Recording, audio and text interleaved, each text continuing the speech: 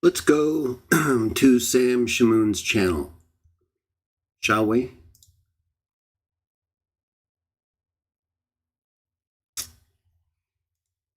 I'll bring you up here with me in a moment. Thank you all for joining me or for watching the video. I appreciate your time. I know sometimes the subjects that we discuss on this channel or that Sam discusses on his channel aren't always easy. And even if you know what you're talking about, it can often be difficult simply due to the frequent hostility of the engagement. Many people don't like to argue. And even if people do argue or are good at it, not everyone enjoys it either. But as we've discussed recently, for Christians, for us, it's about establishing the right faith, like Jude talks about.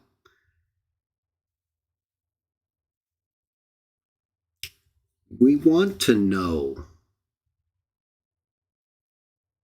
if we're living in a way and believing things that please God, if you're a Christian. And I'm sure for other groups as well, but I'm a Christian, and Sam believes he's a Christian, and yet we have very strong, disagreements with each other. You will find examples of disagreement among Christians in the New Testament, but they're not presented in the context of these kinds of debates that happen more frequently later on. Still, you did have Christians who believed in the same God, same Messiah,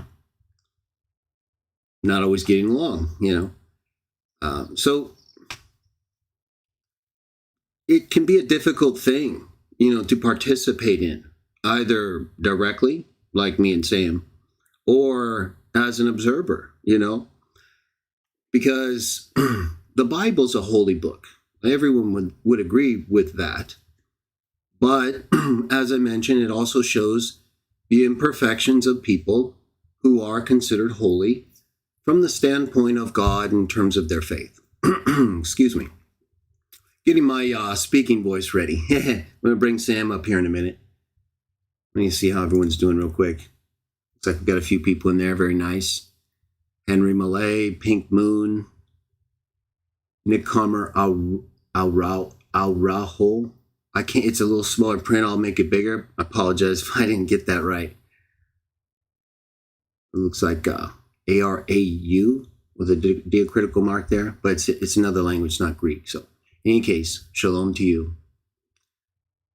It's not clear in terms of how your last name is pronounced or your first name. It looks like a N and then it's got like an O and an E, so I apologize. They're conjoined, like Trinity.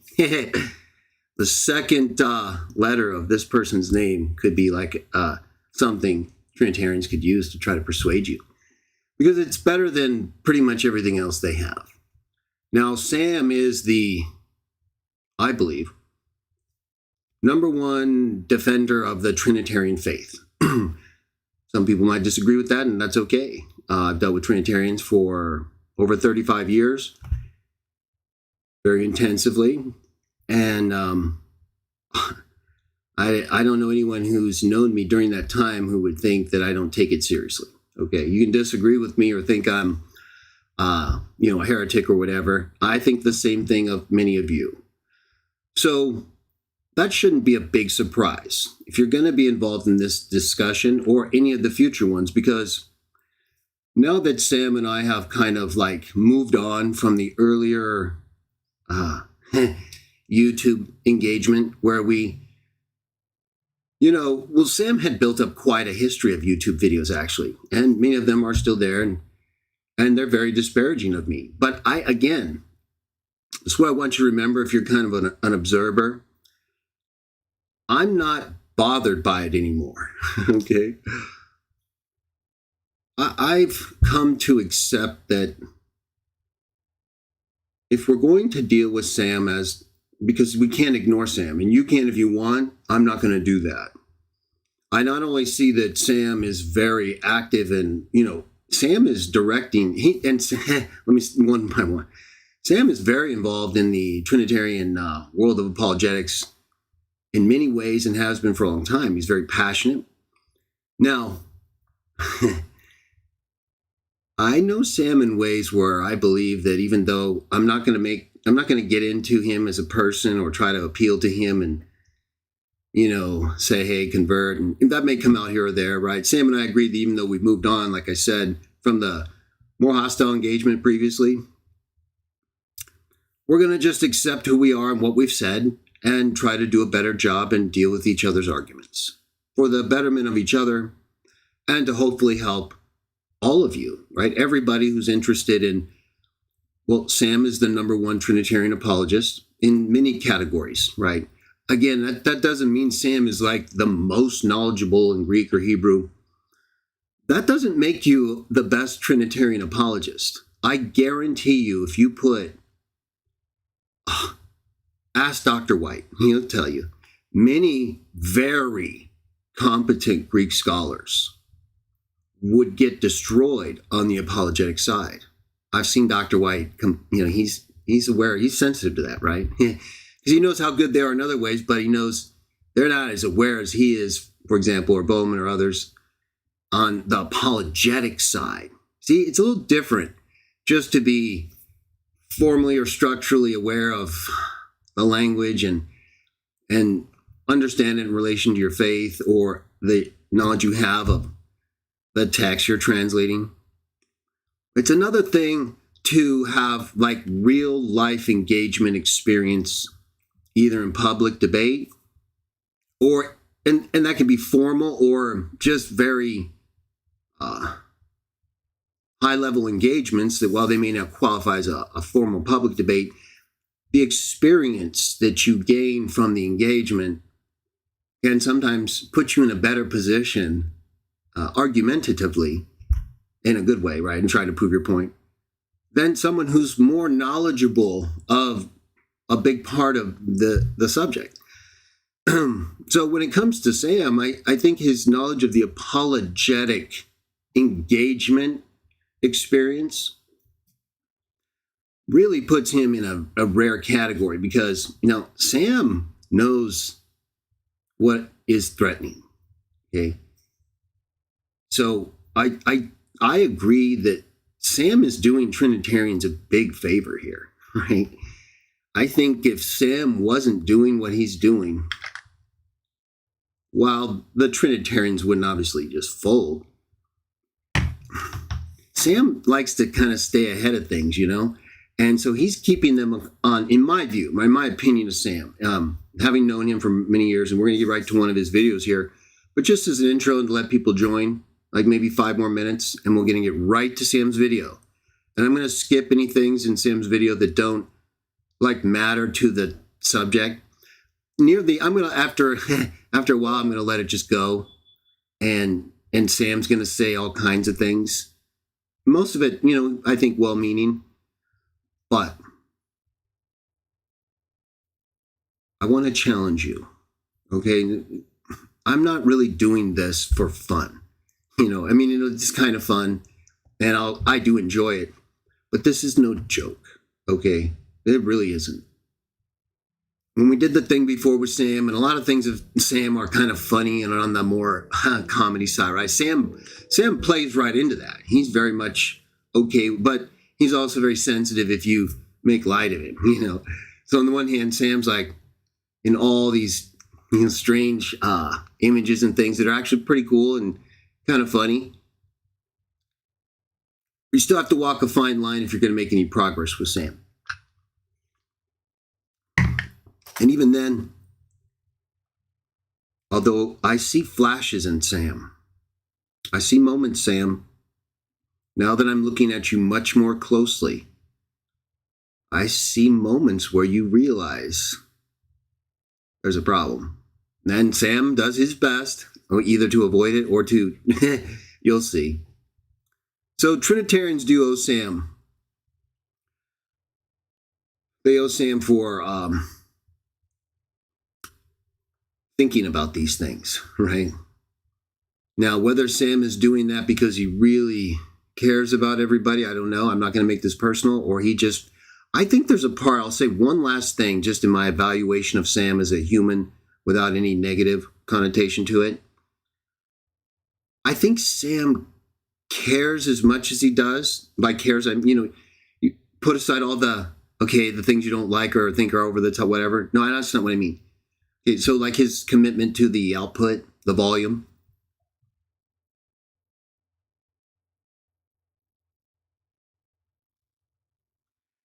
Been thinking about that. I think Sam is so worried, and he said this one time. Remember this, Sam? I have the video somewhere. Any video I watch, I keep, so I know I watched it and I can go back to see if it has what I wanted. Or like this, you know, it's more structured. And from here on, Sam, well, let me just remember, Sam, you said one of the things that bothers you the most is that you're afraid you might be wrong. Yeah, that's like, I think you said your greatest fear. Correct me if I'm wrong. It's up there though, right? Of course, that'd be a fear for all of us. But Sam has really committed himself, right? That's right. The Bible says teachers are going to get a heavier judgment because we go further than most people to try to influence more people, right? So we're either doing that in the right way or the wrong way or in a way that doesn't matter. Well, the question of Jesus and Michael and the angel of Joel and God and the Trinity has mattered for almost 2,000 years, you know, or something like that. And again, well over 1,500. Well, I guess if you go from Chalcedon, right, mid-5th century, but still. Excuse me, it's been going on a long time. All right. So this is a big deal, everybody. I'm not going to get caught up in the things that don't really matter. I might say some things, but I think you'll see they don't really matter. But most of what I'm going to be focused on, I hope will matter. Right? Things that wouldn't matter would be more like if I'm bantering with Sam. And again, that's between me and Sam. Okay, I don't care if Sam insults me. I might care, right? But I've accepted it. So if I've accepted it,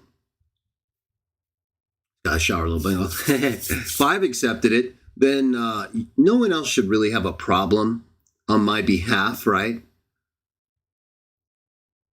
Therefore, you know, if you don't like it, you don't like either what I say or how I talk or how I present things, if you don't like Sam, then you're free not to get involved. You know, there are other things you could do and not bother people who have a different commitment on things, you know. So let's try to just focus on the really important things. Some things will kind of come up. So I don't mean to say, and I never did. A lot of what's triggered this, as I said in my other video, is, you know, we kind of had a truce in a way where we wouldn't go after each other, but it's sort of impossible. But I posted a video. It mentioned Sam. And, he did go after me on this whole Jude, Michael, Archangel, or Mike, yeah, and Angel of Jael. He didn't feature me on the video, and he pulled back a little. And for me, that's good enough. I would definitely say the video we're going to watch, though, which I think was his first response to the video I uploaded from before our agreement, was definitely in substance a violation. But, I'm glad it actually has come back to this, because I think Sam and I needed sort of a reset, even if it doesn't reset perfectly. It's going to be better now. I'll make sure of it, no matter what. And I'm sure that even if Sam is, we understand Sam is Sam. So let's not act surprised if he's who he already is. If he does something really out of line and it's related to the subject or something, well, then if I do that too, either one of us can deal with that. We're not blind. We are watching each other and listening to each other and commenting on each other's sides. So we're very aware, right? More than probably all, if not most of you. We'll just say that, right? We're literally the direct parties. So trust me when I say we care. I'm sure you care too. But listen to what Sam says very carefully. I believe if you do, you'll understand what his position is. That's benefit number one. And you will see where I believe Sam is either ignoring my argument or the clear meaning of the text he's reading, or he's not understanding what I'm saying. And, you'll see it's some kind of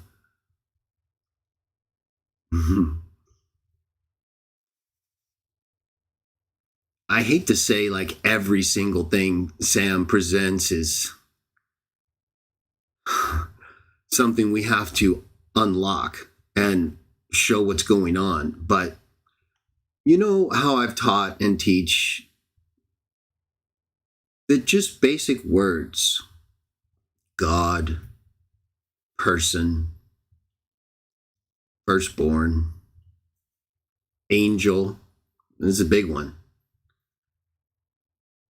are terms that are easily understood within the biblical period from the 1st century CE and earlier, within the biblical context of peoples and writings and associated peoples and writings and related cultures. Nobody understood these terms like the Trinitarians. Nobody used these terms the way they're using them, where all of these temporal relationships are not temporal, but outside of something called time, and people can separately exist, but be one being, and in a relationship that's presented to us as a temporal distinction, father-son, without there being that kind of distinction. Angels can be created or not.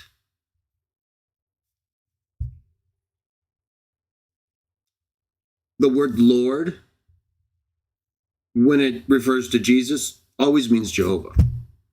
Doesn't matter whether there's a temporal association with it or not. You're going to see that no matter what. Doesn't matter if a text is quoted from the Old Testament and applied in the New Testament in a totally different way with different words from the quoted text and in the context of usage. All of that you're going to see ignored by Sam. And sometimes, like I mentioned earlier, you're going to see Sam notice some things. Watch carefully or listen. You can hear it more so. Sam's not always visible. He's like showing the Bible and other texts mostly on his screen and what I'm going to show you. So, but when you listen to Sam, you will be able to hear, I believe, several points. I'll point some out, if not all of them, but I'm going to be focusing on the material. But I couldn't help but notice them, Now, whether that's what he's doing right, I'm not here to get into the psyche of Sam, but as you're going to see, Sam, he does that to me like all throughout the video, right? He thinks that, so I take it and it's actually not a good thing to do, but I want to interpret Sam as a good person, okay? Regardless of whether he is. So I'm going to suppress my normal instinct to react to some things that I might react to, otherwise. And I'm going to really try to show how if you just focus on what Sam says or what he shows you, okay, which you'll be able to do both. I'm going to show you and you'll hear it. So a couple things I'm going to play like multiple times. It'll be kind of funny maybe, but I'm really playing it multiple times because Sam's very clever. He's either very clever. I don't see how he couldn't be clever at this point, right? He's in some way, right? You don't see it. Sam also has a feature to Sam that will also give him an advantage over most people. I think most people underestimate Sam. For sure. Yeah. And that's a mistake. It's a mistake to do that to anybody, right? But I think Sam allows himself almost. It's almost like he's setting you up, But once it's kind of been triggered, whatever happens, then a whole nother kind of level of well, I don't want to say attack, but I don't mean attack. I mean kind of like strategic thing. A little bit on the attack, but either way, this is very important. If Sam is that strategically capable, if regardless of what he's presenting to us with this whole, rough exterior, and I know Sam more than that, so I already know it's not really that, but I know Sam has a really big soft side, like as big as his hard side. That's how big Sam's soft side is. I know that. And I don't even know him as well as many other people. So, but I know him enough, and I've listened and seen him enough. So I see Sam as a human being. I don't see him as like this monster who only is mean. And, yes, I know Sam bullies people, and I'm going to just let all that fly. I'm going to show you how you can ignore that. I know it's hard. I don't like it. I don't like sitting here letting someone, kind of verbally, I'll say harass, but again, I don't really care, Sam. So it's Sam's style, right? So we have to either, like I said earlier, either accept it or just don't. Now, I believe I've reached a point where I can accept Sam and deal with it. And I've always been able to do that, but it was more hostile, right? Sam and I didn't really have I think whatever happened allowed us to at least gain some measure of, okay, let's try it this way. So with that in mind, I'm going to bring up Sam's video. I wanted to give you that little introduction, though, so at least you understand the spirit in which I'm doing this, right? I don't hate Sam at all. No, I believe he is someone you have to be careful about, probably more careful about if you're a Trinitarian. Because I think Sam is so worried about being wrong, he'll make sure you don't see anything before he does, or that nothing makes you weak that could trigger him, right? So he's going to be in a very proactive mode, both for his own, I'm going to say insecurity, but I don't mean it in a like really super negative way. Again, we do get a couple, Sam. But I think there is some insecurity with this kind of high level reactive, like Sam, what I mean by insecurity real quick, I think Sam doesn't want to have to deal with this potential of being wrong. He's very, I believe, sensitive to that. So some will, different people, they can ruminate over things to different degrees. I ruminate if I think I'm really concerned about something, but I'm also able to compartmentalize and end or put something aside until I can actually do something about it. Probably Sam can too, but he's very active, and so something is there. He's either very passionate, right? He's either a really committed, like, believer in the Trinity, I guess, right? Because I'm seeing things that, doctrinally just don't fit everybody. I've mentioned one thing Sam got a kick out of. I don't know if it'll come up here or not. I think it does. If it does and he mentions it, I made a comment that he read in my CW Tube Comments Review number 7. Sam and I kind of get a kick out of some, like I said, harsh exchanges, but I'm not, Sam will say harsh and I'll say harsh, but we really just mean honest, right? We mean like direct and in your face, and I don't want to have to waste time with you trying to figure this out. That's why I will come right at you like the Bible and say you're stupid. I don't like to do that. We're just at a point where some of the issues come up in a way that I've talked about or presented to you or we've discussed, and so I think you're stupid. Sam will do that by a few levels up in the dialogue, right? And you'll see that'll come up. But either way, that's just the way it goes. So I'm going to bring Sam up here. Now, he liked one thing, though, like I said before I do, the sodomy. I told one guy, it's Trinitarian, it's in my comments review number 7 and in his video, because he talks about it. We'll discuss it. He kind of got a kick out of the, I don't think I quote this part. That's why I wanted to bring it up, though. Because Sam, he seemed to get a kick out of me telling the Trinitarian that he just sodomized himself. And I mean spiritually, right? Can't sodomize yourself. No, doesn't work. Even if it doesn't turn around, no.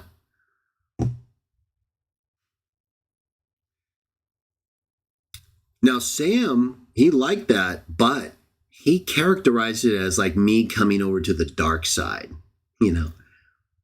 But Sam, in Revelation, it talks about the place that is in a spiritual sense called Sodom. So how could there not be spiritual sodomy there? All right.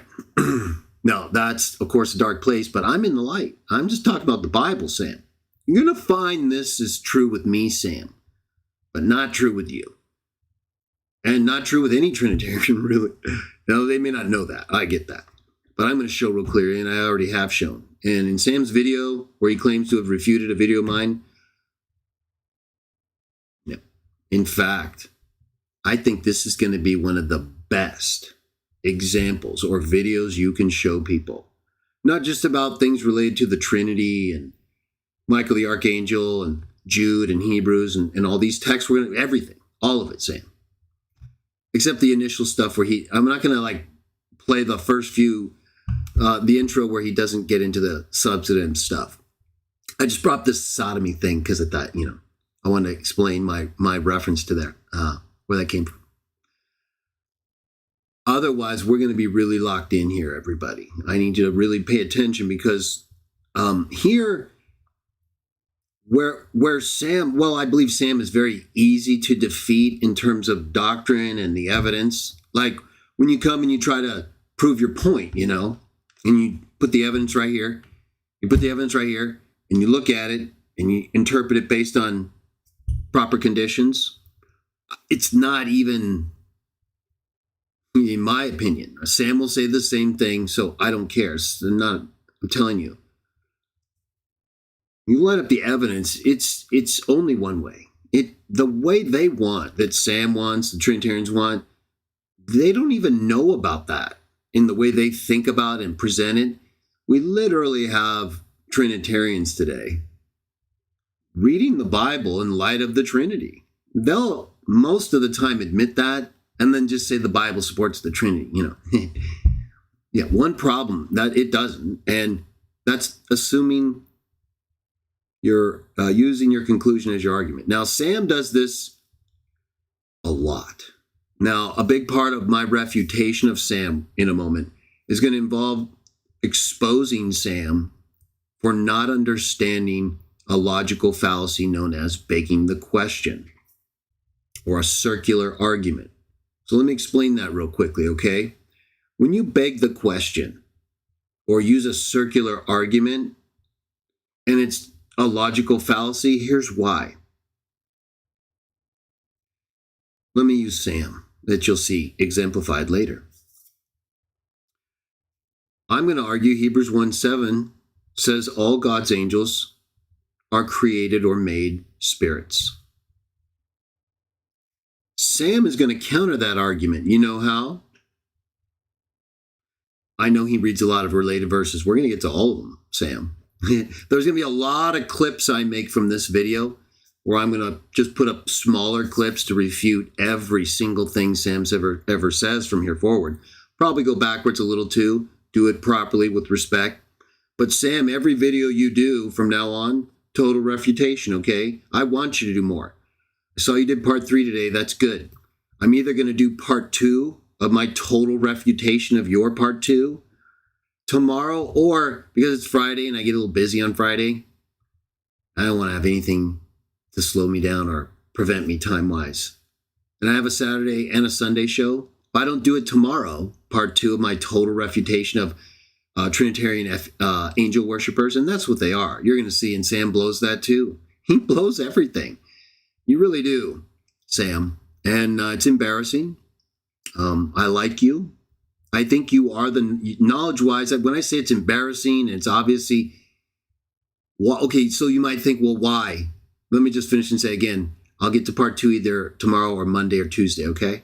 So there's no escape, Sam. And then within a day or two of that, part 3, get it all done if you can, Sam, so then I can do all mine, and then you can have your crack at my refutations, and we'll just keep going. There's no escape. Only one of us are going to make it out of this doctrinally. You said the other day you think I'm the number 1 representative of this side. I said you're the number 1 representative of your side. So that is credible validation from the opposing side. So this is very important. I want you guys to listen very carefully. Because when we defeat Sam,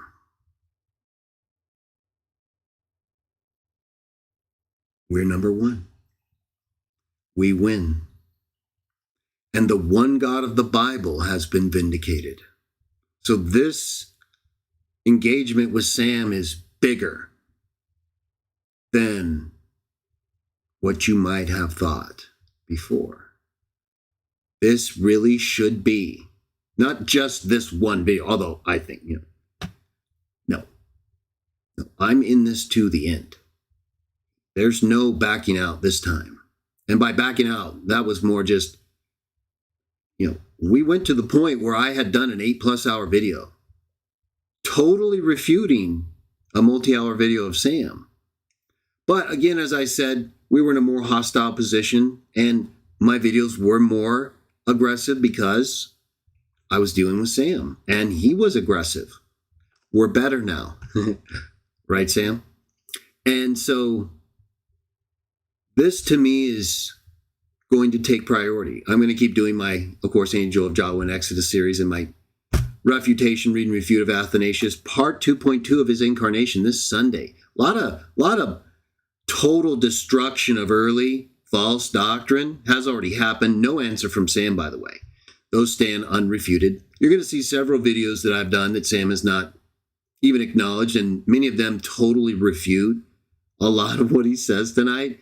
Some of it's actually very dishonest, I think, of you, Sam, and this will be one of my, I guess, occasional insults. And Sam does also accuse me of that type of thing. I think Sam has been dishonest a couple times, but I'm thinking specifically of Hebrews 1:10 through 12, and the quotation from Psalm 102. This is very important, and I believe Sam, no, I don't think you, I know Sam knows the problems here. This is why I was kind of mentioning earlier. It gets a little interesting, you'll see. And I think once I show you what he's ignoring and what he's not showing you, it's going to change your entire perspective if you've already heard his part 1. But if you only heard his part 1 and you didn't get the benefit of a lot of things because Sam is clever. Remember that. I told you. Sam is not someone who's unaware of the pitfalls, okay? He sees them coming before you do. Almost every time, I guarantee it. He's very good in that way. Okay? So, now, you want to know how to defeat Sam? Well, it's real easy. Just stay on one issue. Don't let him off that issue. A lot of people let Sam off, and Sam is very good at getting off, okay? Sam knows when you're trying to pin him down. Any good apologist, especially Christian apologist, knows that, or should know that. You don't get led around. Sam is a very good leader in that. He's very good at leading you around, even if you're kind of experienced, right? Because some apologists on other sides kind of look at the really good people who can distract you, and they just keep following them around because you're trying to figure out what they already know, you know? No. Stay with what you know and can show, and let them figure that out. This is a big area where it's easy to slip from one side to the other and try to go after Sam and think you can catch him on that path he just took you away from, off where you know you're right. You understand? You already know where you're right and why that text means what it does and where Sam is not correct. But every single time you allow him to move away when he sees it, the danger, and you don't realize he sees it, you don't really know you have him, okay? I see that a lot. And Sam is good. You know, one guy who was good at it, and I had previously uploaded him. Remember that one Michael guy? He was pretty good when he called in with Sam. Don't worry, Sam, I won't upload anything. I think Sam still has that video on his site, but either way, I think he was a Seventh-day Adventist or some non-Trinitarian. He was one of the better ones who actually stayed on the issue. If you watch that, if you know what I'm talking about. It was one of my Begotten or Created series. I deleted it, though, out of respect for Sam. Because I used that as an example where I thought Sam had been defeated. He was. There's no question about it, I think, if you watch it. Not like Sam is...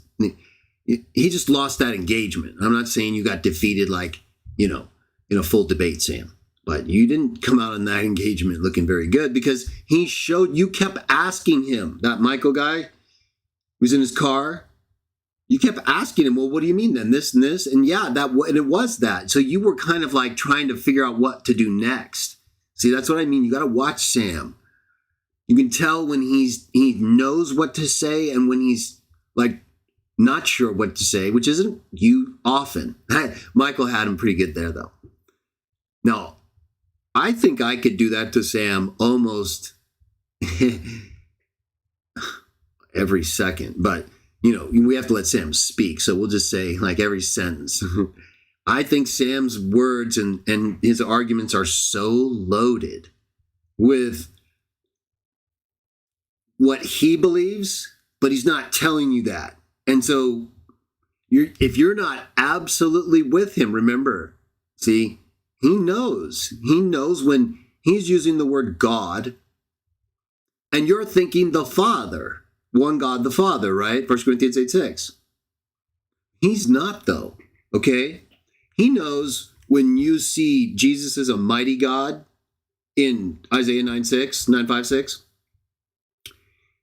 He knows you see that as a God. John 1:1, John 10. We're going to get to a lot of good stuff tonight. That's not what Sam means, though, okay? So what are you going to do? What are you going to do if Sam is using Isaiah 9:6 and you understand that to mean an individual God? One of the sons of God. We'll get into it more later. You understand what I'm saying? That's not what Sam believes. Sam does not believe, no Trinitarian believes, that Jesus, as the Son of God or a Son of God, Firstborn, or he's one of the sons of God. You'll see. And if you don't know that already, you don't know anything. He's the firstborn. It means the first of God's children. It's defined in the book of Deuteronomy several times. Trinitarians ignore it, use their own definition, or a part of the actual definition, or part of the description of the firstborn, right? That he's preeminent. Yeah, well, that's because he's firstborn. Or they'll latch on to figurative uses of temporal subjects and say, see, yeah, Trinity. No, it's a figurative use of a temporal subject that clearly contextually isn't similar to how Jesus is described. More in a minute. Sam doesn't mean that, though. You understand? So why would you argue with Sam about whether Isaiah 9:6, 9:5-6, John 1:1 called Jesus God? That's not the issue. The issue is, what does God mean? The use of the term in those texts. Well, in the Septuagint of Isaiah 9, 5, and 6, it's translated angel. Just like terms for sons of God who are called gods in the Old Testament, it's translated angels. Are they wrong? Are they right? Is that the uncreated angel? And the other ones are created angels? See, this is what Sam does, right? It doesn't say that, does it? You're going to see that. We're going to get to it in like 1 minute.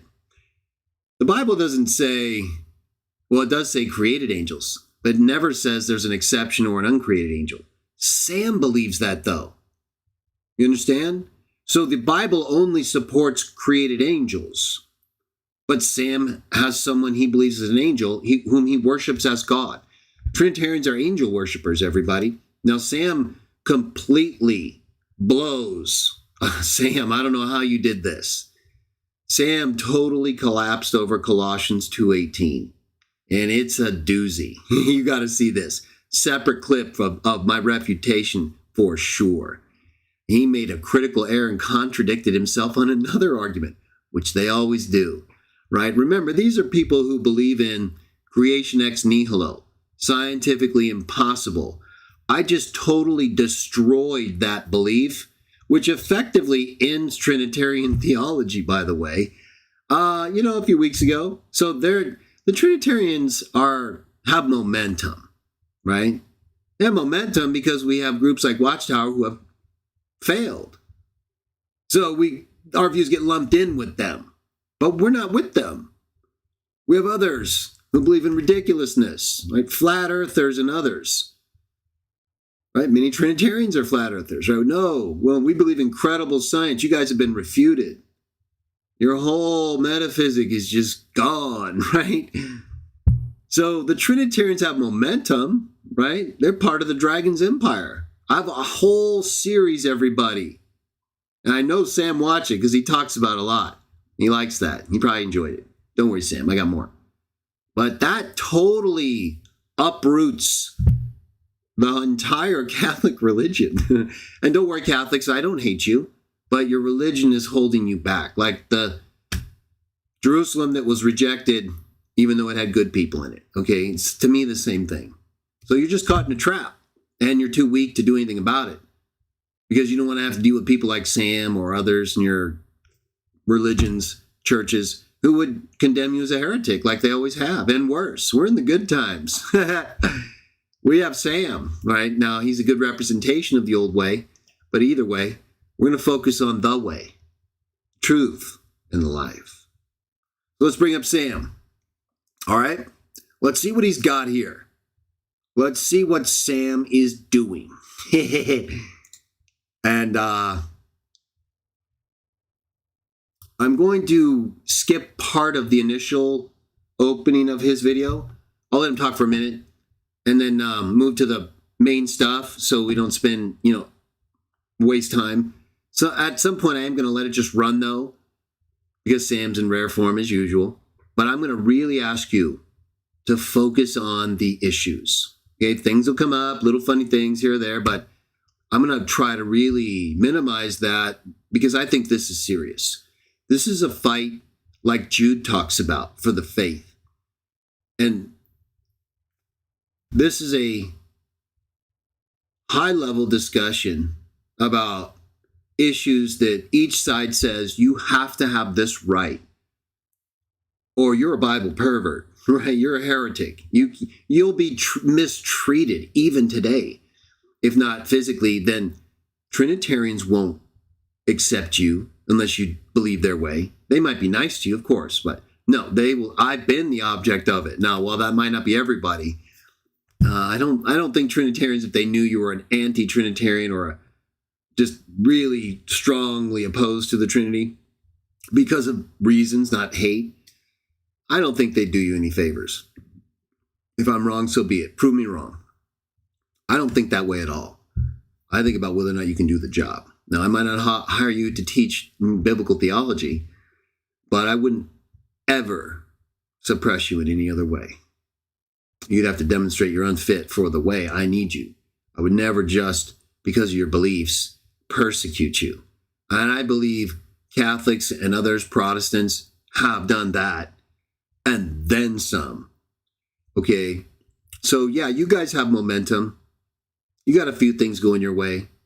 But you know what you have now? You have something worse than all those things. You have people who are not limited by a self-defeating system of belief in prophecy, chronology, non-biblical beliefs.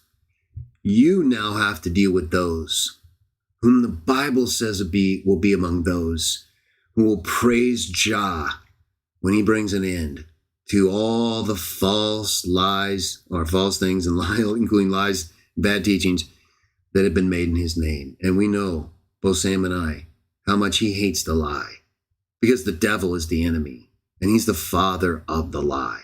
While some of us may not realize some of the things we say or believe are lies, I think some of us do.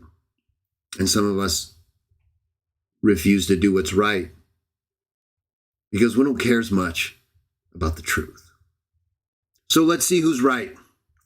Let's bring up the number one contender on the Trinitarian side, Sam Shamoun. I think Sam really is the proper representative of his side. Again, there might be others who would be more or less equal or better in some ways, but collectively, Sam represents what I believe is the highest intuitive level of Trinitarian and anti-Trinitarian, or we'll just say Trinitarian apologetic knowledge. Sam is very much protective of the Trinity, and so he, I think, very much falls in line with the character of Athanasius, as well as on his pagan doctrine. And I also passionately believe and represent my faith, and I accept what Sam has to say. And I'm more than happy to go forward and champion our faith. We believe in one God the Father. We believe Jesus is that one God's firstborn Son. And that firstborn means the beginning of the Father's generative power. All temporal, no qualifications made in any biblical texts. But later, many qualifications are made to the text. So let's listen to Sam and hear what he has to say. And then we will talk about it. Focus on the arguments. What does the source being discussed say? What did they understand about these things during that time? What is Sam saying about it? What am I saying about it? And then you have to determine who was right. That doesn't mean you're right, because as we know, many people believe one side or the other's right, even if they're wrong. So ultimately, there is one who will determine who's right. But we're not like retarded, right?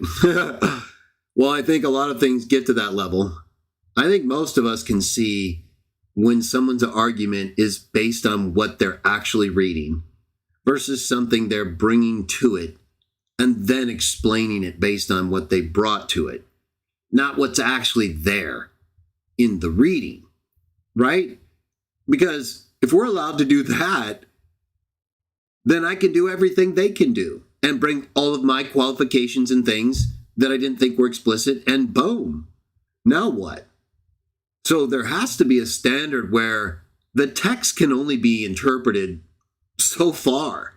Yeah, some things do have a little bit of fluidity, or you do have to define a proper context. But if we're adding all kinds of qualifications that aren't there and that conflict with what is there, that's different. Okay? If we're just kind of, and let's say it doesn't even conflict with what is there. Let's say there's no text, it's like one God the Father, or explicit non-Trinitarian things that don't work, which is what spiritual sodomy is, Sam. That's why I said that to that commenter. It doesn't fit, right? Sodomy doesn't. You make use of the proper parts of the human body. And this false doctrine you guys keep trying to shove into the Bible, it won't fit. Now, if we eliminated, let's say we eliminated some things that are blocking the Trinity from being read into the Bible like Sam does. All right, like say 1 Corinthians 8:6 and John 10, and all these texts weren't in there. But we still didn't believe in the Trinity. And the Trinity still isn't taught explicitly, like the text we just removed, our belief is. But set aside. They would still persecute us, okay? They don't really care. That's what I'm getting at. It doesn't matter to Sam or anybody else what the Bible actually says. Okay, now I know Sam, oh yeah, I do. No, okay. No, it doesn't. I'm going to show that. If it did, you wouldn't be adding all the things you just add to it. I'm going to show that. I don't want to say more than I have to, but I need your awareness, right? It's not easy. When I was listening to Sam and thinking about how I was going to approach the total refutation, which is no problem for me. I could refute Sam everything I heard was pretty much what I'm saying right now. I don't have anything I need to refer to. I've heard this so many times. Sam has said this so many times, but he's very good at delivering things, right? New title. A lot of people are very much swayed by the last, voice on the subject. So this is why I said you got to really think more carefully than usual. It's not about that. This is going to go on for a long time. So, in one sense, it might be who's last standing.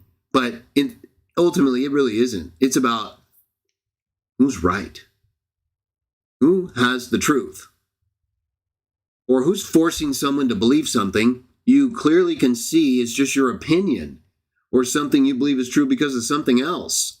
And now you want everybody else who doesn't accept this other authority to believe like you do.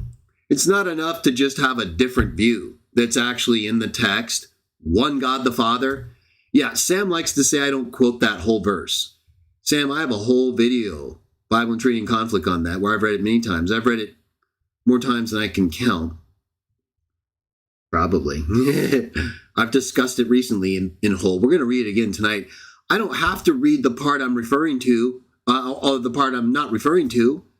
Okay, one God the Father, one Lord Jesus Christ. He's made Lord. I'm going to show you that, and you already know that. He doesn't even have the name that makes him better than the angels, something else you totally missed and didn't even comment on.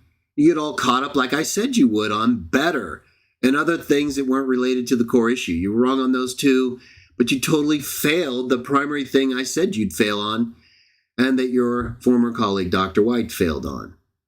He's given the name in Philippians 2. He's given the name in Hebrews 1:4 that makes him better than the angels. What name is that, Sam? Well, you said if he's called Lord, that's calling him Jehovah. Also, then he didn't have the name Jehovah. Makes him better than the angels. Sam gets into this whole ridiculous physical human in heaven that I've refuted so many times. It's blasphemous. It's based on a 5th century council of Chalcedon. It's another pagan creed that tries to destroy the Bible's teaching about Jesus becoming lower than the angels. Another text Sam pretty much sodomizes in his video. It doesn't go where Sam puts it. Sorry, Sam. Spiritual sodomy, Book of Revelation. You do that. You might end up in that place if you're not careful either. You don't put things where they don't go, Sam. So what does Sam put where it doesn't go? Well, Sam says Jesus isn't just a man. No, he says he's a God-man. He's Jehovah as a man. He has two natures. He never stopped being the angel of Jehovah. Did you know that? Did you know that in addition to Sam worshiping an angel, I'm going to show you Sam's critical error in that. Oh, it's so good. Sam, you didn't see that, and I'm so happy you didn't. I felt bad for you at first, but then I thought, well, the way Sam has had his way with me verbally, right? No argument, Sam. This is going to be a blowout. This is going to be a Sam 0, me, however many things he talks about. So this is like a shutout. We'll see how Sam does in part 2. He got totally vaporized. Every single thing he talks about, gone, right? Just like this most insane version of events, right? Couple of notes on where Sam begins, right? Like I said, I'm going to pause him for a minute. I'll just show you what I have there, right? It's a little outline here. So this is a few things I'm going to skip that I noted. And then once I get at around minute 39, I'm just going to let it roll. I was going to try to skip a bunch of things. He starts by doing a bunch of stuff. Sam starts by referencing several of his articles, but presents nothing substantive from them. So we'll move to his actual arguments, which will destroy each and every article he cites. Sam just recycles a bunch of stuff I've already destroyed. So we'll skip that. We're going to start at 16:30. And I'm going to come back to this after we let him talk for a few minutes, and then we're going to skip another. For the first, 40 minutes, I'm going to just put a few pieces of Sam together, because I don't want to stuff either that's more personal between me and him or doesn't relate to the argument. I don't want to get off on that. If anyone, Sam or the Shmoonians, think I'm omitting anything, okay, no problem. I'll be happy to deal with it. I'm not omitting anything substantive. I'm omitting the first 16 minutes and a half because Sam talks about a lot of other stuff. And then I'm going to cut out a couple more sections, like I showed you I had outlined there, till we get to minute 40. And then I'm just going to let it run, okay? So let's move Sam up to 16:30.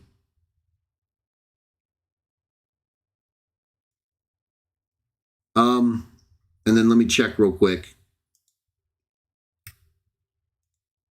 Let me just make sure you guys are doing okay. And then we'll get right to Sam. Boy, Sam can generate interest, that's for sure. Either way, this is very important. Sam has validated me as the number one representative of the anti-Trinitarian position. I accept that. That's his words. I've validated him similarly. I confidently believe that. So this is a very important discussion. Right, we'll see how it goes, wherever it goes. But anyone who's sincere, okay, and wants to know, is Sam's position right or is Greg's position right? I don't see how you won't be able to tell from my review of his videos. You may think you can tell from his review of my videos. I'm not going to stop. If one of us is going to drop and then be validated by the master, it's that simple. There is no going back. Nor would they ever have been had we proceeded correctly. So we're doing things, I think, the right way. And let's see where it takes us. Let's get to Sam.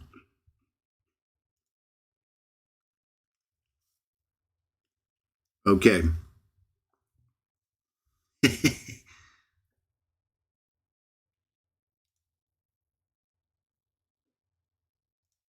Where is he? Oh, yeah. So hopefully this is a good view. I'm just up here in this little box. What's that? Sam's video.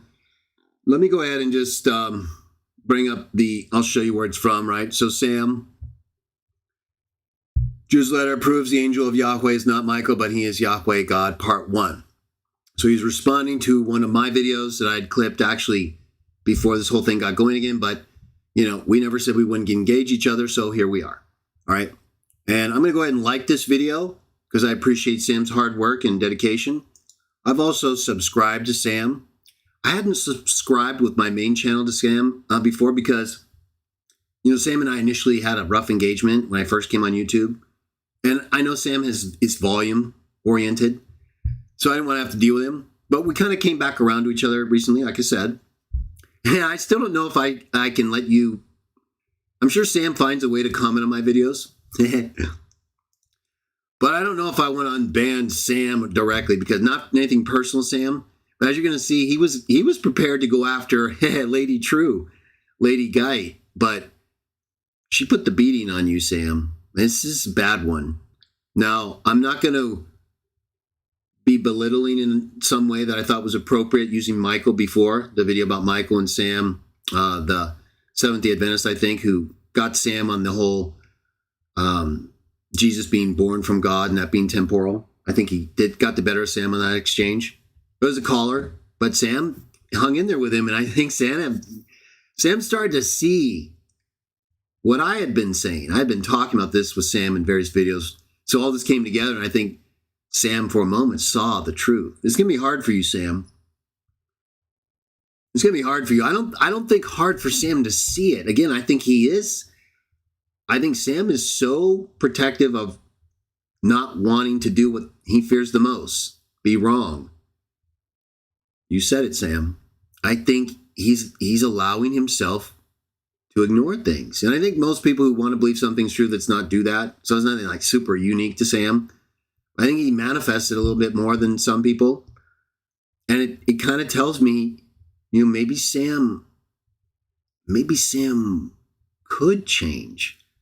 But he'd have to be prepared to give up everything, right? He'd have to be prepared to give up all his Catholic associations. The Protestants already don't like him, most of them. William, right? William, I think you also. I like William, Sam's friend William. There's something about him. He seems like, I know he's following he's misled. So is Sam. But I think both of them, I've seen enough to where I can see the part of them that if I can see it, I know the Master does. So I'm not going to give up on them. I'm going to harshly rebuke them in a way that's not blasphemous, I hope. But I'm going to engage using the New Testament as my model and example to condemn heretics and to expose liars, okay? So, and here's one right here. Even though I like him in some ways, like I said, Sam is dishonest and a liar. He says that of me, so I don't want to hear it. I either have to prove it or not, right? It's one thing to say it. It's one thing for Sam to say it about me. It's another thing to prove it. So now Sam says this a lot. Excuse me, I might snack a little because we're going to be going heavy here. Sam says a lot. So trust me, I'm only saying a little. Let's get to the real stuff here.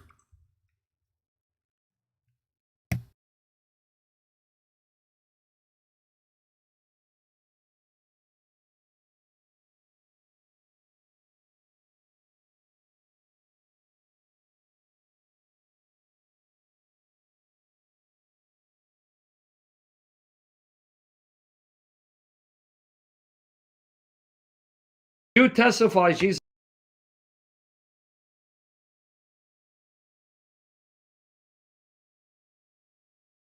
is not Michael.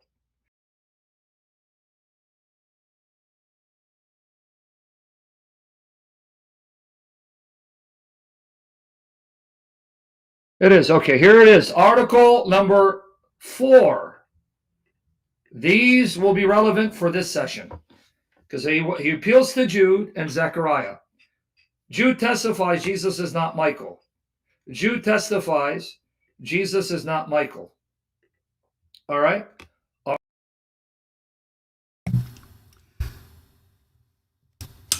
That never happens. The words that just came out of Sam's mouth.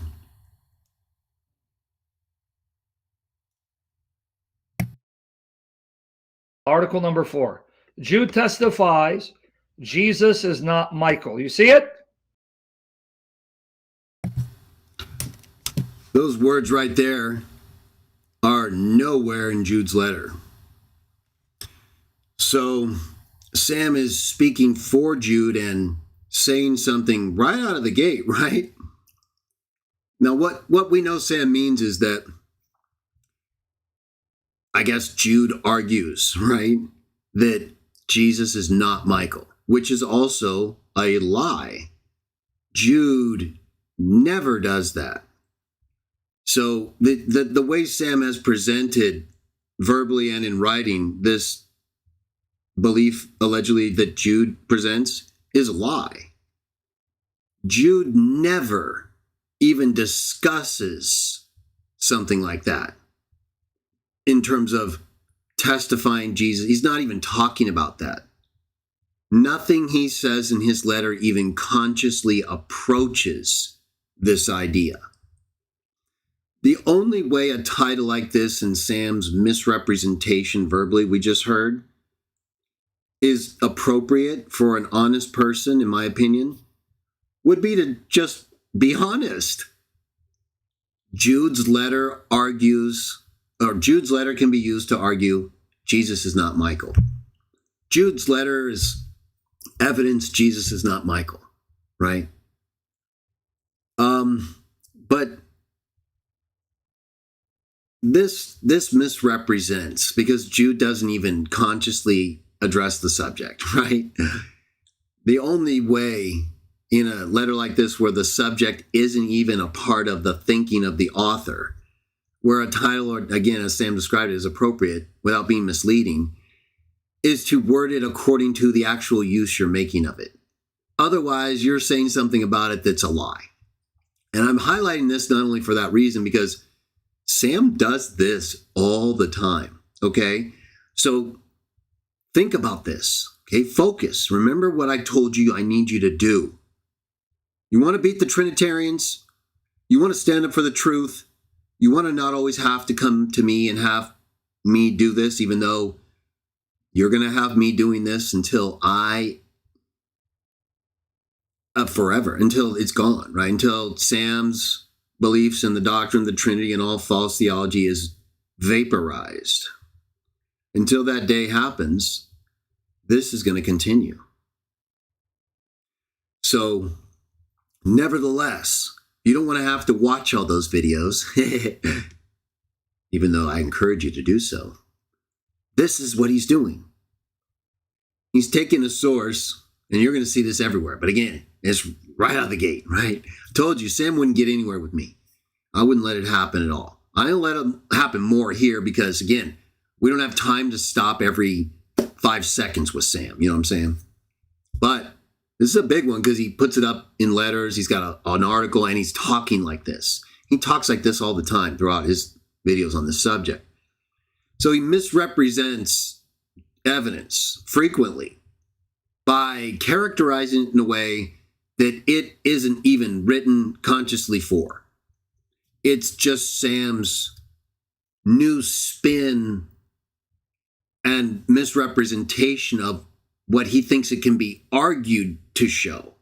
Okay, you understand? That's very important because a lot of us might think text in a book or something can be used to argue our position.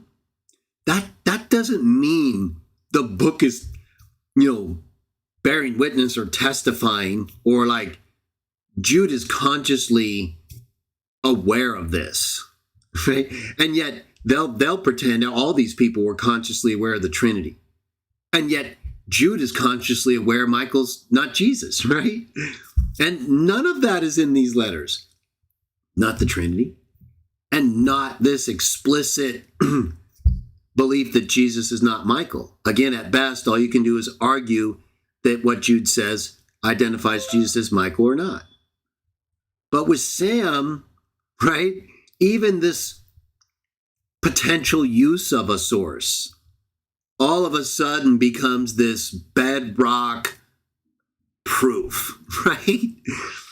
And you're going to see that he overblows his evidence in ways I think, again, they speak more to his cleverness, I think. At this point, I realize Sam is just really good at bloviating, right? He's really good at hyping. Sam is a master hyper.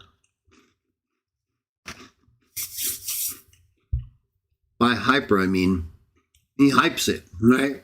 You can take something that's just kind of like maybe, and it's all of a sudden absolute proof, you know? Whereas I believe Jude shows pretty clearly, but doesn't like testify about it, right? We don't even require it. So of course I don't believe Jude testifies Jesus is Michael.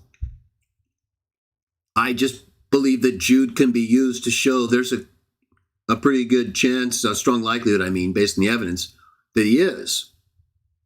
And that's what I tell people. That's how I present my evidence. I don't hype it up into Jude proves Jesus is Michael, right? Like Sam does. And so Sam can come across as more confident, you know, more like, because he's rewording it, you understand? I'm staying with the evidence as it is presented. So I'm being very careful, I believe. And I think Sam, he's aware, but he chooses to avoid what it's saying. So he's careful in deception, right? I think Sam is deceptive in some levels, not entirely. And I think the deception is born out of an insecurity that he's just really, is hard. It's hard for everybody, I think. But Sam is like really hard. But again, if he can't, right? Sam's, I think in my own reading, I'm going to get off it. I've dealt with Sam, though. I'm not like totally ignorant of his demeanor and ways. And he operates in extremes, right? And here's one of them right here. So when Sam presents evidence from the Bible, it comes out as far more convinced, like explicit than it is. And you need to be careful. It's not just like the words in the substitution of ideas I said earlier, and I've talked about for years, decades, right? Whole chapter in my JW's Defended from 1998 and even earlier was about understanding the Trinity and these ideas, this problem. Same thing, it's just a different day. But Sam is really good at exaggerating, right? So he's going to take a text that says one thing and it's all of a sudden going to become an uncreated angel. You'll see. All right, let's get back to it. So let me see if I exhausted this part here. He says Jude is not testifying Jesus is not Michael.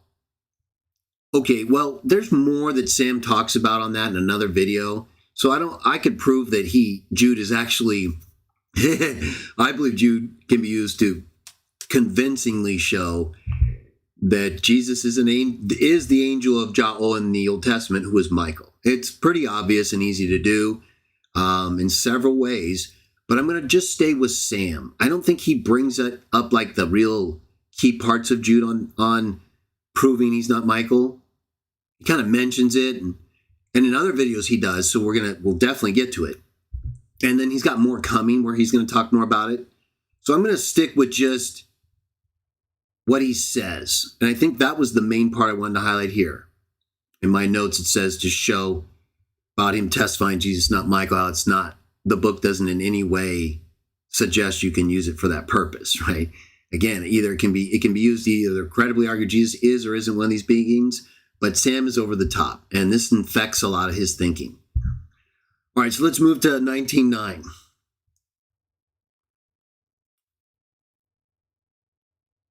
We'll just 1859. All right, we're gonna just watch about a minute here, and then we're gonna talk about it. So listen to Sam.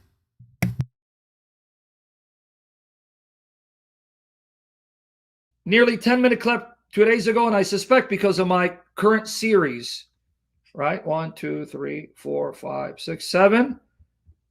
Jesus Christ. And ironically, he accepts the reading of Jude 5 from the earliest extant papyrus copy of Jude, where Christ is called the God Christ. But then he explains it away as Christ being a God, because that's what he has to do. But it's all going to backfire against him. All going to backfire against him. Because I'm going to show from Jude that Jesus is identified as Yahweh, the one Yahweh of Israel, not a lesser God, a created spirit being, but Yahweh Almighty, but he's not the Father or the Holy Spirit. All from Jude. But we got a lot to discuss. So he's going to bless you and going to strengthen you. You have the true God. He is triune. Jesus is God. And we have the true God. Now we need to love him and worship him and be faithful to him. Because he lives, we will live. Okay, we got it? Okay, so Sam is here referring to, as many of you know, I've translated Jude several years ago, the entire letter of Jude, according to the Aries Papyri of the text, of the complete text.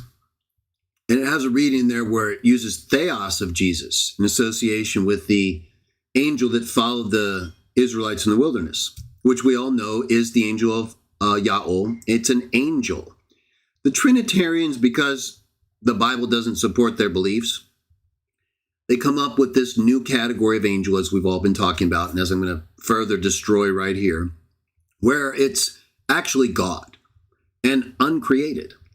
Now, I've disproven that, and I've shown that that's wrong, and Sam is avoiding critical texts like Zechariah 1, 12 through 14, that in addition to many other texts show the angel of Yahweh is not omniscient and not equal with the God to whom he prays to get words he didn't have, didn't know, and brings them to Zechariah. There is no recovery. It's a knockout.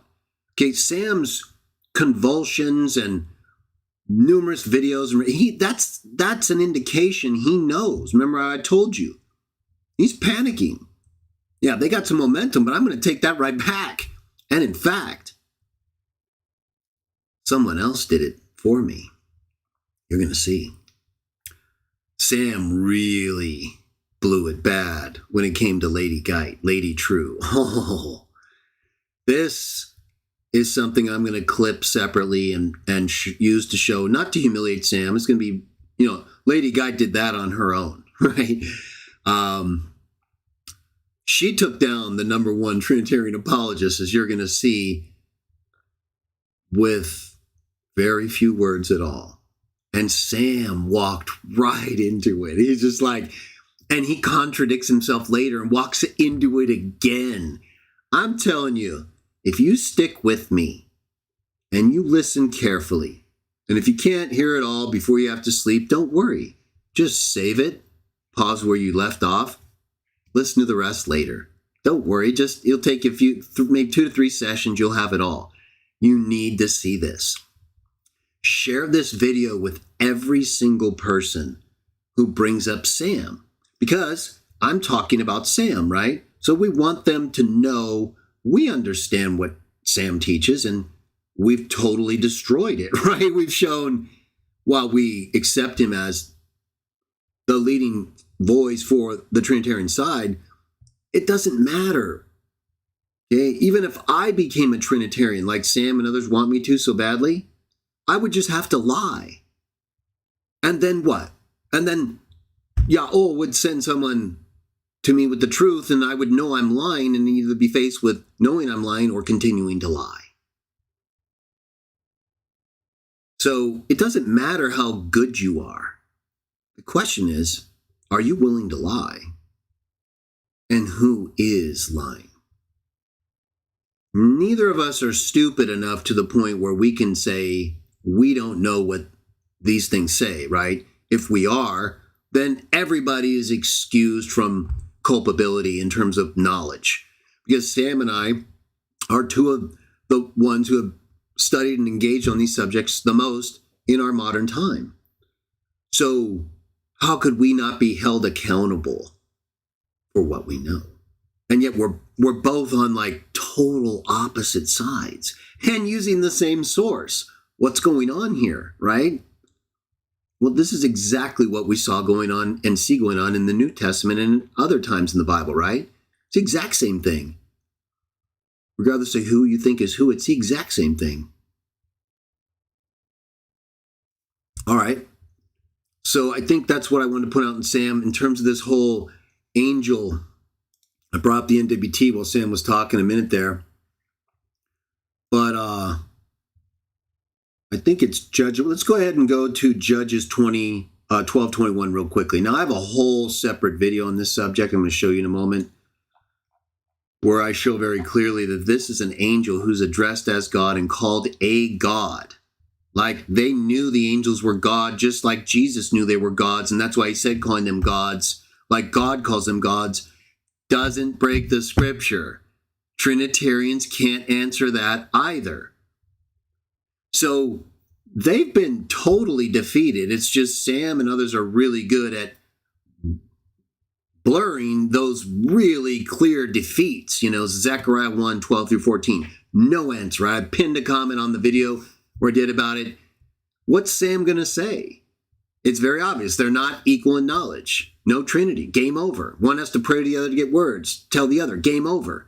You can lie all you want. You can pretend like angels aren't spirits who are made by God all you want. You can pretend that the angel of Ja'ol is uncreated and Ja'ol all you want. But you can't answer the facts that those texts refute you. Ja'ol is not equal in knowledge to someone who has to pray to him for knowledge and then tell someone else the words they didn't know, but that only Ja'ol knows. These are angels, Sam. And you know, angels speak for God.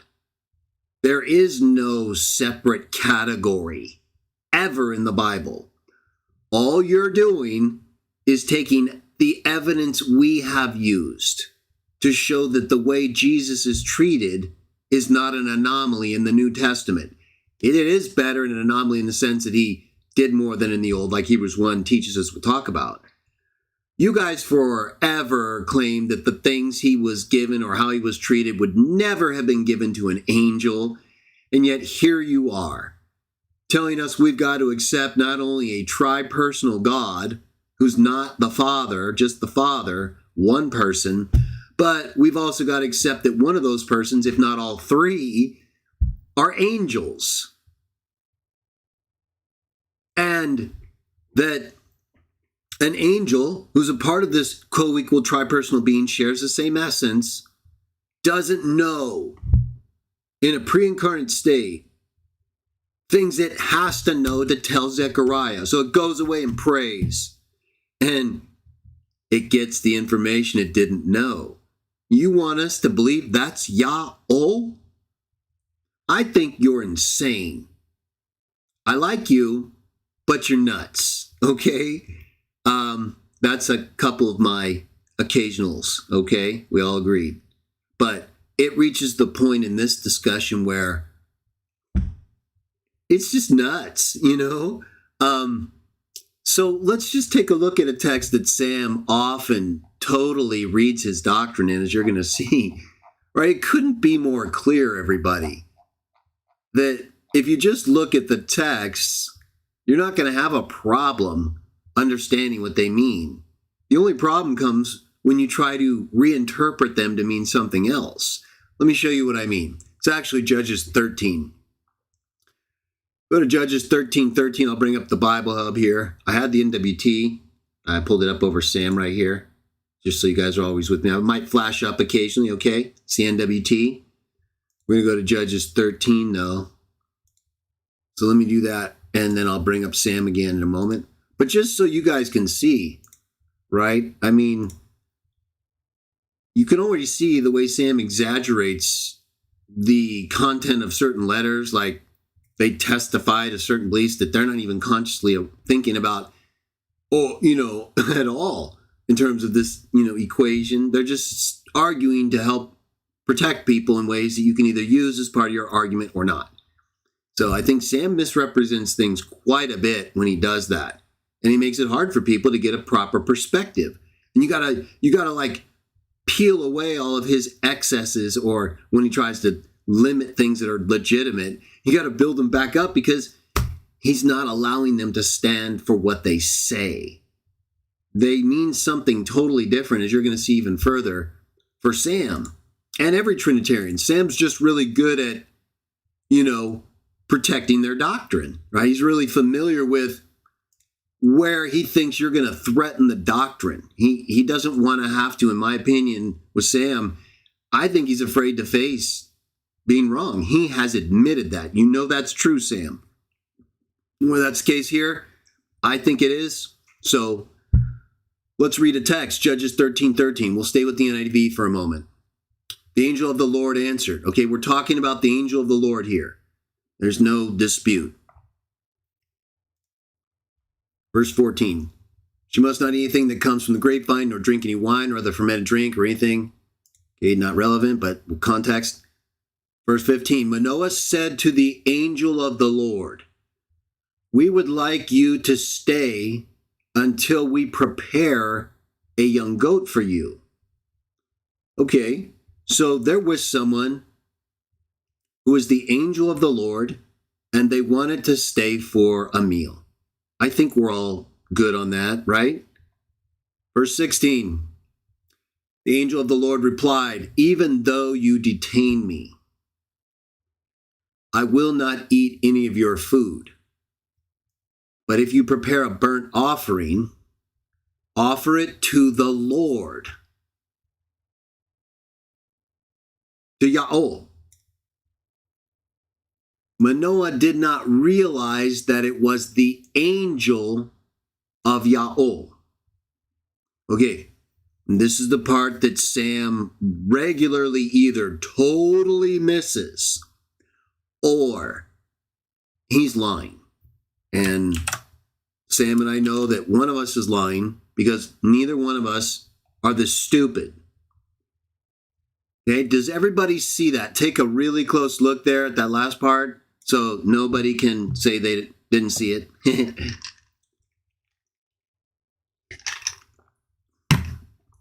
Are we all clear and agree that it's the angel of the Lord there and Manoah doesn't realize that? I think that's clear. Verse 17. Then Manoah inquired of the angel of the Lord, what is your name? So that we may honor you when your word comes true. Verse 18. He replied, why do you ask my name? And the NIV says it's beyond understanding, but as we know, the NIV takes many liberties, but it's kind of close. It's like, you know, it's too special, basically. So it's not like totally wrong, but beyond understanding, I don't know. Obviously not, because they have a name for it, you know. So there's something else kind of there where the angel doesn't want to reveal the name. And so it doesn't say what, you know, it doesn't say his name is Yahweh. And Yahweh has already revealed his name to all these people openly and explicitly. So this angel's holding back. Right? It's very similar to Revelation 22, which we'll get to, Sam. Oh, historic destruction there. Both from Lady True and me, because of what you later said. Sam uses it in two different ways that serve as like a vice to just squeeze the life right out of the Trinity. Sam literally destroys the Trinity with his argument about Revelation 22. If for no other reason, you should stay and watch both sides of the life-extinguishing vice Revelation 22 puts on Sam later. Oh. All right, verse 19. Then Manoah took a young goat together with the grain offering and sacrificed it on a rock to the Lord. And the Lord did an amazing thing while Manoah and his wife watched. Let's check it. Verse 20. As the flame blazed up from the altar toward heaven, the angel of the Lord ascended in the flame. Seeing this, Manoah and his wife fell on their faces to the ground.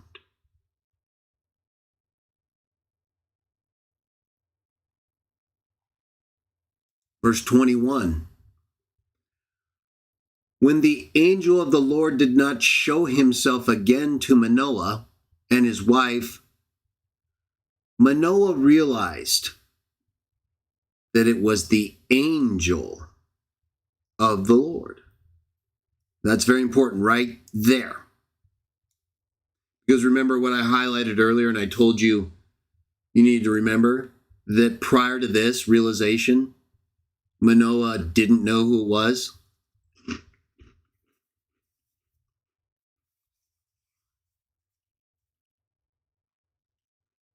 Now he does. He knows it's the angel of the Lord. He knows this is an angel. Whether you think it's an uncreated, special Trinity angel, we're going to get to that, okay? We're just focused on what it actually says. Remember what I said earlier, everyone? When you just read the text and the evidence and the time, period, and culture and understanding of the time in which it was written, it's really pretty clear, you know?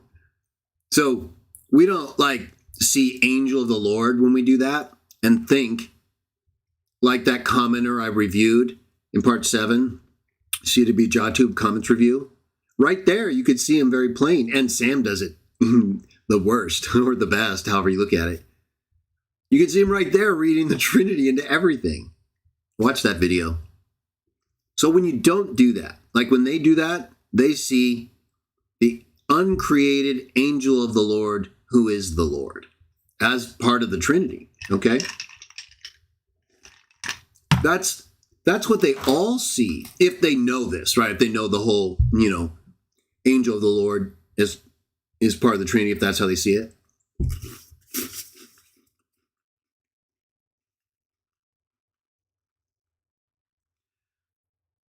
But when you and I see this, what do you see? Right? No Trinity, just nothing. Just the Bible. You see God's angel, right? And we know there is a special angel we're going to read about who was appointed by God. This probably this angel will just say, because Sam and them believe it is. Fine, I agree. It's an angel. That's just a fact, So there's no uncreated. There's no person of the Trinity. There's just angel of the Lord, the Lord's angel. The Lord's angel is communicating the Lord's will. Everybody basically understands that. It's just once you get into the Trinity, they have this really crazy connection with Jesus, and this one angel they claim is actually God. They claim there's an angel in the Old Testament that's not just speaking for God, like angels do. That's the whole point of it. Even Sam says it's a functional term, meaning they're a messenger, right?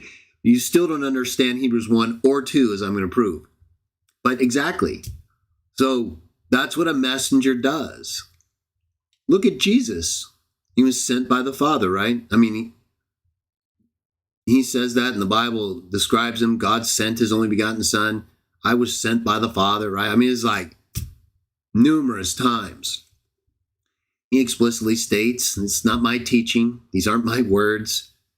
It's the Father in me telling me what to say. Well, how could they not be his words if he's the Lord, right? And you already see the angel of the Lord in Zechariah 1, 12 through 14 getting words he didn't know. So that's the whole point of having someone else tell you what to say. You're not the one who decides what to say, so how would you know? If you decide what to say, you would know, especially if you just knew inherently because you're a consubstantial member of the Trinity, which is, of course, not taught in the Bible. All right, so we're at the point where Manoah understands, right? You and I see this, and what's our understanding? Well, I believe it's the exact same understanding Manoah has right here. He's got an understanding. It says that. Look, remember earlier it said he didn't have this. Now he does. Okay, what is this? What is he understanding when he figures out the one he saw that they were going to play host to, and then who ascended in the altar? Well, to me, and I'm just interpreting, it seems to prefigure Jesus, right, as the sacrifice to God. So we do believe this angel is the pre-human Jesus, most of us. It's not required belief. I believe this is also Michael the Archangel, the prince of the army of YHWH from Joshua 5. I have videos about it. Sam lies about it and totally misrepresents it and reads the Trinity into it. That's all they can do. So for Sam, Manoah's realization, this right here, when Manoah realized it was this, Sam thinks Manoah understood that to be God. Like, not just a messenger who's representing him. Sam even later in his video belittles this. He tells me I can't use an argument, right? Like Rob Bowman tried to do. Tell me I can't attack the Trinity as part of my argument against him when he's assuming the Trinity and everything he does, because they know that there's no way they can win. Sam does a similar thing. He tells me I can't use agency in certain texts. Well, I'll tell you what, Sam, I guarantee you, I'll never let you tell me what I can do, okay? And if you ever do that live, you will regret it, because I'm going to tell you to mind your own business. And I'll tell you what I can argue. And then you deal with it or get exposed. That's your only option, Sam.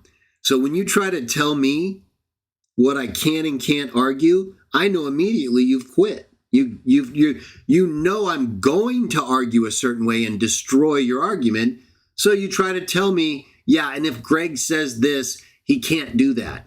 Oh, sure I can, Sam. I appreciate you trying to gaslight your followers and tell them I can't do something I can. You want to explain the logic in that, Sam?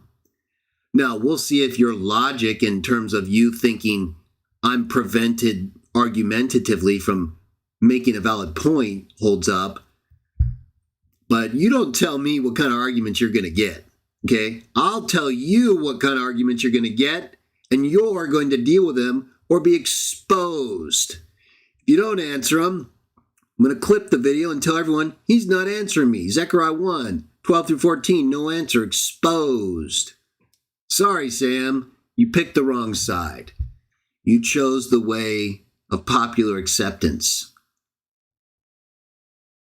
That's the wrong side. So Sam thinks Manoah's realization is that this angel is uncreated and a part of the Trinity, okay? Otherwise, what would it be? What would it be? Well, I'll tell you what it'd be. It'd be what's in the text. Like I always tell you. Manoah, we are doomed to die, he said to his wife. We have seen God. How about that?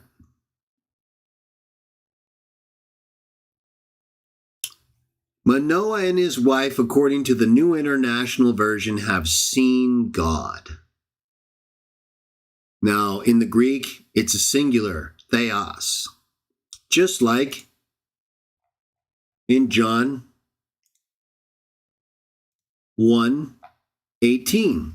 Now, anyone who's dealing with a Trinitarian, I want you to make sure if they're using the NIV or even the King James or most Bibles, pretty much all of them, because they all blow it. I think only the Net Bible gets it right, if I'm not mistaken. We'll check it out. They all contain a contradiction for the sake of their doctrine. They're perverts. Or some of them may just get it wrong, right? Maybe it's not a doctrinal thing. They just think, like Sam does, that that's God in a Trinitarian sense. So, they're just perverting the text. But again, it's at the sake of their doctrine, as it always is. Look, no one has ever seen God. So you could literally take Judges 13:22. Hey, atheists, if you ever want to show Trinitarians they're perverts and their Bibles are inconsistent and wrong, which is easy to do, just show them Judges 13:22 and John 1:18. You see, unless you bring the Trinity to these texts, this one here in John 1:18, and then in Judges, see if it'll give me Judges 13:22. It's a contradiction, everybody. The Trinitarian Bibles contradict themselves. You know how they always deride the NWT, and Sam tries to make light of me in some ways that are ridiculous, as you'll see. Look at them. Look at their Bibles. Without the Trinity, without someone like Sam to fill your head with all these ideas and how an angel can be uncreated and a member of the Trinity that didn't even exist yet and conceptually exists. No one even knows what you're talking about except you guys, and you don't know what you're talking about, as we're proving right here. They contradict themselves. Judges 13:22. This is Judges. It says John up here, though. It's Judges. And John 1:18 contradict themselves in these Trinitarian Bibles and in others. But it's because they don't understand what Manoah understood. Remember, Manoah's realization that we read earlier has nothing to do with how these things are translated, right? Manoah understood what he understood. He's not reading the New International Version, right? Or the King James Cursed Bible. NIV's not far from that, but either way. So when you read in a Trinitarian Bible or similar Bible, you're not getting Manoah's realization. I guarantee you that. If it says this, because there's no way that, according to John, Trinitarians, do you understand? Is John 1:18 true or false, Trinitarians? No one has seen God at any time. We just read it from the NIV. Manoah and his wife, we have seen God, and this is pre-incarnate with the angel in fire. Okay, the reason it's a contradiction is because you guys don't know what you're talking about.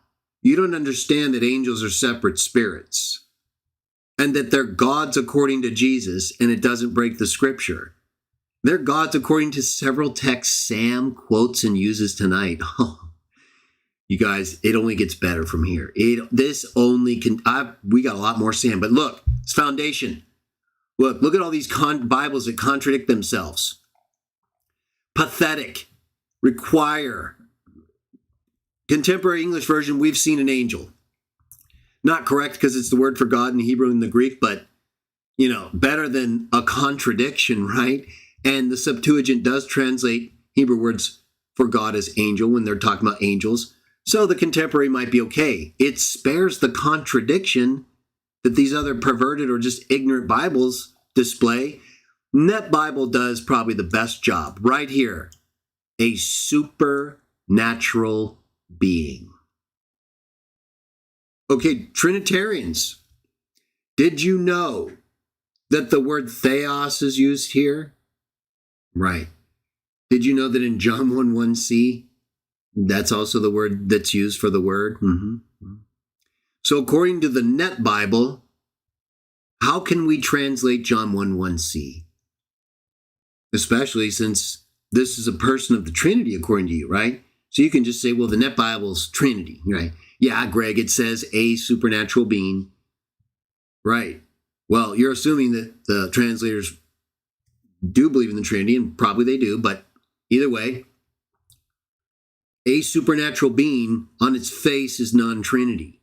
Again, if you believe in Sam's view, and the majority Trinitarian view probably, you think this is a person of the Trinity, okay? This angel, God's angel, the angel of the Lord, it just means God's angel. They get all hung up in this, these just common expressions that refer to one's angel, which you will get into more later. But what I want to make clear to you is that Manoah had a realization here that is either contradictory to John 1:18 or it's not. It's that simple. Now for Sam, it's really simple, just like it would be for anybody who redefines the terms. So once again, look, that's why a Trinitarian could literally translate John 1:1c as a God. And they could translate John 1:1b. In the beginning was a God. In the beginning was the Word, and the Word was with a God, and the Word was a God. That could be the NIV's updated translation, and you know what? It wouldn't make a difference. They would still understand that to mean one person of the Trinity is with another person of the Trinity. It doesn't matter, everybody. It's only the doctrine that matters. So right here, unless you have Sam telling you this complicated, contradictory, and spiritually retarded view that's never presented explicitly in the Bible, that an angel is an uncreated person of the Trinity and doesn't just speak for God representatively and can so therefore, like Jesus, speak directly as God, but it's still not his words. They don't understand that, everybody. They think if they're actually speaking God's words that identify God as God and the author of those words, that the speaker, the angel's God. I'm not kidding. That's why we're going to totally destroy Sam's position and this position that's heresy. It's a form of worship of angels, as I'm going to prove. And they're just lying about the Bible. You're a nice guy, Sam, but you're a heretic, as I've told you, and you're not going to get away with it. This is a fight to the end. There will be only one winner. And I guarantee you, that winner is going to be the one who sticks with the Bible explicitly. Something you can't do right here, right, Sam? Sam, can you see how I've highlighted that, Sam, in one of your future videos? Hopefully you'll respond to this and do it like a real response. Assuming you do, can you see that right there? I want you to interpret that apart from the Trinity. I don't think you can do it. I don't think you can. I think you'll admit without the Trinity, you cannot interpret this. And yet for us, it's like so simple, right? It's an angel. It's like, what's so complicated? See, for Sam also, and this is even the more important point I want you to address, Sam, okay? So remember this. So Sam, you see those words right there? Can they mean what they mean? You understand what I mean? Think about that, Sam. Can those words in the Net Bible for Judges 13:22, can they mean a supernatural being? They can't, can they? They absolutely can't mean that as part of the Trinity. This is the angel of the Lord. Manoah realizes who he is, and he's openly expressing that as, according to the Greek, theos. Same term in the Hebrew, the equivalent term for a singular subject. But, I think it's Elohim, but that doesn't change the fact that it's used for a singular subject. That's often the case. And the angel's representing God, but it's being acknowledged as God. That's even true for the angels in Psalm 8:5. Right? Elohim isn't like just this special thing. They often get hung up on these things, same with Adon and all these things. I've refuted them so many times before. Sam just ignores it and lies. But I'm going to really put the hammer down and bring it into this now. It ends in our time, everybody. Nobody will in the future, if we progress long, be able to say the Trinity is a credible teaching by the time we're done. It is finished. And right here, you have proof. Those words cannot mean what they mean. They have to be reinterpreted by Sam according to the Trinity. If they meant what they mean, there is no Trinity. There's what we mean. A supernatural being, an angel. Spirit, Sam, right? A God. That's what they're called all throughout the Psalms, even according to you, and you're going to see that. So you either have to accept Sam's redefinition of this, because it can't mean that. Okay, the Trinity doesn't allow for this. Although, again, Trinitarians will redefine anything. They have to. But if it's taken for what it really means, like if you tell a Trinitarian, okay, I don't mean a God, and you get to redefine it like Greg said. No, I mean like an individual God. Okay, is any member of the Trinity an individual separate God? Sam would say, no way, right? He'd object immediately. Exactly. So on its face, that's what that says. It's just a supernatural being instead of the term in the text. God, a God. There's no difference, and that's actually the text, and translation shows the indefinite article is appropriate. Okay, so you either have to accept Sam's total redefinition of the teaching of the angel of Jah in this text, where Manoah realizes it's a god, or you have to accept Sam's total redefinition of these translations, because they contradict John 1:18. No matter what you do, if you believe the Trinity, you can't just accept the Bible for what it says. It's not possible. You won't even know what to do, right? You'll have contradictions, and an atheist will come and make you lose your faith, because I just let them know the NIV is basically garbage, right? And in large part it is.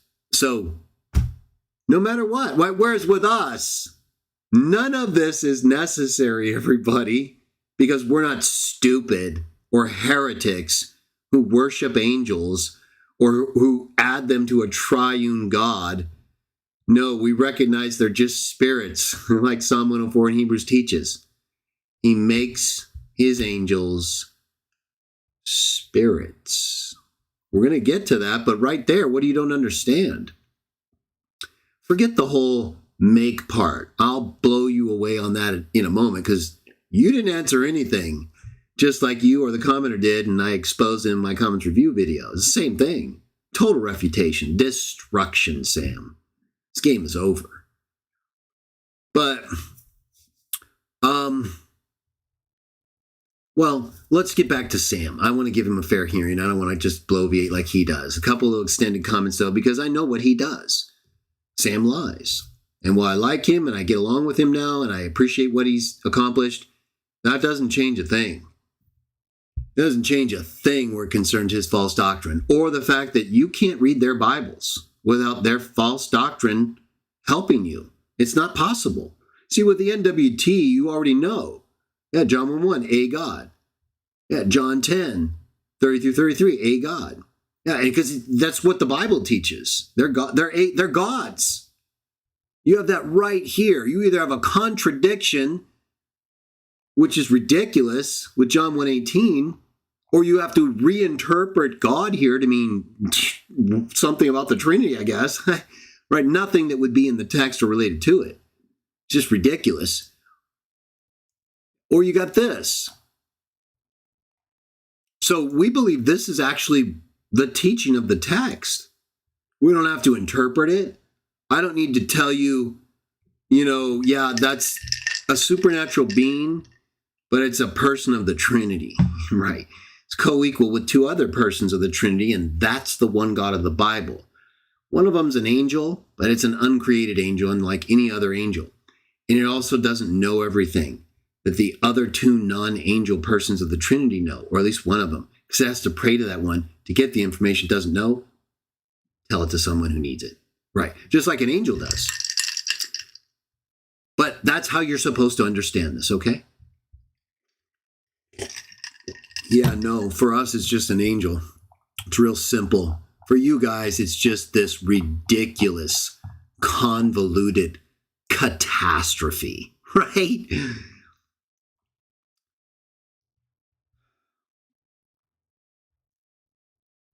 The wife answered, if the Lord had meant to kill us, he would not have accepted a burnt offering and a grain offering, right? So they don't identify this angel as the Lord. They know that the angel ascended as the offering. So she thinks that the offering was accepted. The angel specifically told them to make an offering to the Lord. They realize, as we showed and emphasized, this is the angel of the Lord. So then they start to make an offering, and then the angel ascends in the fire to the Lord. And then they say it's a God we've seen. Not God, because we don't contradict John 1:18, and we don't reinterpret words in Judges according to the Trinity. No, it's a supernatural being like the Net Bible shows. It's an angel. Hebrews 1:7, he makes his angels spirits. It's a plural, like gods. They're not conjoined. There's nothing that says gods or spirits are multiple persons conjoined in one spirit. If they're spirit, they're separate. There's no conjoinment anywhere. The only conjoinment they try to read into the text is like John 10. Again, I and the Father are one, which is proven by Jesus in John 17 to mean one purpose or unity, like the disciples, that they may be one just as, kathos. So they just lie again and create a metaphysical oneness out of John 10 and then deny Jesus' teaching in John 17, showing it has nothing to do with that. So there's no starting point, you understand? There's no like text in the Bible that says there's these multi-personal spirits that, are these angels or God. They're never presented like that. And in fact, the only thing that like that in Ezekiel is I have a video that shows the living creatures that have multiple faces. That's the closest thing you get, and that's not how God's described anywhere, or these angels, and even that doesn't have multi-persons in it. It only has one human face. So there's nothing that shows there's multiple people in one spirit. That itself is begging the question, assuming your conclusion as your argument, which is what Sam does all the time, as you're now going to see. But this is very important, everybody. Judges 13 destroys the Trinity. It shows that their doctrine is false. Ours is true. The angel of the Lord is a supernatural being, a supernatural being. It's an angel who's ascending as an offering to God, the Son of God, I believe. The offering in the New Testament. He's a God who was with God, according to John 1:1. One of the sons of God, whom the Son of God says does not break the Scripture. So you can't use that against us, Trinitarians. You know what breaks the Scripture? Your doctrine. Jesus didn't give you an exception, did he? Where does Jesus say, calling me a person of a triune God doesn't break the Scripture? Where does Jesus ever say, if you call an angel uncreated, that doesn't break the Scripture? Yeah, to equate it with God like that? No, you're fine. You don't have any authority for blaspheming, you heretics. You are openly defying the cultural and textual meaning and usage of these terms in the historical context and redefining them according to totally different concepts that are just part of your later doctrine. They're not here. None of that is here. You know where it comes from? Let me show you. Let's bring up Sam. He's gone off the deep end again. Don't worry, Sam. We're going to rescue you. We're going to help you to become a better person, right? And so, we're all doing the best we can. We give Sam credit where he's deserved, but where he doesn't, and where he keeps perverting the Bible, well, no, we don't have to accept that, do we? We're told in Jude to fight earnestly and to resist false doctrine and liars and to uproot them and shut their mouth. So while I'm not going to do anything more than refute Sam, that's what we're told to do. So that's what I'm going to do. So let's see. I think, let's move Sam to minute 29. All right, we dealt with that whole part of Judges, which he talks about. Sam discusses that, but he totally misinterprets it like I just showed you. He reinterprets it according to the Trinity. If you let him do that, well, then it's you. The reason you're having a hard time with Sam is you're letting him tell you what it means. Well, it tells you what it means. So what do you need Sam for? I don't think you need me or Sam for anything other than maybe to show you where it talks about something. Maybe some terms, this is all pretty straightforward. That's an angel. That's a God. Yeah, they was differentiated from the Lord to whom the offering was made, even by Manoah and his wife, who knew it was the angel of the Lord and a God. Right. Yeah, they weren't confused at all. No Trinity, no nothing. It wasn't even their thinking. The realization they had was not what Sam is thinking. All right, so let's go to minute 29. Sam kind of talks about the debate a little bit, which is fine, Sam. So let's just move forward. We're going to just listen to about 5 minutes of Sam here, and then we're going to move to minute 39 and then pretty much let him talk the whole way. So we got ways to go, but it's going to get so good. Oh, this stuff is going to prove once and for all that Sam is lying. He's a funny guy. He's entertaining. He's nice. I think deep down, he's honest and has a nice side to him. But he's allowing the dishonesty, his fear, like he said, like Sam, you admitted, your greatest fear, it's what you're allowing to govern your thinking, being wrong. Right? And I get it. I went through it, and I'm still going through it. I've had to be alone for a long time, or with very few people, and even now, it's a lonely way of life, just like the Messiah, by the way. So what's it going to be, Sam? You're going to go on the broad and spacious way where everybody is? Or are you going to go on that narrow path where there's only a little bit of room? Not many people there, Sam. It's your choice. And even you believe that, right? Because you're not Reformed. Either way, it's Sam.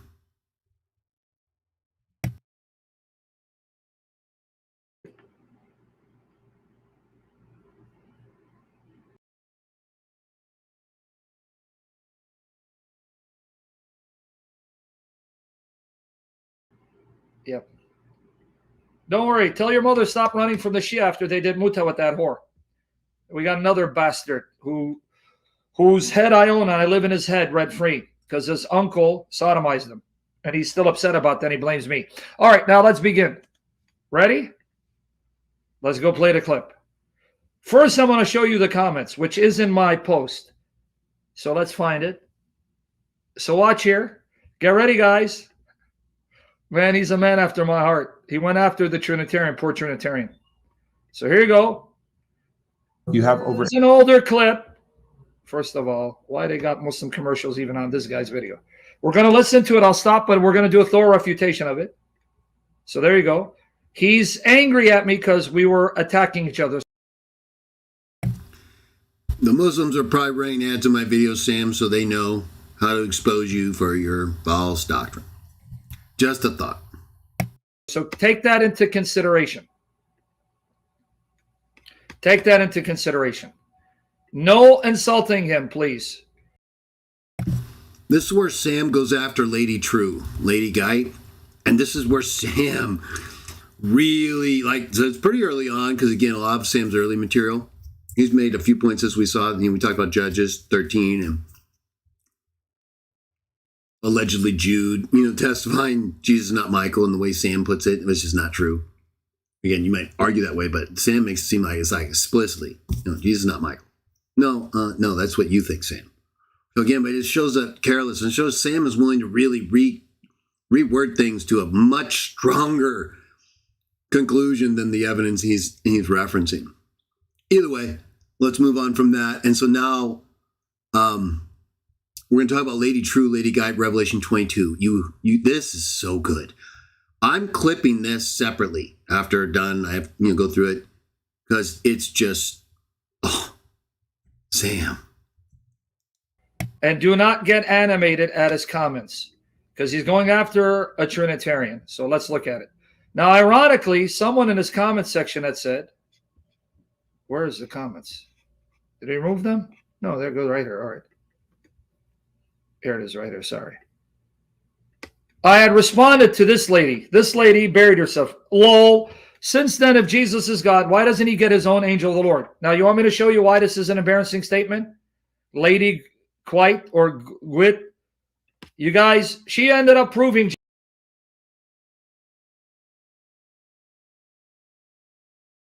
Jesus is God. You guys ready? No, she didn't. Again, Sam does this a lot. You're going to hear this a lot from this point forward. And it picks up pace as Sam doesn't slow down. It picks up. But he's once again misrepresenting what is in front of you. Just like with Jude. That's why I wanted you to pay close attention to that. Sam will reference one thing and recaption it as something totally different. So he's saying, Lady Guy, who commented on my channel here, and who's clearly not arguing that Jesus is God, especially the way Sam is talking about. Sam has already said that that's what she ends up doing, right? So Sam has psychologically prepared his followers to just basically dismiss what she's saying. It's a trick. He's not taking it seriously. I mean, sometimes it can be the case where it's something so obvious, it kind of is worth presenting that way. Oh, this actually proves my point. That happens. This is not that. This is like the opposite, okay? And that's why it's so off. And that's why you got to watch Sam, like we did with Jude and we captioned it. This is worse. The way he captioned what he just said that Lady True's comments prove, it's not even close, right? But if you're just listening to Sam and you're not thinking critically, like you're not really going to give Lady True, Lady Guy, her due, and read what she said and then compare it to Sam like we're going to do, you'll come away thinking she did and Sam was right. And yet the exact opposite happened. To see how she ends up proving Jesus is God. You guys ready? Everyone ready? I got to make sure you're focused. Mods, help me out.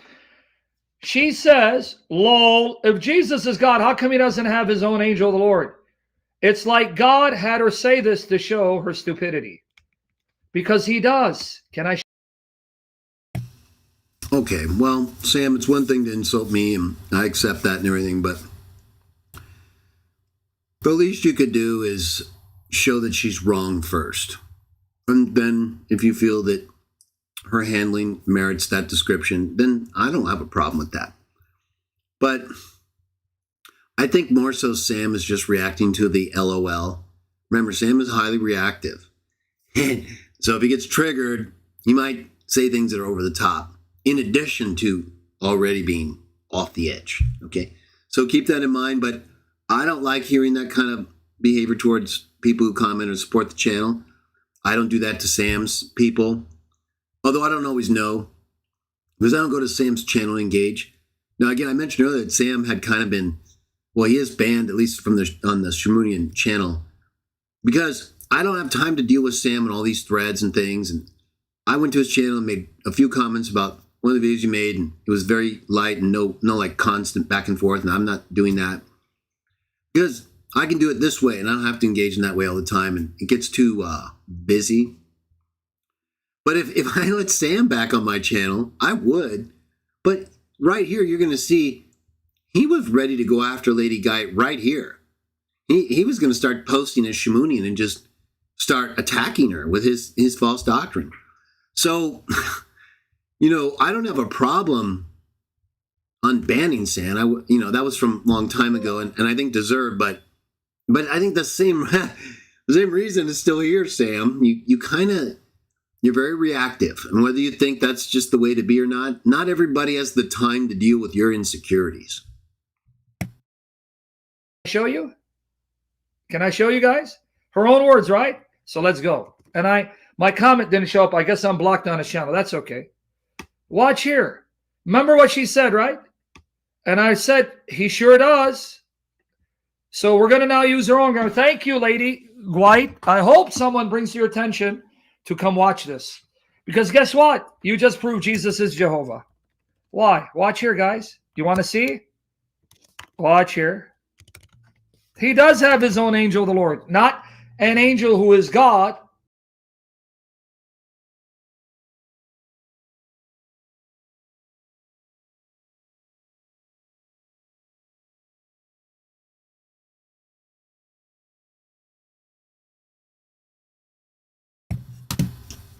Did you hear that?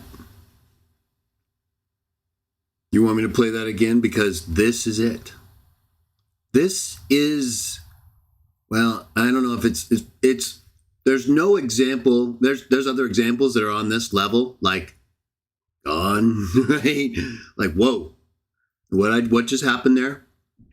There's several of those in the rest of this video. But this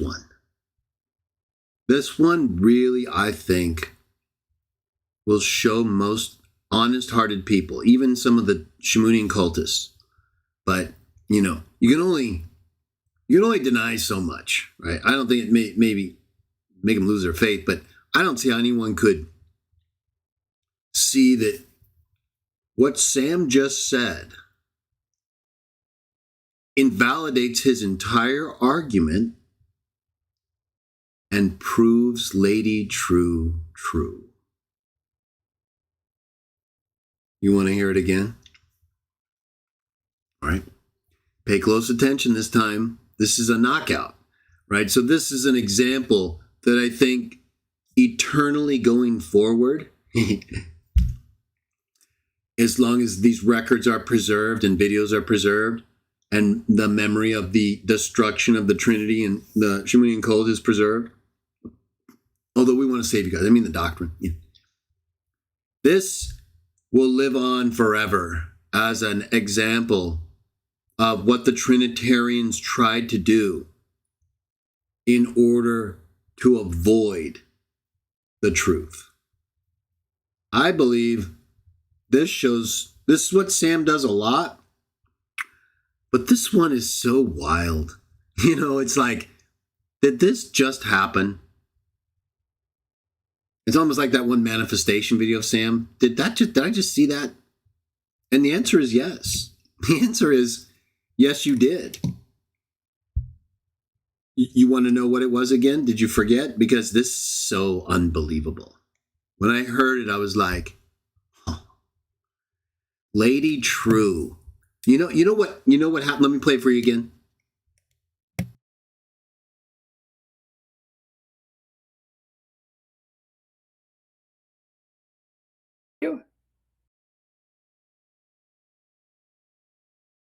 Can I show you guys? Her own words, right? So let's go. Okay, listen. Okay, listen very carefully here. I'm going to play it a couple times, actually.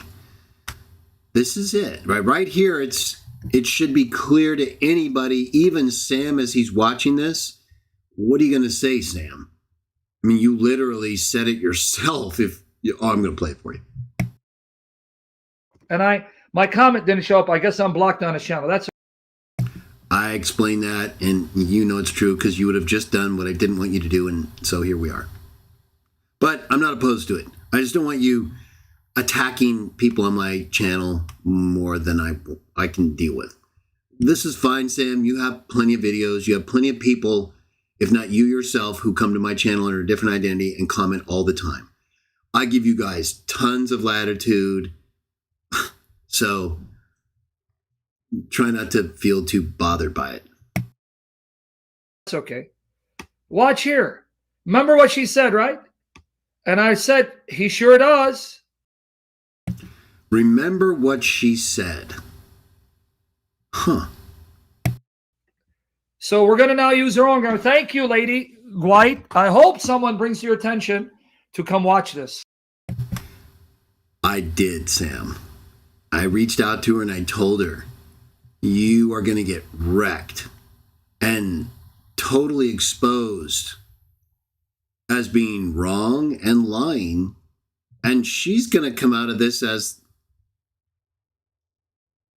the first woman who is totally destroyed the number one Trinitarian apologist of modern times. I don't know. Is there another woman that did that to you? If so, maybe she's not the first. She did it. I mean, and I validated her before you even came over because I saw it, but you didn't. Or, again, everyone, I think he did. Listen, check this out. Because guess what? You just proved Jesus is Jehovah. Why? So Sam thinks she just proved Jesus is Jehovah by asking, where is Jesus's own angel of the Lord? Watch here, guys. Do you want to see? Watch here. He does have his own angel of the Lord. Did you hear that? What did he just say?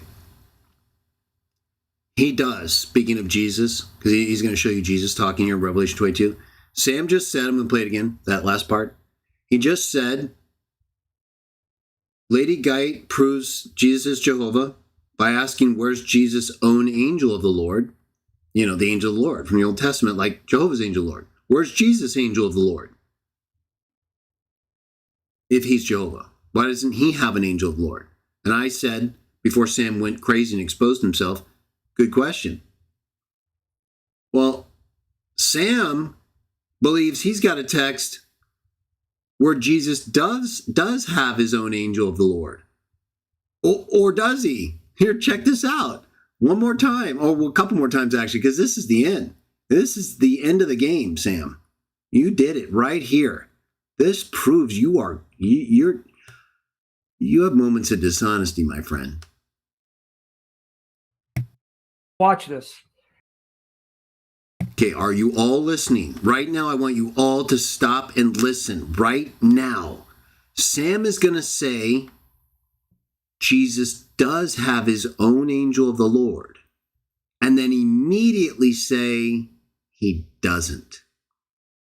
Oh, I guarantee it. Are you ready to hear it?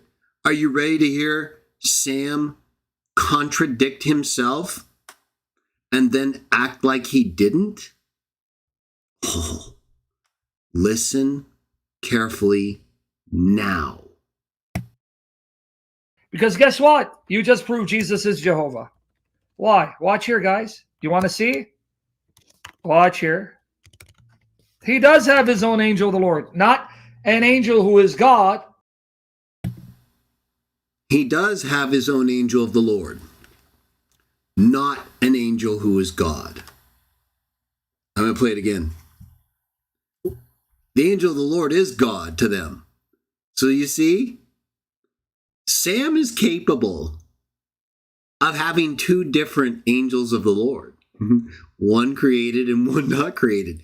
He doesn't just have a special category of angel for uncreated person of the Trinity. He's got a category of angel of the Lord different from that category that isn't part of the Trinity and is created like the other angels. It's so over. Listen to this again, everybody, okay? I need you guys to use this, okay? I need you to highlight, and I'm going to do a separate clip where this section is its own thing.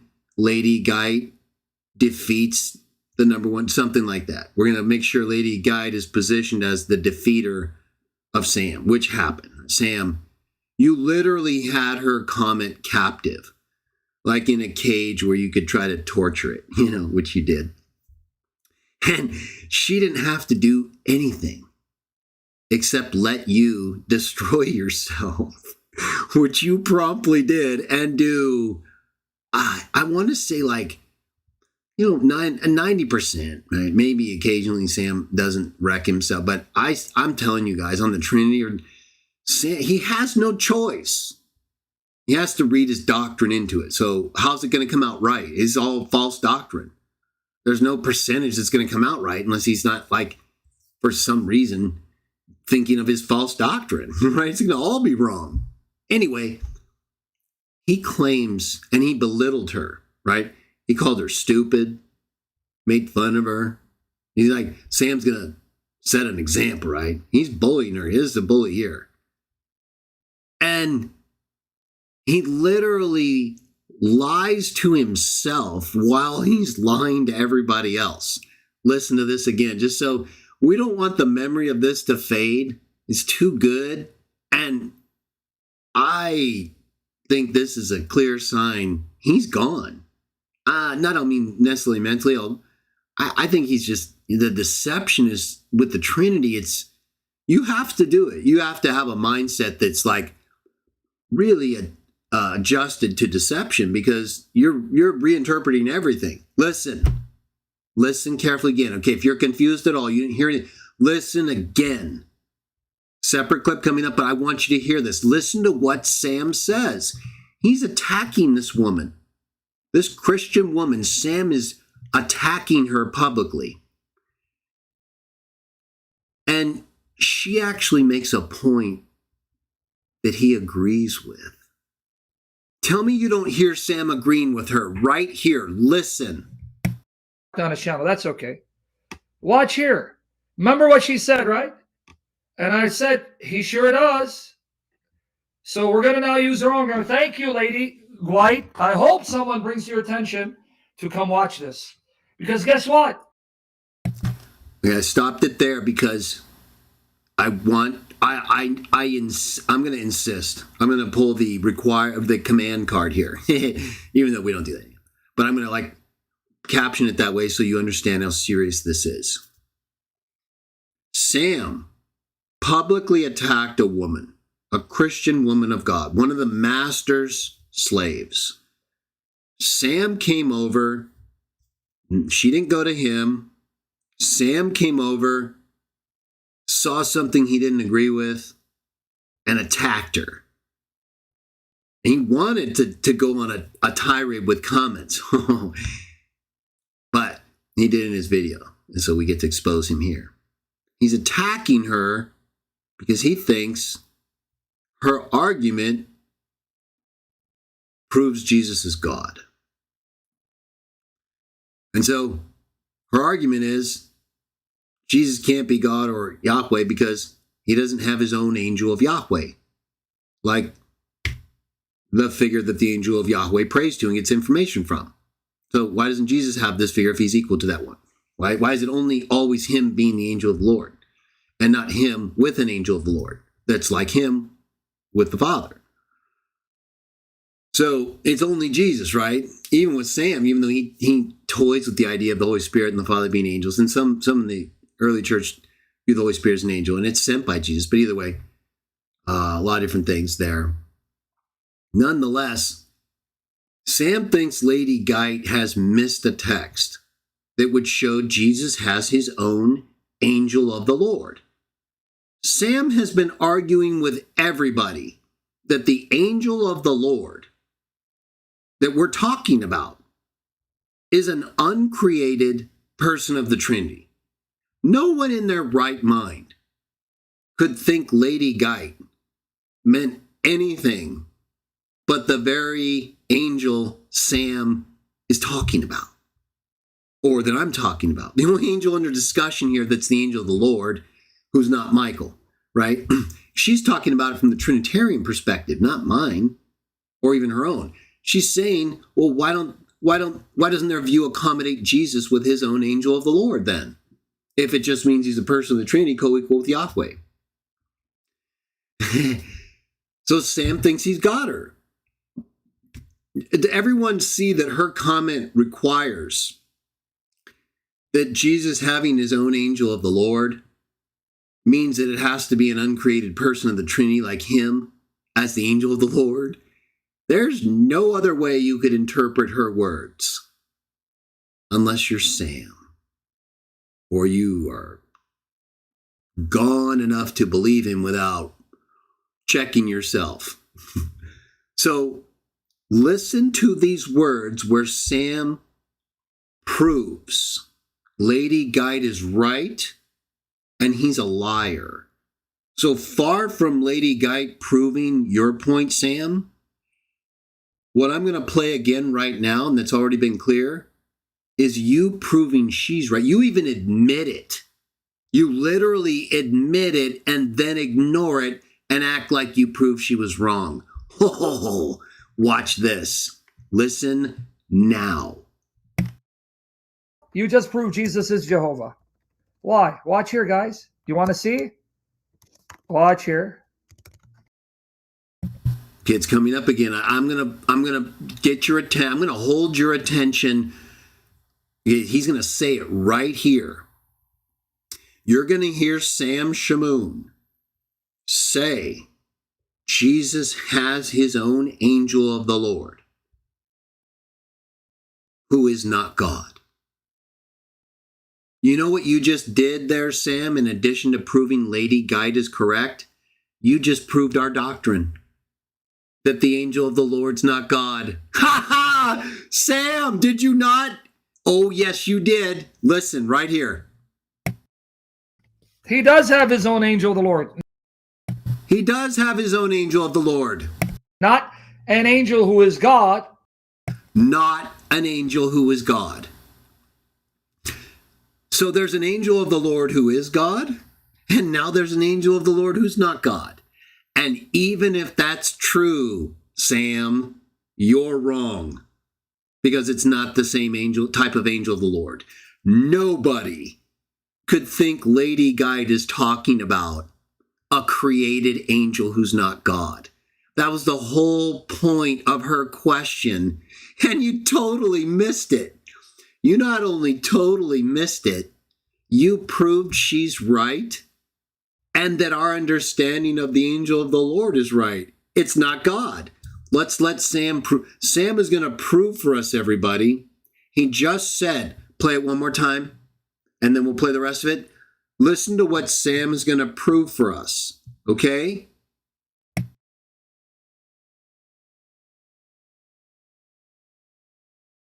On a channel. That's okay. Watch here. Remember what she said, right? And I said, he sure does. So we're going to now use her own grammar. Thank you, Lady White. I hope someone brings your attention to come watch this. Because guess what? You just proved Jesus is Jehovah. He claims that her argument proves Jesus is Jehovah.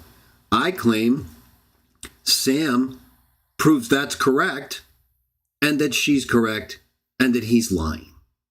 Listen carefully, okay? Please, it's so important. Why? Watch here, guys. Do you want to see? Do you want to see? Do you want to hear? Do you want to hear the end of Sam's credibility and how Lady Guy totally destroys him? And he admits it, literally admits it. Are you ready to hear him admit it? Listen carefully, please. Watch here. He does have his own angel of the Lord, not an angel who is God. Right there. Sam just admitted Jesus doesn't have his own angel of the Lord. Because according to Sam, the angel of the Lord is God and uncreated. And until just a few moments ago in our playing of his earlier video, there was only one of those, unless you were going to count members of the Trinity, others, as angels. Now, Sam has another category, and he has split the category of angel of the Lord into a created non-person of God, proving angel of the Lord doesn't mean you're God, and Jesus doesn't have an angel of the Lord like the angel of the Lord we're talking about, which unless you are a full retard, there's no way you could think she was talking about anything else. So Sam, either you are dishonest, literally, this is a sign of dishonesty. It's why you believe in the Trinity. You don't have any choice, insecurity. Or, there might be something going on here because you literally said two things that contradict each other. One last time. This is going to be a separate video, everyone. Special loop of Sam going insane live. Attacking a woman, a daughter of the master, lying about her and her argument, and then refuting himself as he always does, proving an angel of the Lord is not God,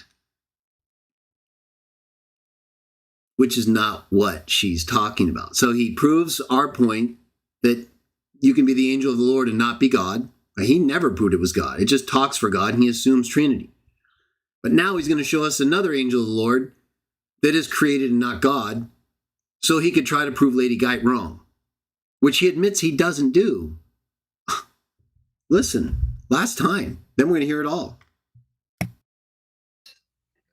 So we're going to now use her own grammar. Thank you, Lady White. I hope someone brings your attention to come watch this.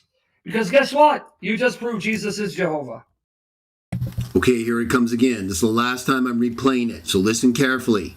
He's going to say two things that contradict each other, and then he's going to proceed to act like he didn't. He does this all the time.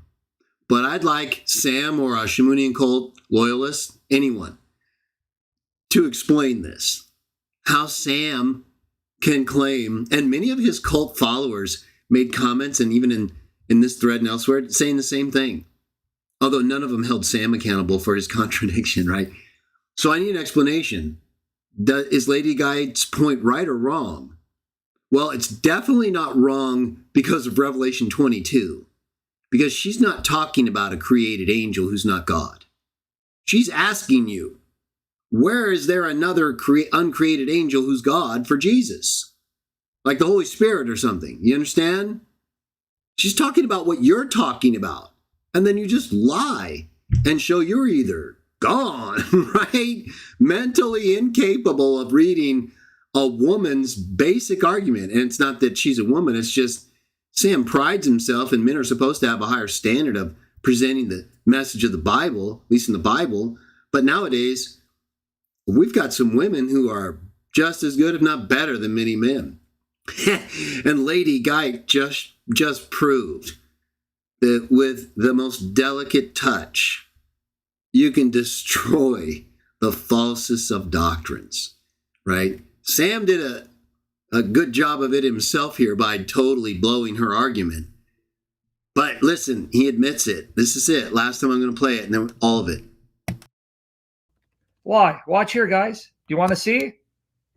Watch here. He does have his own angel of the Lord, not an angel who is God.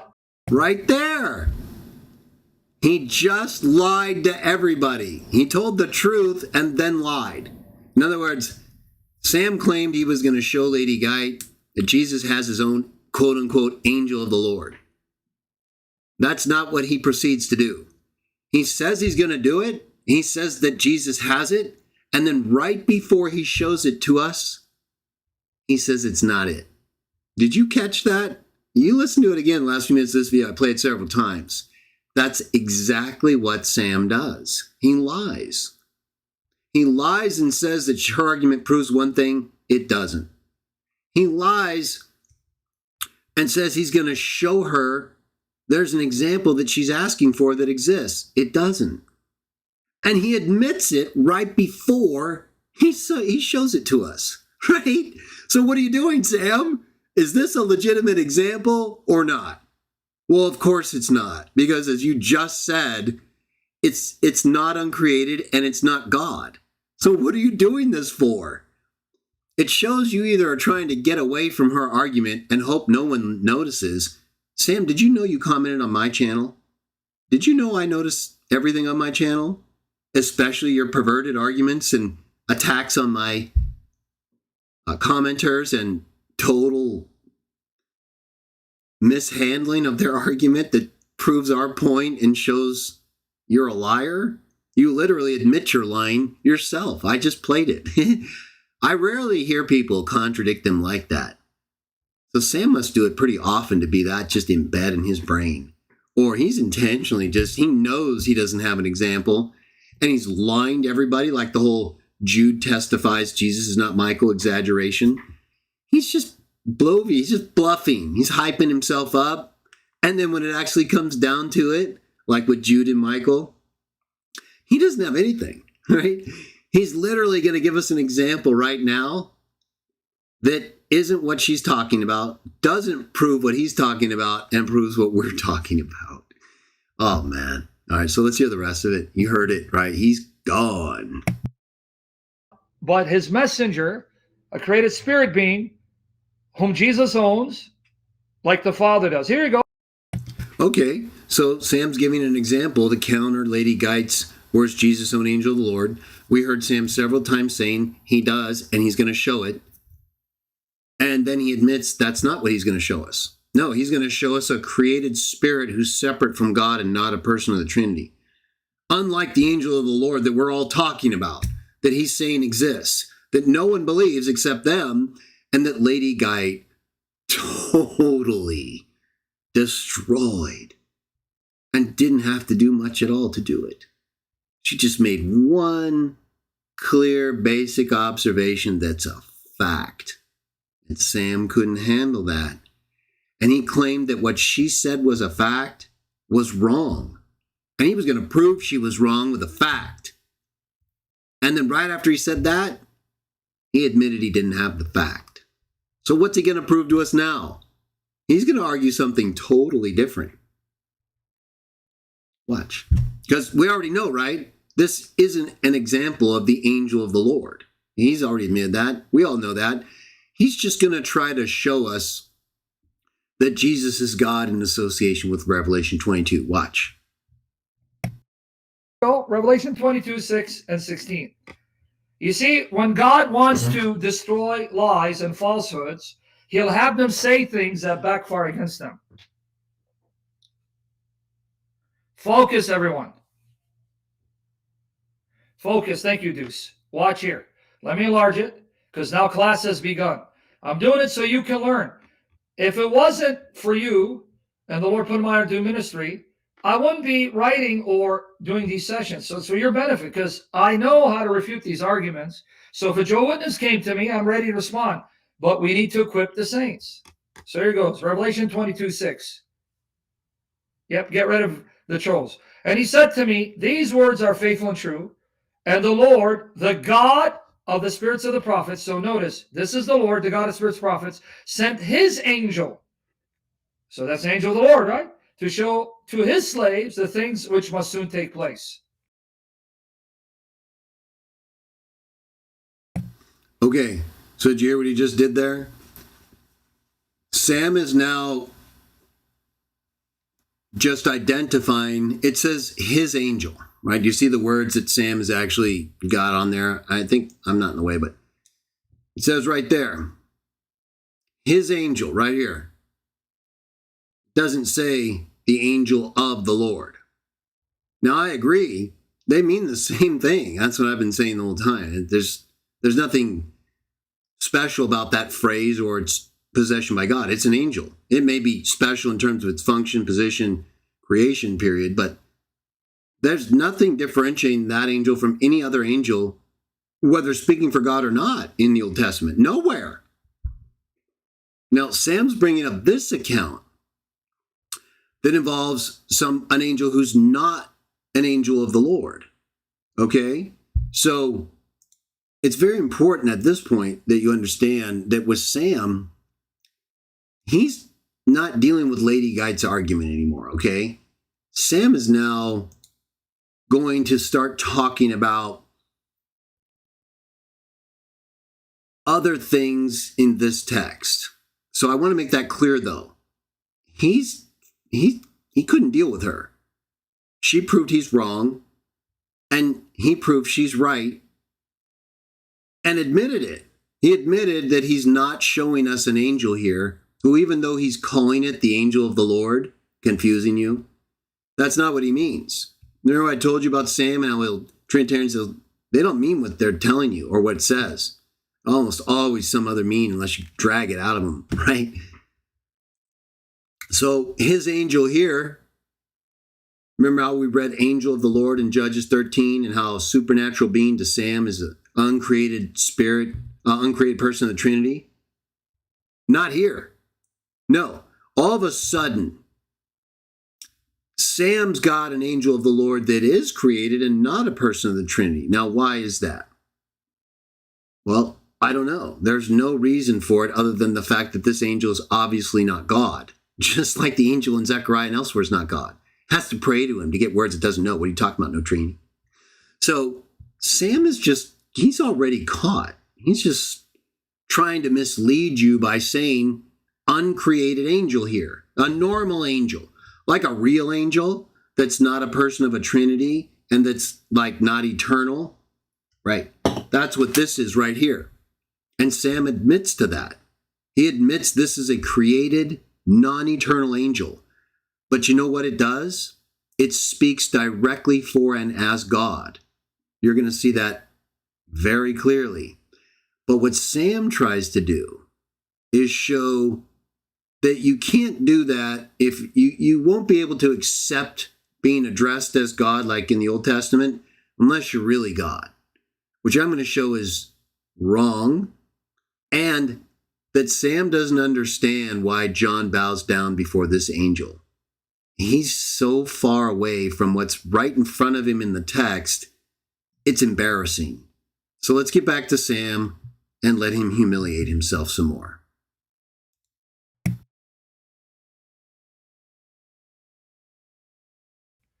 Less than 9 verses later, Revelation 22:16. I, Jesus, sent my angel. Thank you for proving Jesus is God according to your criterion.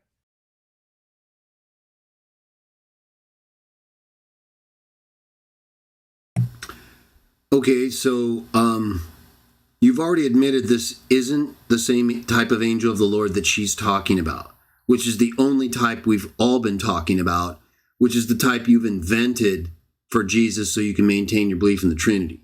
So she's asking you, and only a retard could miss it, where's Jesus' angel like that? Right? Obviously, someone in heaven to whom that angel's praying has an angel like that. It's his angel. You say it yourself. His angel, angel of the Lord, don't Trinity. So, where is Jesus, angel of the Lord, like in the Old Testament? You're not giving her or us anything here but a red herring and proof you can't answer her argument because there is no answer. You're wrong because she's proven that she's defeated you, and you had every opportunity, Sam. You literally had her comic captive. You could have done anything you want to show you, and you couldn't do it. You end up admitting you're going to show a text to refute her that doesn't have anything to do with what she's talking about. So why are we here? Because he just told you. He thinks that Jesus sending his angel proves he's God. No, the same Jesus who sends this angel got a whole revelation of information from God in the first verse of this book. Yeah, it says a revelation that God gave Jesus. Right. So like the angel of Zechariah, 1:12-14, the angel of the Lord, whom you say is co-equal with God, Trinity. No, that proves that you're wrong there. And Revelation 1:1 proves you're wrong here. None of these beings have the equal knowledge of the Father. They tell you that explicitly, repeatedly. You just ignore it like you're doing here. So Jesus gets a whole revelation from God. Right? Angels get messages. You said it yourself, Sam. Angels are messengers. So he's getting a revelation from God. What's a revelation of divine information that we're reading? Is that not a message from God? Try like a bunch of messages that he doesn't have or know and gets in heaven. And he's not his human nature. There's no limitations. No. That's just a false doctrine from later centuries. You read back into the Bible, no Trinity. We're going to prove that later. We've already proven it many times. And you create two people in one person that's really two people. One knows things and that the other one doesn't. That's not the same person. You're against all science and psychology, just like you are on ex nihilo and eternal generation. You just invent these things that are philosophical and theological, but they don't have any actual biblical or scientific evidence. You're perverts. Ha ha. So right here, Sam is trying to say Jesus sends his angel. No, he gets a message from God and then gives it to his angels. What do you think an archangel is? Sam, I've already proven conclusively and grammatically, and you couldn't disprove it. You threw your hands in the air and said, oh, I'll use this against the reform position because it shows that you can't interpret the Bible that. Oh, yeah, you can. You just didn't handle it right. I'll get to that video later. Jesus is an archangel. He's called that explicitly in 1 Thessalonians 4. There's no doubt about it. That's all this proves. He's the ruler of the angels. So what, you don't think the archangel can send an angel to give a message? Then you're retarded. That is so bizarre. I don't even know how you could think that. The archangel can't send an angel with a message. That's weird. Looks like that's exactly what happens in Revelation 1:1. Because Jesus isn't God getting a whole revelation. No way. That's more information than the angel of Yahweh and Zechariah had to get. And neither one of them are Yahweh. Your Yahweh doesn't know all things or isn't even equal with the people it's supposed to be equal with in knowledge, is an angel. It's an angel, it's not an angel. He knows all things, he does know all things.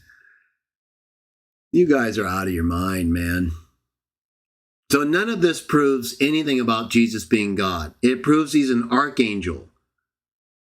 Or, you'd have to show this doesn't prove he's God. It just proves he has authority over the angels. Did you know that the Bible teaches that, Sam? that angels, authorities, and powers were made subject to him. Let's go to that text. Sam needs help with the text, everybody. Let's do this. Text for Sam. We got plenty of time. We're not going anywhere. Sam's finished. It's game over. Sam and his false doctrine. Every video, everyone. All of it. I'm going to go after his false doctrine and make sure everyone can see these people don't have anything. The Trinity is finished. While they have momentum, Lady Geit just stole it right back. Oh, let me tell you something. That momentum you guys had because a bunch of false teachers and liars and a bunch of flat earthers fell flat. Yeah, enjoy that for what it's worth. Now you're going to deal with people who don't have flat earth or a bunch of ridiculous chronology and pathetic views of themselves. You have us, Sam, and we're not letting you go on anything. In fact, I saw a video Sam did earlier today. Questions answering Jehovah's Witness XJW questions. He blew it throughout that. So I'm going to do that video. It's another video I'm going to do, point by point refutation, because again, you saw what he did with Lady Geit, right? He made all this bluster and just ridiculous arrogance about how he was going to show she proved Jesus is God. All he showed was she was right. He doesn't have a text where Jesus has an angel of the Lord like we're talking about. He just has an angel that's sent by the archangel that's not called the angel of the Lord in the same way, but that, like I've been telling everybody, means the same thing. But Sam proves it's not the same thing by admitting it's not the kind of angel of the Lord Lady Geit or Sam or me have been talking about. So he's a pervert. He's lying to you guys. He's a nice pervert. He's a little funny. He's gone. Hey, we're going to knock out your number one guy. Sam is not going to survive this. I don't mean physically. I like Sam. His doctrine is going to die. It ends with Sam. So let's get to it. Back to Sam's ridiculous angels, authority, and power. Sam knows this text, but we want Sam to get the full effect of his perversion when it happens, right? Don't worry, Sam. It's not like you haven't called me those things or we aren't okay with little perv talk, especially when you're so blatantly collapsing, right? I mean, Lady Geit took you down. I've taken you down. You're reacting delusionally over Michael and Jesus and an uncreated angel and all this stuff. No Trinity. Well, let's take a look at a text, Sam. Since you're having such a hard time with all this, let's go to 1 Peter. I don't know why you make me do this, Sam. I mean, you want to say that my angel means Jesus sending his angel means he's God?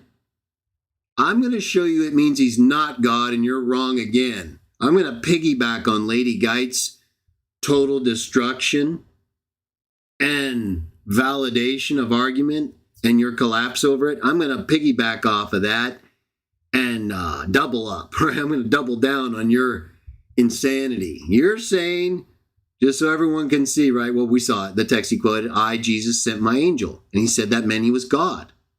Had nothing to do with Lady Geit's argument, but Sam got distracted or lied or both. And so now he's on to this argument. Okay. Well, Sam.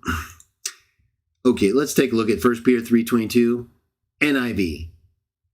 Who has gone into heaven and is at God's right hand with angels, authorities, and powers in submission to him. Now, the NIV is a pervert Bible, so it frequently mistranslates things to sound more Trinitarian. It's bad. It's like beyond bad, okay?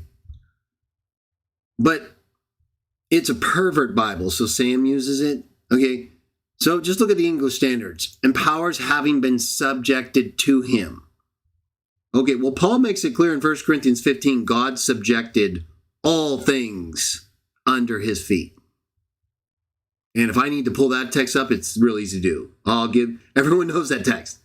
He went his way right here into heaven at God's right hand, just like Paul's talking about. and all things were subjected to him. Paul says he must rule as king until all things have been put beneath his feet. God subjected all things to him, but it is clear that God is the exception to that. So God is the one actively subjecting to Jesus in 1 Corinthians 15 and made an exception. So it can't be Trinity. At most, you'd have to say it's the Father, a person of the Trinity, right? Okay, well, just forget that for now because that's not my main point. But again, it destroys it. So we know there's at least another Jesus isn't subjecting these angels to him. 1 Corinthians 15 says God did that. And God's the exception to what he subjected to him. Okay? So it's not Jesus subjecting them to himself. It's someone else who's an exception to what he's subjecting to Jesus. I don't know anyone who disagrees with that. They just say it's the Father and they try to make a positional difference, right? Okay, so whether it's that text or this text, it wasn't until this, Sam. Didn't you? We're going to get to Hebrews 1 in a minute, guys, and this is where Sam falls off the cliff. All of this happens after he's resurrected, Sam. So he gets authority as the enthroned king with all authority and power. He's been given the name above every other name he didn't have to the glory of the Father, not his own glory. We'll get to that in a minute, too. So why wouldn't he have an angel that he could send to deliver a message? Someone want to explain that? Sam seemed so confident, didn't he? That, I guess, right? Jesus sending his angel to deliver a message makes him God? No, it makes him the one that God subjected all things to, Sam. Did you ever read 1 Corinthians 15? I have a lot of videos on it, and you're not retarded that I know. Well, spiritually, but I'm talking mentally, because how could you not know that doesn't prove anything, but that Jesus has authority over the angels since his resurrection? Guess who else does? Michael. After the Christ gets authority in Revelation 12, it doesn't say anyone gave Michael authority to go fight the devil. He just starts fighting with him. According to you, he would be in violation, wouldn't he? Michael, if he just starts fighting with Satan without the authority and not deferring to the Christ who you say is God in that text, how is he not in violation of the very thing Jude talks about? Or at least not even living up to the example of Jude. Everything you're saying makes no sense at all. Michael has authority over angels. They're his angels. You know what that means, Sam? Michael's angels, the angels of Michael. You understand now? There's no difference. The archangel has authority over his angels. Your only argument is that a ruler of the angels, whether archangel or one made ruler by God, so not God, because God wouldn't have to have that done. Your only argument is that he's sending an angel, right? Yeah, no. So we know your arguments are gone. And you haven't proven anything but what we already know. Jesus was given authority by God over the angels. And Michael has it too. So let's go back and see where you might have some proof, because you don't have anything here. It's just false doctrine. Misinterpretations, right? That, again, like with the Lady Guy thing. He literally is contradicting himself this whole time. He's supposed to be responding to her argument. He's not. Now, Sam, I want you to notice something else here, because you've also once again proven our doctrine and shown Jesus as an angel. Not just an angel, but a chief angel, a special angel, just not uncreated. No, that's a pervert view. It's you reading into the Bible things it nowhere talks about. And you've already shown that the angel of the Lord is a created angel. Or you're showing it right now, which is strange because you're supposed to be showing the opposite. If you're responding to Lady Guy, which you're not. He's called the bright morning star, Sam. You see those words? Well, the morning stars in Job are angels. Sons of God, right. And Jesus is the Son of God. Did you know that, Sam? Did you know Jesus is the Son of God and sons of God are actual separate spirit beings from their Father? Right. They're morning stars. He's the bright morning star, because he's the archangel. Mm-hmm.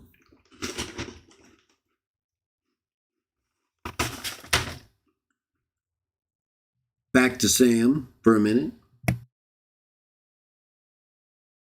Lady. I, Jesus, sent my angel to bear witness to you of these things for the churches. I am the root and descendant of David, the bright morning star. Thank you. That was her criterion, right? I'm going to get you out of here, right? Did you hear what he just said? He just said, he's so crazy. Sam just said that her criteria was met, right? He's so gone. This is why a lot of you, if you listen to Sam, you're going to be lost. You're the blind leading the blind. I mean, the guy literally refuted himself while trying to refute someone that he didn't refute, right? And then he said he met her conditions after he admitted he wasn't even going to try. Right? It's so crazy, Sam. What is going on? I don't understand how you could just keep doing this. That's why it's got to be done, everyone. This, we kind of tried to do this a little with the prior commentary series and all that stuff, but again, it was a little bit more confrontational, and this should be much more professional. It's still Sam, right? I mean, we're blown away, Sam. But you haven't met her conditions. What are you talking about? I'm going to get you out of here. Again, if you missed it, first of all, let's see. And he said to me, Revelation 22:6, and he said to me, these words are faithful and true, and the Lord God, the God of the spirits of prophets, the God who controls the prophets and their utterances, the Lord, the God of spirits, sent his angel to show to his slaves the things which must soon take place. Now, Jesus is in heaven with the Father, right? And in heaven with the Father, I, Jesus, sent my angel to bear witness to you of these things for the churches. I'm the root and the descendant of David, the bright morning star. She just proved Jesus is God. Did you hear that? Sam literally just repeated the exact same argument and read the exact same verse and stated the exact same lie. He's literally reading a verse that only shows Jesus has authority over the angels, which 1 Corinthians 15, Philippians 2, Hebrews 1, 1 Peter 2 or 3, we just read it, all say these are temporal, that he got this after he was resurrected. They're talking about God, how God has authority over his angels eternally as God. He's given this authority, you pervert. The archangel has the same authority. What, you don't think the archangel can send a message using one of his angels in Revelation 12? This book literally presents Jesus as the archangel in the opening chapter, receiving a revelation of divine information from God. Okay, there's no Trinity in the Bible. There's just one God, the Father, and a made one Lord Jesus Christ. He has to be made Lord. He has to be given the name. He doesn't have these things that make God God. And Sam's quoting a verse that just shows Jesus has authority over angels since his resurrection. Michael also has that same authority as the archangel. He's called the archangel by Paul in 1 Thessalonians 4, and here he's called the bright morning star. He's an archangel all over the place. Revelation 1:1, 1 Thessalonians 4.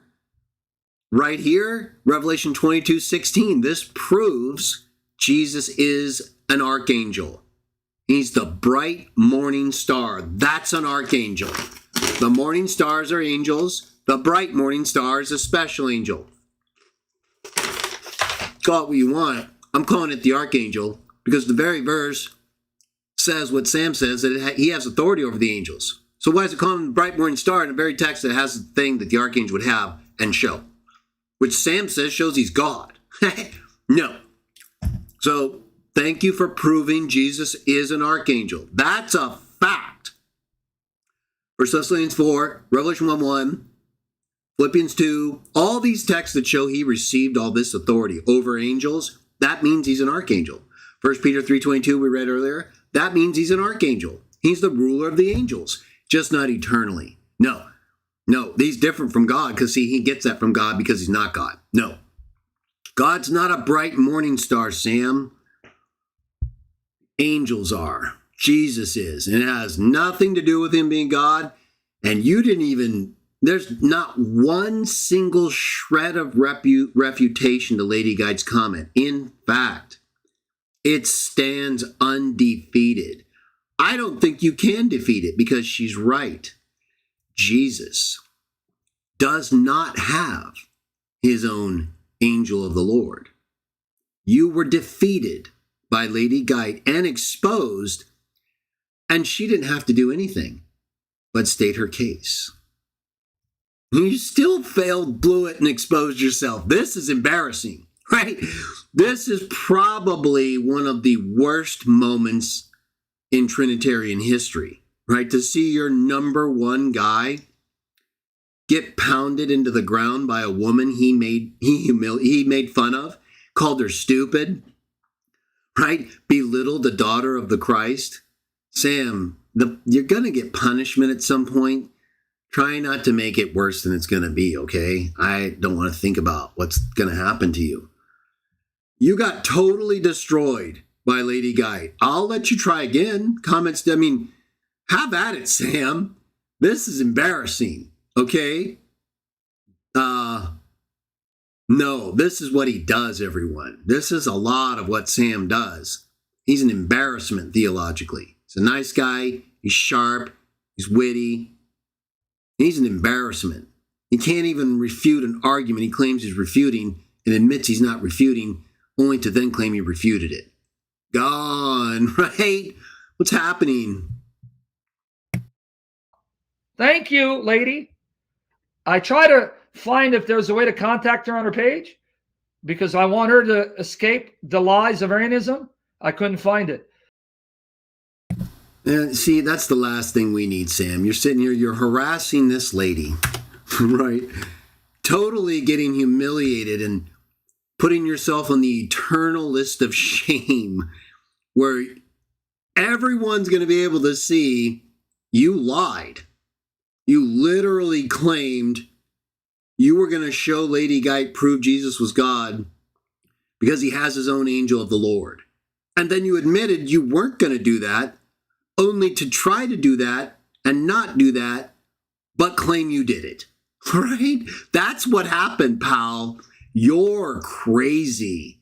And anyone who doesn't see that and who blindly follows you after that is gone also. There's no reason why you should continue to produce this many videos, Sam. If you want to take down your video or delete that part of it where you were commenting on Lady Guide and got totally destroyed, you literally destroyed yourself. I mean, she set it up and you knocked yourself out of the park, right? If you want to delete that or take down this video because, you know, it's over, I won't bring it up again. And I'll delete this section of this video so hopefully people will forget how you were destroyed. The only problem is, since I'm going to do a clip of this section where you lied and got destroyed by Lady Guide, I'm going to clip it as a separate video, even if I delete it after you take your video down and delete this section. But if you do that, I'm trying to work with you, right? Like we kind of did. This video is basically garbage, right? You've been destroyed and we're barely started. Lady Guide already took you out. That's a fact, right? It's not me it's not me bloviating like Sam does, right? Sam will do something that's like not there or nothing and make it seem like he killed it, right? I'm not exaggerating here, everyone. We all just saw that. That really happened. That was real, okay?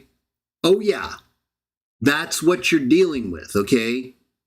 This is not a just basic lie. And no, this is sophisticated deception where the guy's literally lying to you while telling the truth, because then it leaves me either option, right? No, Sam, you said you were going to refute her by showing the Bible. Jesus had what she said he didn't have. So you didn't do that. So your own inherent contradiction ploy doesn't work.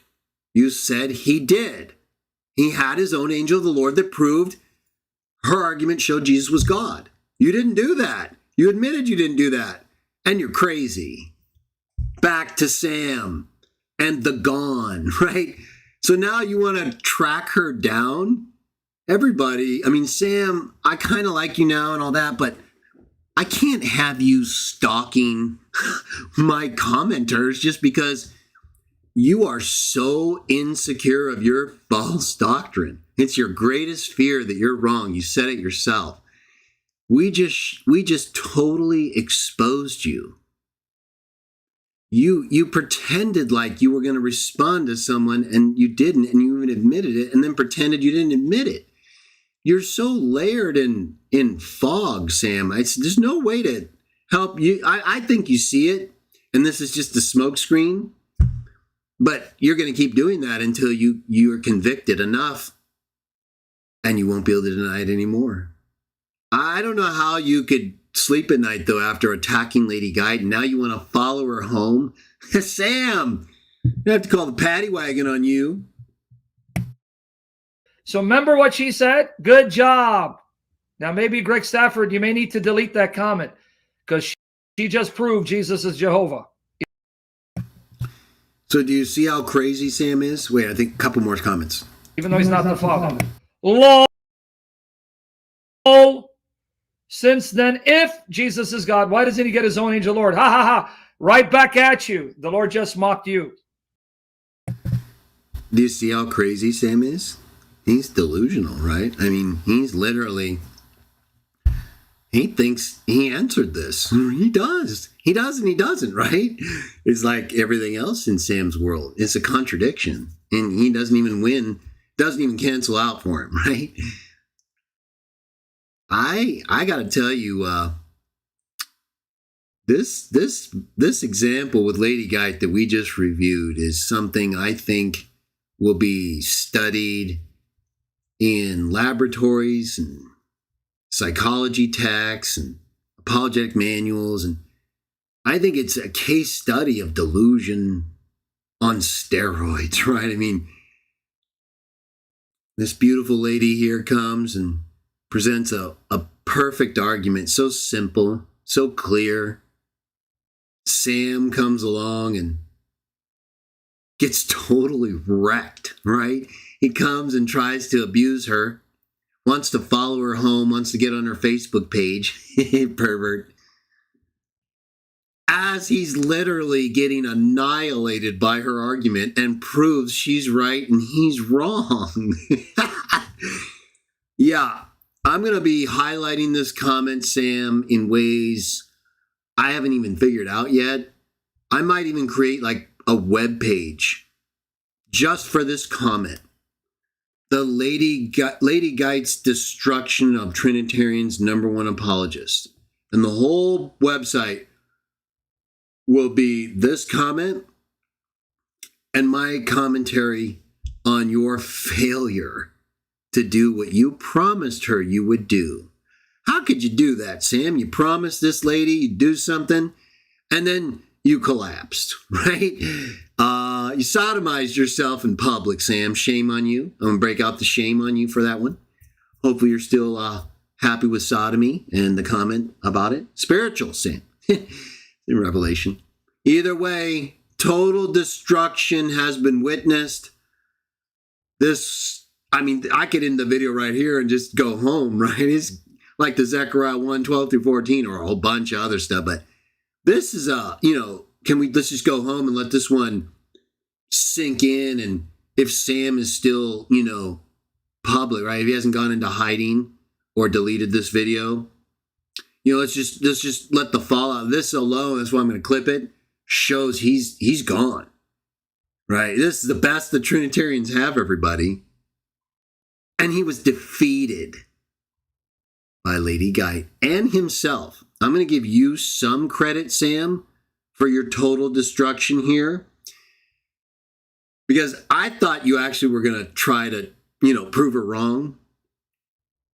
But you were really, as you said, going to prove her right and wrong, which is impossible. Like having two natures, one person, knowing all things, not knowing things. No. So it isn't going to work, Sam. Let's move up. We're going to move up to minute 39. Yeah, it's over for you, Sam. I want more. I have time. I've committed myself, and now I realize we defeat Sam, or he defeats himself, right? Well, Lady Guide has already taken this, but I'm going to drive him and his false doctrine into oblivion. Now, you personally, Sam, I kind of want to save you and William, but not if you're going to resist. No, we're not here to let you sodomize the Bible. That's paddy wagon pervert stuff. So we're going to spiritually apprehend you and expose you for your lies. Okay, Sam's going to, this way he gets in the spiritual sodomy. See, I knew there was some reason it was on my mind. Let's see what he says. Anyway, some more comments. Thanks, but you're still not listening. The angel Lord uses the same words Jude says Michael used to Satan, and which words show he deferred to God instead of addressing Satan directly. I'm going to explain that in a minute when we play the clip. He doesn't. If the angel of Yahweh is Yahweh and not Michael, why does he use the same words as Michael and defer to Yahweh? Well, I'm going to answer that. Answer this question, please, since you keep missing or ignoring it. Okay, so let me skip to his other comments. Saul, I just want to show his comment. He just did it again, by the way. Mm-hmm. Which I posted on my blog. Can I go to my blog and read them now? Would that be okay? Because I showed you where the comments are. Let me just go to my blog. It'll be easier. Okay, so we're going to go through them right here. All right, here we go. This is the article. Let me share it with you. We'll just read it there. Okay, here you go. Let's go here. Got a lot to talk about. So I post his comments. I just took his comments. See, I took it from here. His comments. You just sodomize yourself, homie. All right, so right here. The angel speaks as the Lord Zechariah for the same reason he does in Acts 7, 30, 31. Yep, because he's Yahweh. He's Jehovah. Do you hear that? So Sam thinks the angels in Acts 7 that we read in some recent shows and previously, he thinks they're Yahweh also. Right. In the New Testament, when it says that the angel appeared in the burning bush, he thinks the New Testament Christians were identifying that angel as an uncreated person of the Trinity. I'm telling you. This is why I said it's very important that you stop them, right, when they do this. Because they're changing everything on the fly. And it's hard to catch it all. And some, like I said, you got to let go because you'd literally stop them every 5 seconds. They wouldn't be able to finish many sentences. But their language and thinking is so loaded with later theology, you have to. He's talking about totally different things than are in the Bible. He's just using words from the Bible. Jehovah, not simply his emissary, because I'm going to refute that. The angel, according to Sam, and the angels in Acts 7, he thinks it's just one angel. You're finished, Sam. He thinks those angels aren't just emissaries. They're not just messengers like Hebrews 1 says. Hebrews 1, as we've shown, and I'm going to show again and show he's lying. Hebrews 1 proves that God makes his angels spirits. Okay, it's like one God the Father. You can't miss this unless you're retarded or dishonest. And again, with Sam, it could be either one or both. But he is number one. We have to take him seriously. And we're going to win. We're going to seize victory right here. It's over. This is the end. This is where Trinitarianism does not survive, everyone. Not credibly. No, we're not Watchtower. We're not pathetic lames who believe in flat earth. No. We're the Christian witnesses of Jah, Sam.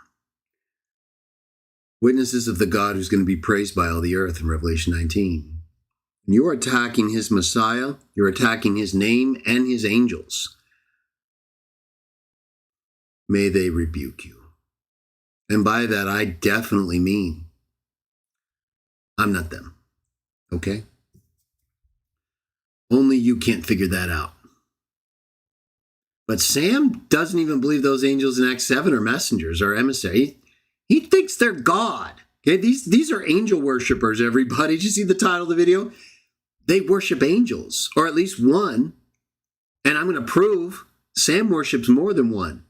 Many of them do believe the Holy Spirit is like a similar uncreated angel. And Sam has even argued that the Father can be sent and deliver messages. He thinks the Father prays to the Son in Hebrews 1. But then he contradicts himself. But we'll get to it. I did a whole refutation on it. It was one of the older videos I deleted. And it was low audio. I might go back and do that one again, though. Because it is so pathetic, his attempt to lie about that. Just remember, though, we got Sam going from the angel of the Lord in the Old Testament, uncreated, eternal person of the Trinity, to an angel of the Lord in Revelation 22, non-responsive to Lady Geit's argument, totally refutes his view, shows that our view of the angel of the Lord as a created angel is correct. And now the angels in Acts are uncreated angels. Are you with me? Yeah. Oh, yeah. It is happening. See, I can do this. If I were with Sam, I would do this. He would be very angry, like he is right now, because I wouldn't let him do this. I would stop him every time, and it's just then be a question of how long I wanted to deal with his insanity.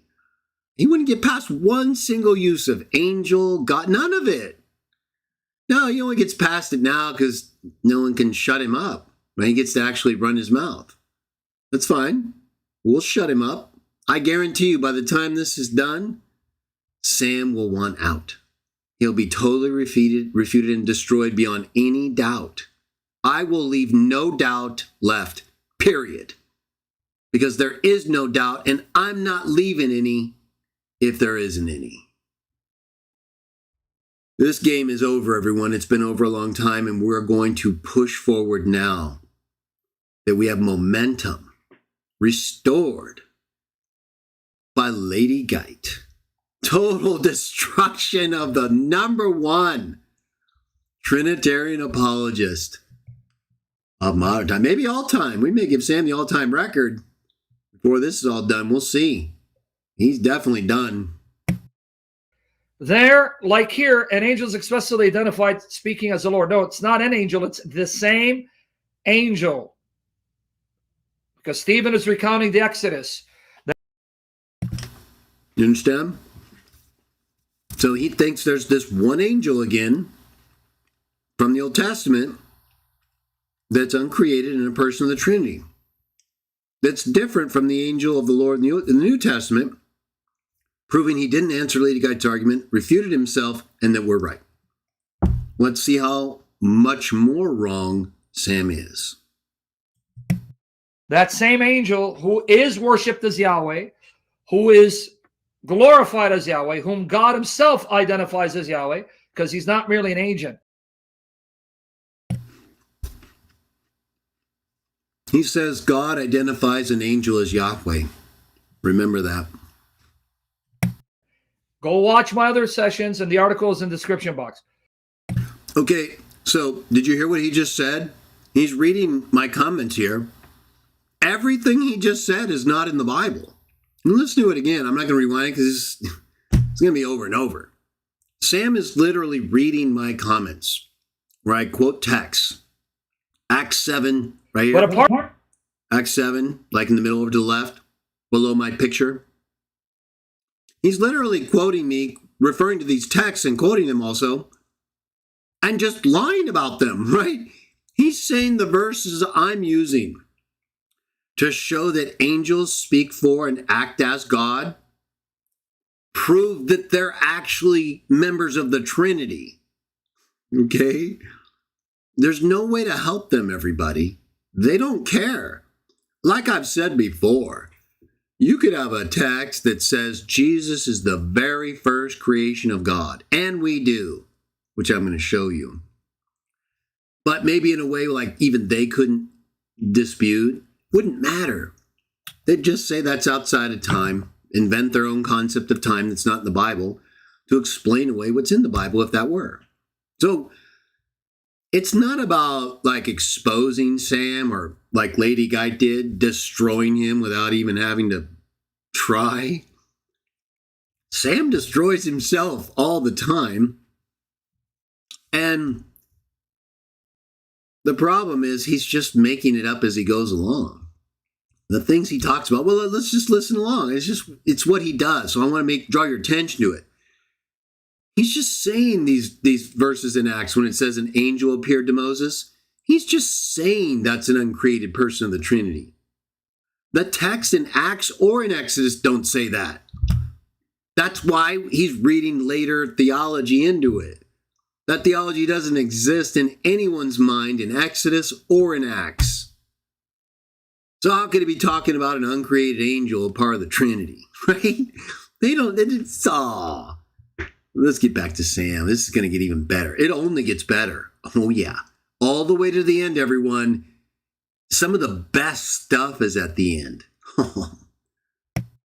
Apart from speaking for the Lord, the angels are not the Lord. Yes, others aren't the Lord. This one is. Where does the Bible say that? The one that you quoted in Revelation 22 that you say is a created real angel, the only kind that exists, that you say is not God. Oh, okay. So then, Sam, let's just go to that because you're ridiculous, actually. And Revelation 22 disproves the Trinity, as I've used to show many times. I have a whole video, everybody, on the Alpha and the Omega, first and last, several, but did one in the last year where we went through all this and showed they don't understand the Bible. They don't understand angels, and they're proving that right now. They don't understand God, all these things. They don't understand angels speaking for God. You saw what he did in Revelation 22, right? Look at that angel. Sam tried to use that angel to prove Jesus has an uncreated person of the Trinity, angel of the Lord, which is what Lady Guide asked for.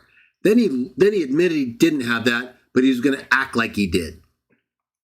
So then you get this angel that he's trying to use to parallel an uncreated person of the Trinity that he admits isn't, but that very angel that isn't and that he admits is created says this. Verse 1. New International. Then the angel showed me the river of water of life as clear as crystal flowing from the throne of God and of the Lamb. Does everyone see that this is an angel that's with John? Okay. I think that's pretty clear, right? We'll just set aside. Well, Sam has already admitted, even though he tried to use this text to disprove Lady Guy, which it doesn't, and he admitted that, gone. Sam has already admitted, even though he lied and claimed this was going to answer her, he admitted this is a created real angel, not God. Okay, that's already been admitted by Sam. So this isn't contested. This angel right here is created and not God. Sam agrees with that. 2. The angel showing him the river of water life down the great street of the city. Trees of life, right? Not relevant to our subject, just narrative. Verse 3. No longer will there be any curse. The throne of God and of the Lamb will be in the city. They will see his face, and his name will be on their foreheads. Okay, this is John. with the angel who's showing him what's going to happen. Verse 5. There will be no more light. They will not need the light of a lamp or the light of the sun, for the Lord God will give them light, and they will reign forever and ever. Okay, here come the verses that Sam used to try to refute Lady Geit, which ended up refuting him and proving her right. It was really wild if you're just joining us. One of the all-time unbelievable self-admissions of defeat by Sam. He literally claimed he was going to do something that right before he did it, admitted he wasn't going to do, and then acted like he did it. Oh yes, he did. It was wild. I'm going to clip it, separate video soon. Verse 6. So Sam quotes this, the angel said to me, right? This is the created, non-God angel, according to Sam. I agree. They're all that. So this created non-God angel says, these words are trustworthy and true. The Lord, the God who inspires the prophets, sent his angel to show his servants the things that must soon take place. So the angel's with John, and the angel is talking to John, telling him he's been sent to show him what's going to happen, right? Here's what's going to happen. Look, I am coming soon. Blessed is he who keeps the words of the prophecy written in this scroll. Who's that? Is the angel coming soon? Wait a minute. Verse 6 that Sam misused earlier says the angel is presenting trustworthy words from God that are going to show his servants what take place. And then the angel who's with John telling him these things says, with no break in anything, he just keeps talking to him. Look, I'm coming soon. Blessed is the one who keeps the words of the prophecy of this scroll. Who is that? Is the angel telling John that the angel is coming soon? Or is the angel speaking in the first person? We know this is an angel. And we know this is a created non-God angel. Even Sam agrees, and I'm going to prove it the way Sam proved it in just a second. So that's not an issue. Who is this angel? If this angel is created and not God, why does it say he's coming quickly? Why is a created non-God angel talking like God or Jesus? The only ones that are said to be coming in the Bible, and they both are said to be coming, because they both are coming. Jesus is coming in the glory of his Father's holy angels, no Trinity. Now, why is the angel talking like this? Because God sent it, right? It just told us these words are trustworthy and true. The Lord who inspires the prophets sent his angel to show his servants the things that must soon take place. What are those? I am coming quickly.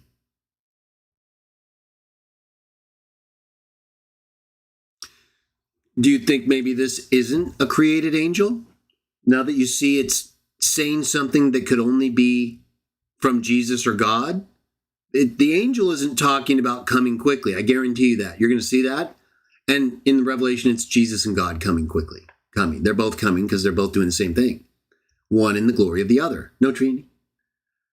So the angel is very clearly speaking for God or Jesus, right? Or both, right? I think throughout the thing, it's both. Just like always. Only Jesus is now in control. So he's someone to be spoken for. He's sending the message and using his angel, just like God is, just like Michael does. No Trinity. So the angel is speaking for God, a created non-God angel. What does it say in verse 8? I, John, am the one who heard and saw these things. Now there's two things here. Number one, you notice that right after the angel finishes speaking, it literally finished speaking right before the words I, John, with no in between. Trinitarians regularly abuse the Bible and quote Jesus saying, I, Jesus, right after the angel is finished speaking for God, and try to say that Jesus is the God who just finished speaking. Well, you perverts, that's the same as saying John is the angel who just finished speaking. You know what you perverts don't understand? The Bible. Because if you did, you'd see right here that using I and a personal name, like I, Jesus, I, John, after someone finishes speaking, means they're not that person. But you perverts ignore this and lie about I, Jesus, connecting that with the prior verse that's about God. It's really wild, and I talk more about it in my Alpha and Omega video. More dishonest treatment of the scriptures right here. Now, that's not the main point. Remember, we all know this is an angel. It says that right before it speaks these words. Now, some Trinitarians, when they see verse 7, they say, well, no, this is God or Jesus talking again. Because it's saying words that only God and Jesus say. I'm coming quickly. I'm coming soon. But Sam knows that's not possible. Because John says, I, John, am the one who heard and saw these things. Heard and saw. What did he just hear and see? The angel talking like God or Jesus, but it's the same thing in terms of authority. Son's on the Father's throne. There's no difference in authority and position at this point, but one's temporal, the other one's not. So there's a clear difference substantively. But John is hearing what the angel is saying. He knows it's an angel. Verse 1 told us that. Verse 6 told us that. He tells us that right here. I, John, am the one who heard and saw these things. And when I heard and saw them, I fell down to worship at the feet of the angel who had been showing them to me. This is why Sam can't use this to counter Lady Guy. He knows this is a real angel. And he knows the angel of the Lord in the Old Testament's a real angel too. But in order to lie to you and pretend he's defeating Lady Guy, he has to read an uncreated person of the Trinity in the angel of the Old Testament and then just deny that this angel is uncreated in a person of the Trinity, while claiming that he's showing you an angel of the Lord like Lady Guy requested, right? Guy's crazy. Sam, you need help. And I mean that sincerely. No one does that. No one lies so blatantly and says, I'm going to prove she proves my argument. And in the very next breath say, oh, but it's not going to be the kind of angel she's asking for. Well, then you're not proving anything, pal, except you're wrong. She's right. You attacked her for no reason, and you wanted to follow her outside of the conversation. That's perv. You should be ashamed of yourself. Totally out of control, especially after you got your clock cleaned.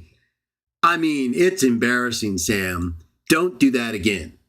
Okay? Please, I'm going to keep you banned because you would have made comments that would have been forever too. I'm going to save you from yourself, Sam.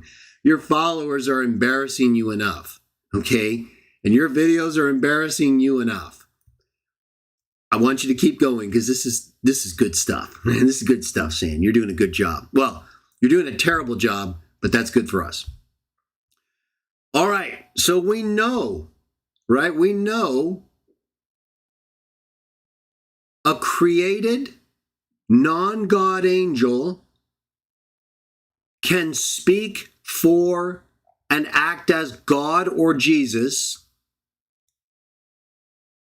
so much so, John thinks it's okay to worship it. Now, who does John say he's worshiping at the feet of? This is what Sam doesn't understand. Sam thinks, as he's going to say, he thinks that because this angel refuses the worship, that I can't use angels as agents who receive worship, which is retarded.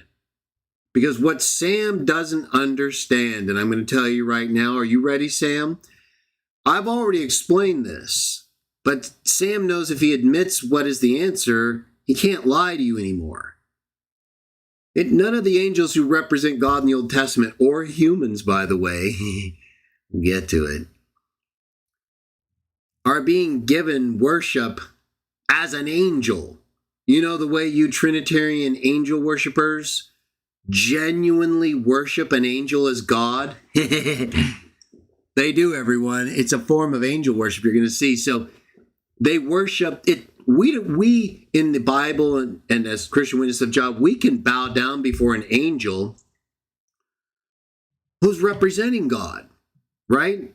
Like Thomas or Jesus in John 20:28 even. We can acknowledge someone who's there as God, like the angel in the all of them, all of those accounts, every one of them. That's why Acts says what it does. They're not worshiping the angel, you pervert. John is. This is what you Trinitarian liars are either too stupid to glean from my videos and writings, or you're liars. He says right here, he sees it as an angel. I fell down to worship at the feet of the angel.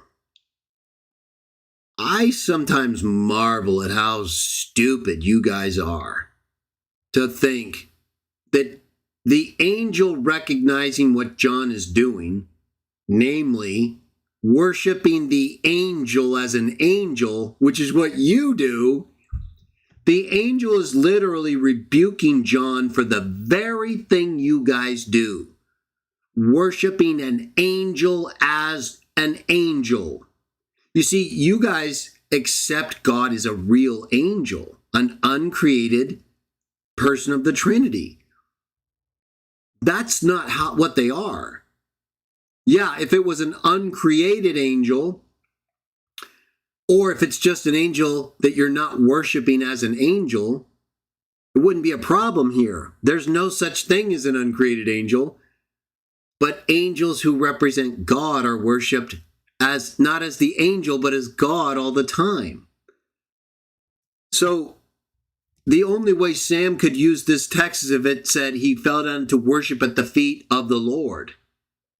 But the angel corrected him because it would be inappropriate to worship the angel as an agent of the Lord. That's it. He doesn't have that. He's literally lying to you all and misrepresenting an account that proves you're not supposed to worship angels as angels, you pervert. This has nothing to do with an example of someone worshiping an angel as God's representative. That's okay. That's never objected to. It's all throughout the Bible, human and spirit messengers, you pervert. Even in Revelation 3:9, Jesus says he's going to make the synagogue of Satan come and worship before the feet of his followers. There's no rebuke or problem there. So what, does that make him God? Because God says he's going to let all the angels worship his son. It's the same thing. It's allowed. We're going to get to that. No. It's an agency. They're not being worshiped as Christians. Like Jesus is going to make the synagogue of Satan come and worship before Peter's feet as Peter. That this would be the equivalent of saying that in Revelation 3:9, Jesus is going to come and make the Jews worship Peter as Peter. Right. It says right here, the feet of the angel. I fell down to worship at the feet of the angel. He's worshiping the angel, you pervert. The very thing you guys do in the Bible tells you not to do, Colossians 2:18, no training. So, you have lied again, Sam, and made people think that this account not only refutes Lady Guy, which it doesn't do, and you even admitted it and then lied about that. You've made people think that because John worships an angel as an angel, that means you can't worship another angel or a human as God or Jesus. Refuted by Revelation 3:9 alone and many other texts that I'm going to get to. You don't understand the Bible, my friend. If you don't understand this is John worshiping an angel like Colossians 2 as an angel. John is so overwhelmed by the angel's role, he makes a mistake. He thinks this angel is actually to be worshiped. The angel, you pervert, like you guys do. That's not what they're here for. They're here to be an agent for us to worship God through when they're here. You have it all wrong, and you don't understand any of this, and it's like staring you right in the face, man. The angel literally goes on to continue speaking for God. Look. But he said to me, the angel, don't do that. I'm a fellow servant with you and your fellow prophets and with all who keep the words of this scroll. Worship God. Do you understand now? He was worshiping the angel. He wasn't worshiping God through the angel. How do I know that? Because all throughout this book, it's angels speaking as God, and it's not a problem until he does it the wrong way. He literally got carried away because of the angel and explicitly states he worshiped the angel. The angel then says, no. I'm an angel, okay? I'm not an uncreated person of a Trinity, like a bunch of heretics are going to come along later and try to confuse people about. No. You read Hebrews 1, we're all made spirits. He makes his angels spirits. And verse 14 says all of them. We're going to get to it. It's over, Sam. So Sam is totally raped. This is spiritual rape, Sam. I'm going to bring out the rape card here. I don't know how else anyone could make such a terrible mistake. But the Trinitarians don't have a choice. They're bankrupt. Sam literally goes from attempting to refute Lady Guy to refuting himself and being refuted by her and the text to claiming that John worshiping an actual angel is the same as worshiping God through that angel. No, the angel's telling you that right here. You're not worshiping God, you're worshiping me. I'm speaking for God. Worship God. And that's exactly what he does. Look at verse 10. It's over, Sam. Then he told me, he, Sam, who's the he? It's the angel. Do not seal up the words of the prophecy of this scroll because the time is near. Let the one who does wrong continue to do wrong. Let the vile person continue to be vile. Let the one who does right continue to do right. Let the holy person continue to be holy. Let the perverts continue to perv, everybody. They're going to be wiped out. Not by us, but by the ones they're blaspheming with their mouth. Here's the angel again. Look, I'm coming soon. My reward is with me, and I will give to each person according to what they have done. You are crazy, Trinitarians. This angel is doing what all angels do and what all angels are, created representatives of their Father and God. And they, even after correcting someone who doesn't understand that and starts worshiping the angel instead of God, the angel corrects him and goes right back to saying the exact same words and then some. as God. So the error is so obvious. These angels speak in the first person, even the ones Sam admits are created, because he doesn't understand how to interpret the angel rejecting John's worship. He thinks that means it's like not, it's a different, lower kind of angel, even though he tried to equate it with Lady Guide's angel of the Lord, which is the same angel of the Lord as he has in the Old Testament. Unbelievable. This angel's doing exactly what the angels in the Old Testament did. This created non-God angel that rejected the worship as an angel, which you Trinitarians give to an angel, spoke as God before John worshipped it as an angel, which is why he did it, I think. He got carried away. And then he goes right back to it after he makes sure John understands it's not him you're supposed to worship, you perverts. You guys are literally doing the very thing the angel tells you not to do. You're worshiping the angel, you pervs. This is unbelievable. It's bad. You guys are heretics. You're worshiping the angel instead of God. The account Sam quotes literally tells you to stop doing that. And you guys can't do it because you don't have the same God as the Bible. Let's get back to Sam. This is incredible. I mean, the extent to which he has flamed out, right? Over Revelation 22, it's a catastrophe in every way, and it proves our view of angels in the Bible is correct.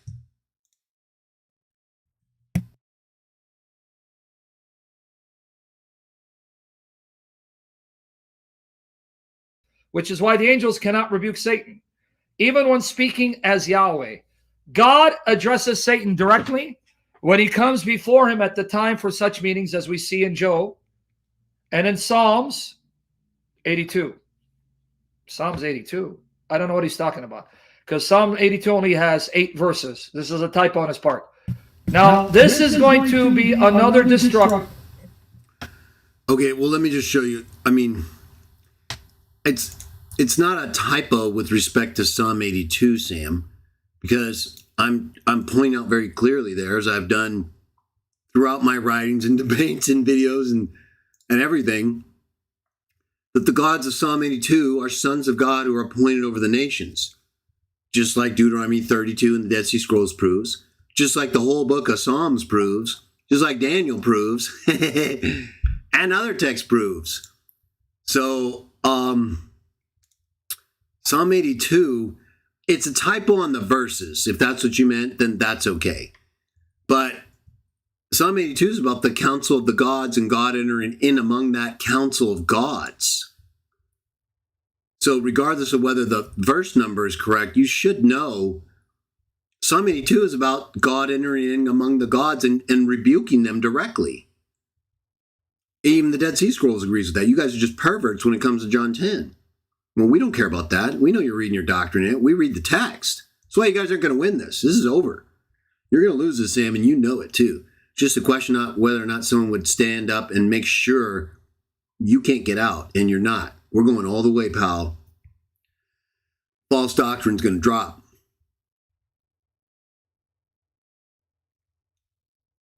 So I'm using Psalm 82 to prove that he goes directly in among the gods, why wouldn't Satan be one of those? What kind of counsel do you think is in Psalm 82 that's different from those in Job? The day came when they met together. God, or maybe he just went in because he was so angry with them to address them over the treatment of his people by the nations and the gods over them. So why wouldn't Satan be over that? He's part of the he's the rule of the world, been given authority.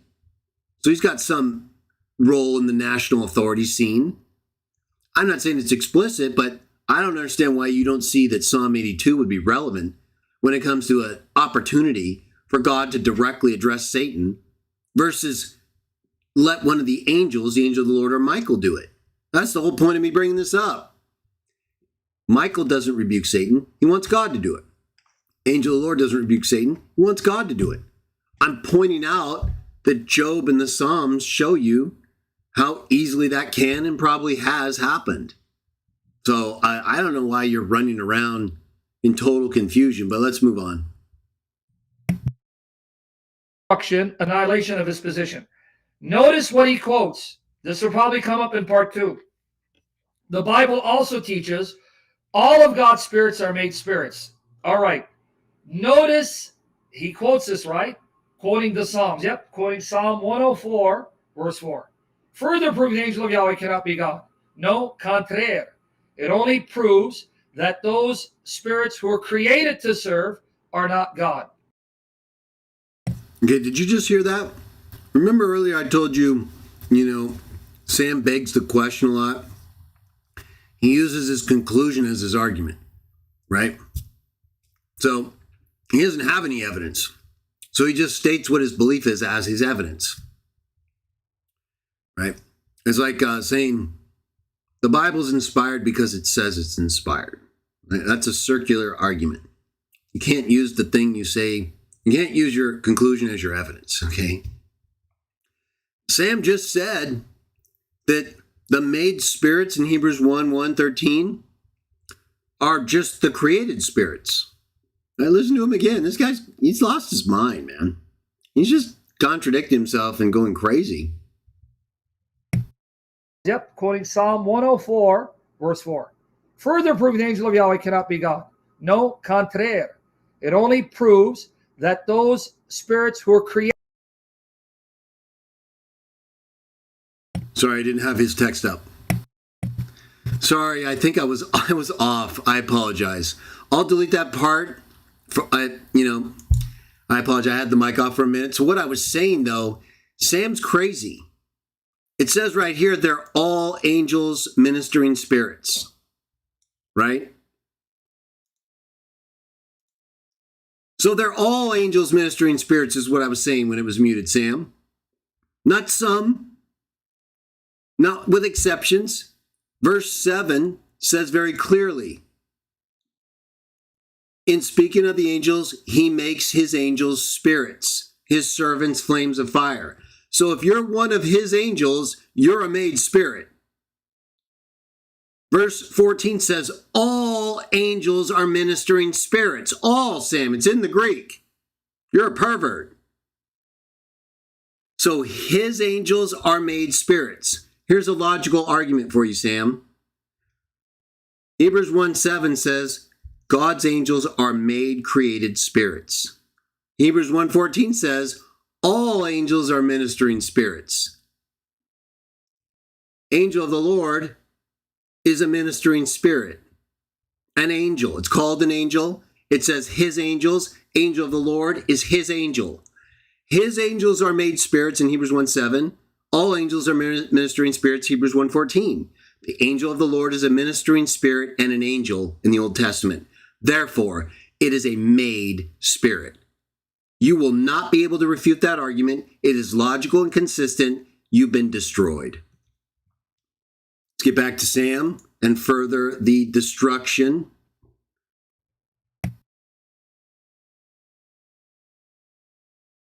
Created to serve are not God. But anyway, I'll get there. Remember, he keeps appealing Hebrews 1. It's going to be game over for him in Hebrews 1. Did you hear what he just said? Let's hear that again. Look at what he does. This is another one of his massive blunders. Look, listen to this very carefully. Notice what he quotes. This will probably come up in part 2. The Bible also teaches all of God's spirits are made spirits. All right.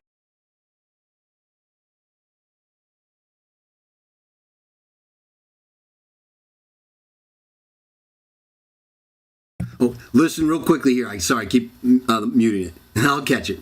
Listen real carefully here, okay? He absolutely collapses here. Right. Notice he quotes this, right? Quoting the Psalms. Yep, quoting Psalm 104, verse 4. Further proof the angel of Yahweh cannot be God. No, contraire. It only proves. Listen, okay? Listen to what he says here. He says it only proves that those spirits who are created to serve. That those spirits were created to serve. He just lied again. He literally just invented a whole new concept. that there are angels created to serve, and there are angels created that, I guess, what, don't serve? Well, what's the angel of the Lord doing all throughout the Old Testament? That's so stupid. There are angels created to serve and angels not? They're all created to serve. I just read that to you, you pervert. This is ridiculous. Look, verse 14. All angels are not all angels ministering spirits. They're all ministering spirits. That's what angel means, Sam. You pretend like you know what it means, but you only don't want it to mean what it means when you don't want it to mean it. It says right here, all angels are not, meaning they are not all angels ministering spirits. All of them, Sam. Where's the exception? Does all mean all? Does every mean every? You're a pervert. They're all ministering spirits, separate spirits, numerically distinct like gods. There's no sharing of nature, and they're all ministering spirits. You're a liar. You're an abusive person when it comes to the Bible. You attack the Bible. You literally try to choke the Bible and keep people from hearing its voice. It's yelling at you what the truth is, and you're trying to suffocate it. It's disgusting. All angels are ministering spirits, you liar. And his angels, he makes spirits. If you can't figure this out, and you can't, you have no business teaching the Bible. You're a pervert. And I'm going to expose you, even though I like you, because you're a liar. And we don't tolerate this ridiculousness when you've been totally destroyed, right? Your arrogance, your claim that you haven't been refuted, you've been totally destroyed, man. I mean, I'm not going to stop until this is finished, until you are finished once and for all in your false doctrine, or you repent. There's your only two options. Total refutation until your last day, everything, or repent and confess one God the Father and a made Lord Jesus. It's all in the Bible, Sam. We don't need perversion. Are not God. But anyway, I'll get there. I'll get there. Remember, he keeps appealing Hebrews 1. It's going to be game over for him in Hebrews 1. I'm tempted to address it now, but we'll do it, Lord willing, because I want to go to his clip. I already explained that Jude proves deferring to Yahweh like Michael did, with the same words means you're not Yahweh. You'll see what he means when we play the clip. You agree with me, they both defer to Yahweh, proving neither Michael or the angel of Yahweh are Yahweh. It's not about Zechariah 3, which is also obvious from Hebrews 1, 7, 13, quoting Psalms, proving all angels are made spirits. No, it proves all created spirit beings who function as God's messengers are spirits. Did you hear what he said? He just babbled off the most incoherent sack of shit I've ever heard. And that's the right language. This is part of his sodomy. Okay, this is spiritual sodomy right here. I'm going to play that for you again. I'm telling you guys, he does this all the time. He says things that are so wild. Listen, okay? Listen carefully again. He says the only angels that are created are the angels who were created to serve.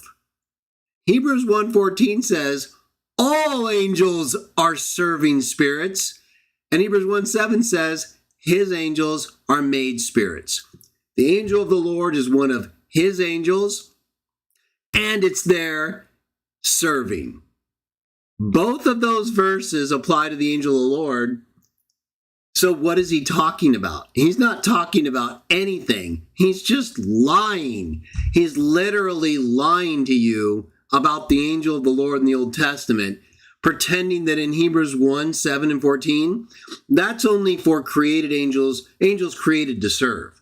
Yeah, they're all created to serve, Sam. Did you read that word all in verse 14? Or did in all your years of studying somehow you missed it?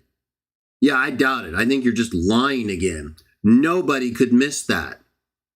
You literally go right past it in a minute. You're going to read it. Just totally avoid it because you know it's over. All angels are ministering spirits. His angels are made spirits. The angel of the Lord is a created spirit. Stop worshiping angels and accept the Bible. Okay, Sam, stop running from the Bible. This is hard to listen to. You are crazy the way you're interpreting these things. It's very obvious all angels are ministering spirits. So why are you trying to lie and say only angels created to serve? They're all created to serve. What are you talking about? It said all. That's what it's talking about. All angels are made spirits. Yeah, exactly. No, it proves Yes. all created spirit beings.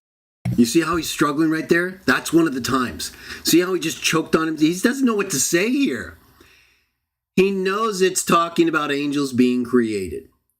So he's trying to create an exception for the angel that he worships as God. He can't do it though, because the angel that he worships as God is one of God's angels, hence a made spirit, Hebrews 1:7, and all angels are ministering spirits, Hebrews 1:14. He's trying to say, well, you're only if you're created to serve. What? Well, yeah, that's what they're doing, Sam. So what are you talking about? See, he's lying to you guys. He's just being dishonest here. Only created to serve? It says they're all here to serve, you pervert. So you've been totally destroyed. This is embarrassing. Who function as God's messengers are spirits. It doesn't deny. Only created angels who function as God's messengers are spirits? No. Do I have to read Hebrews 1:14 to you again, since you're struggling over it? All angels are ministering spirits. The Trinity's finished. Anyone who reads the Bible can see it has nothing to do with the Trinity. That the eternal word, the Logos, the uncreated word who later became flesh, can function as an angel without being a creature. Okay, so you just contradicted Hebrews 1:14. All angels are ministering spirits. He makes his angels spirits. Doesn't say anything about just being functionally made a spirit or functionally a ministering spirit. All, Sam, can you read the word all? Does all mean all? Okay, so all of them are ministering spirits. Game over, no Trinity. You can't have a separate spirit who's also God. It has to be conjoined with the others as one spirit. So it's over. All angels are ministering spirits.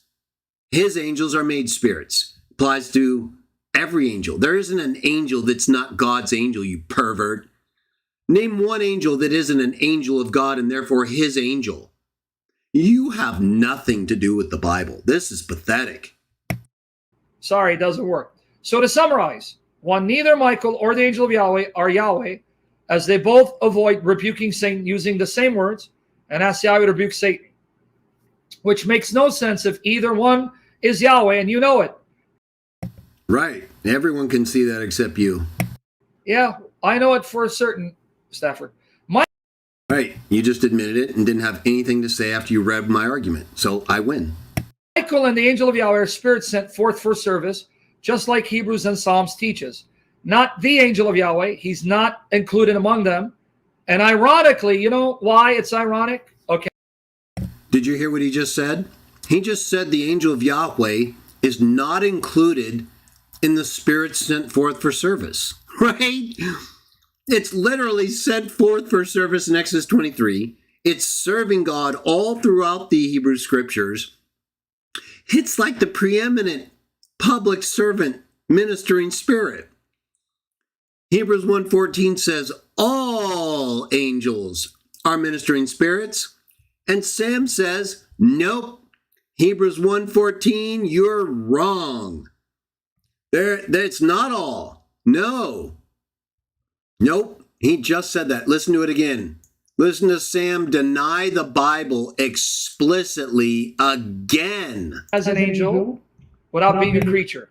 Sorry, it doesn't work. So to summarize, one, neither Michael or the angel of Yahweh are Yahweh, as they both avoid rebuking Satan using the same words, and ask Yahweh to rebuke Satan, which makes no sense if either one is Yahweh, and you know it. Yeah, I know it for certain, Stafford.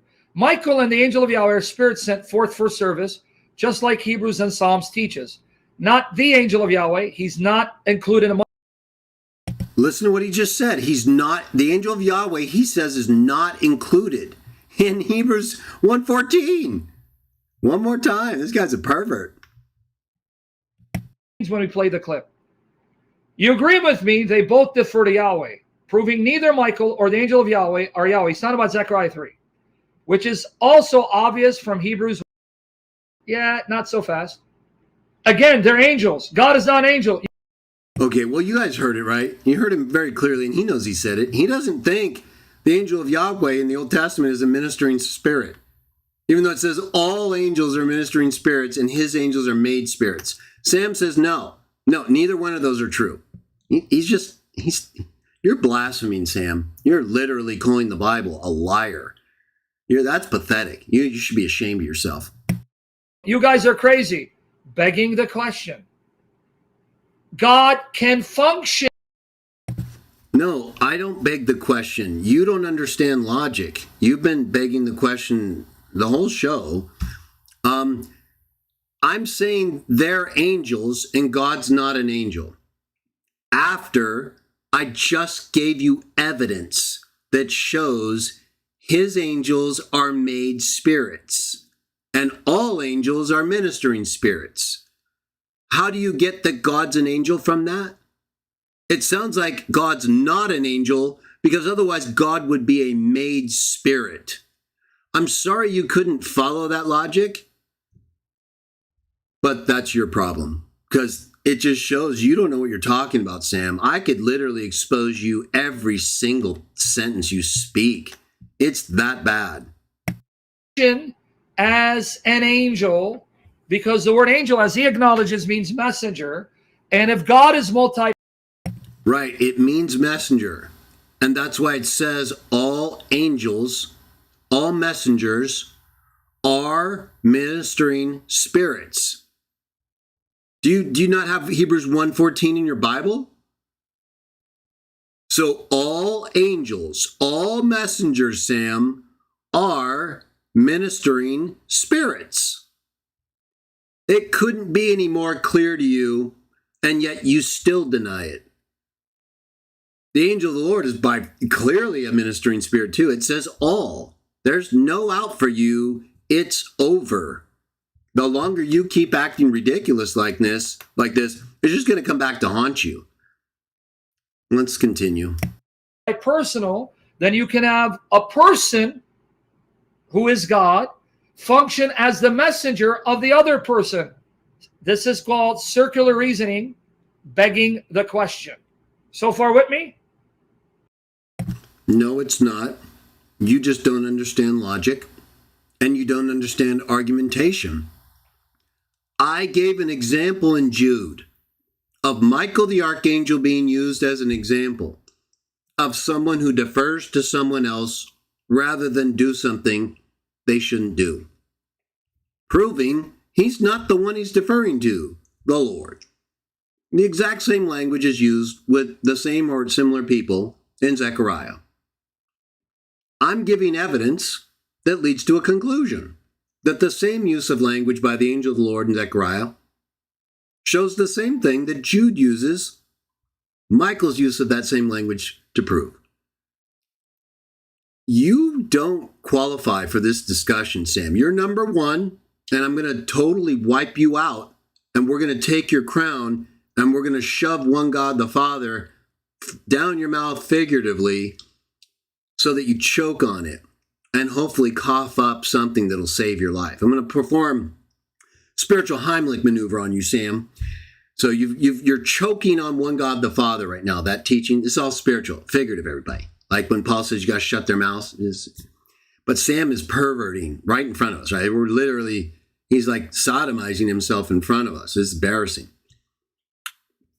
I'm going to make it so you choke on one God the Father, Sam, and then we're going to give you the Heimlich so you can pop it out and like try to regroup, okay?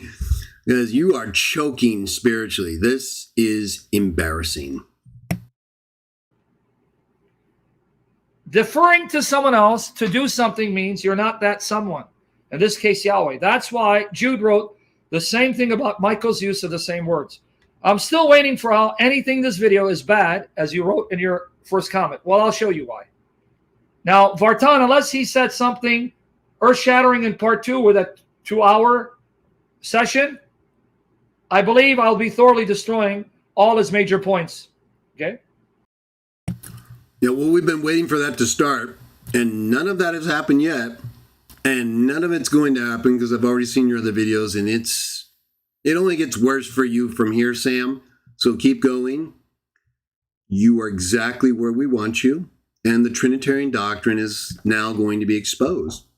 You guys are liars. You're bullying people. You're using your fake church history as if it's legitimate history in terms of the Bible. Try to justify your paganism. You've been bullying us and harassing us for centuries. And now it's our time. We're going to dethrone you, and we're going to make it clear to everybody the Trinity is not a biblical doctrine. This is part of the paganism that came with a conquering emperor in the 4th century when the dragon started acting like a lamb. I have a whole video series on that. Pretty clear, just like you can't make sense about what you're talking about here. Okay, you haven't shown one single thing wrong with my arguments, and you continue avoiding the main points. Nice job making our side look good and your side look pathetic and biblical. All right. Obviously, you don't understand how God talks directly as God through angels. Now, remember this. He's now saying when an angel speaks as God, or an angel is said to be the Lord speaking, that's God himself speaking. This is going to be a major blunder mistake on his part. Not even close. Angels never say their own words, right? Unless the angel's breaking narrative while he's talking for God to correct John. So you're ridiculous, and I'm going to show that's very clear. Pay attention. Did you read Acts 7? I have. How many times does it say angels were saying what God said? 0.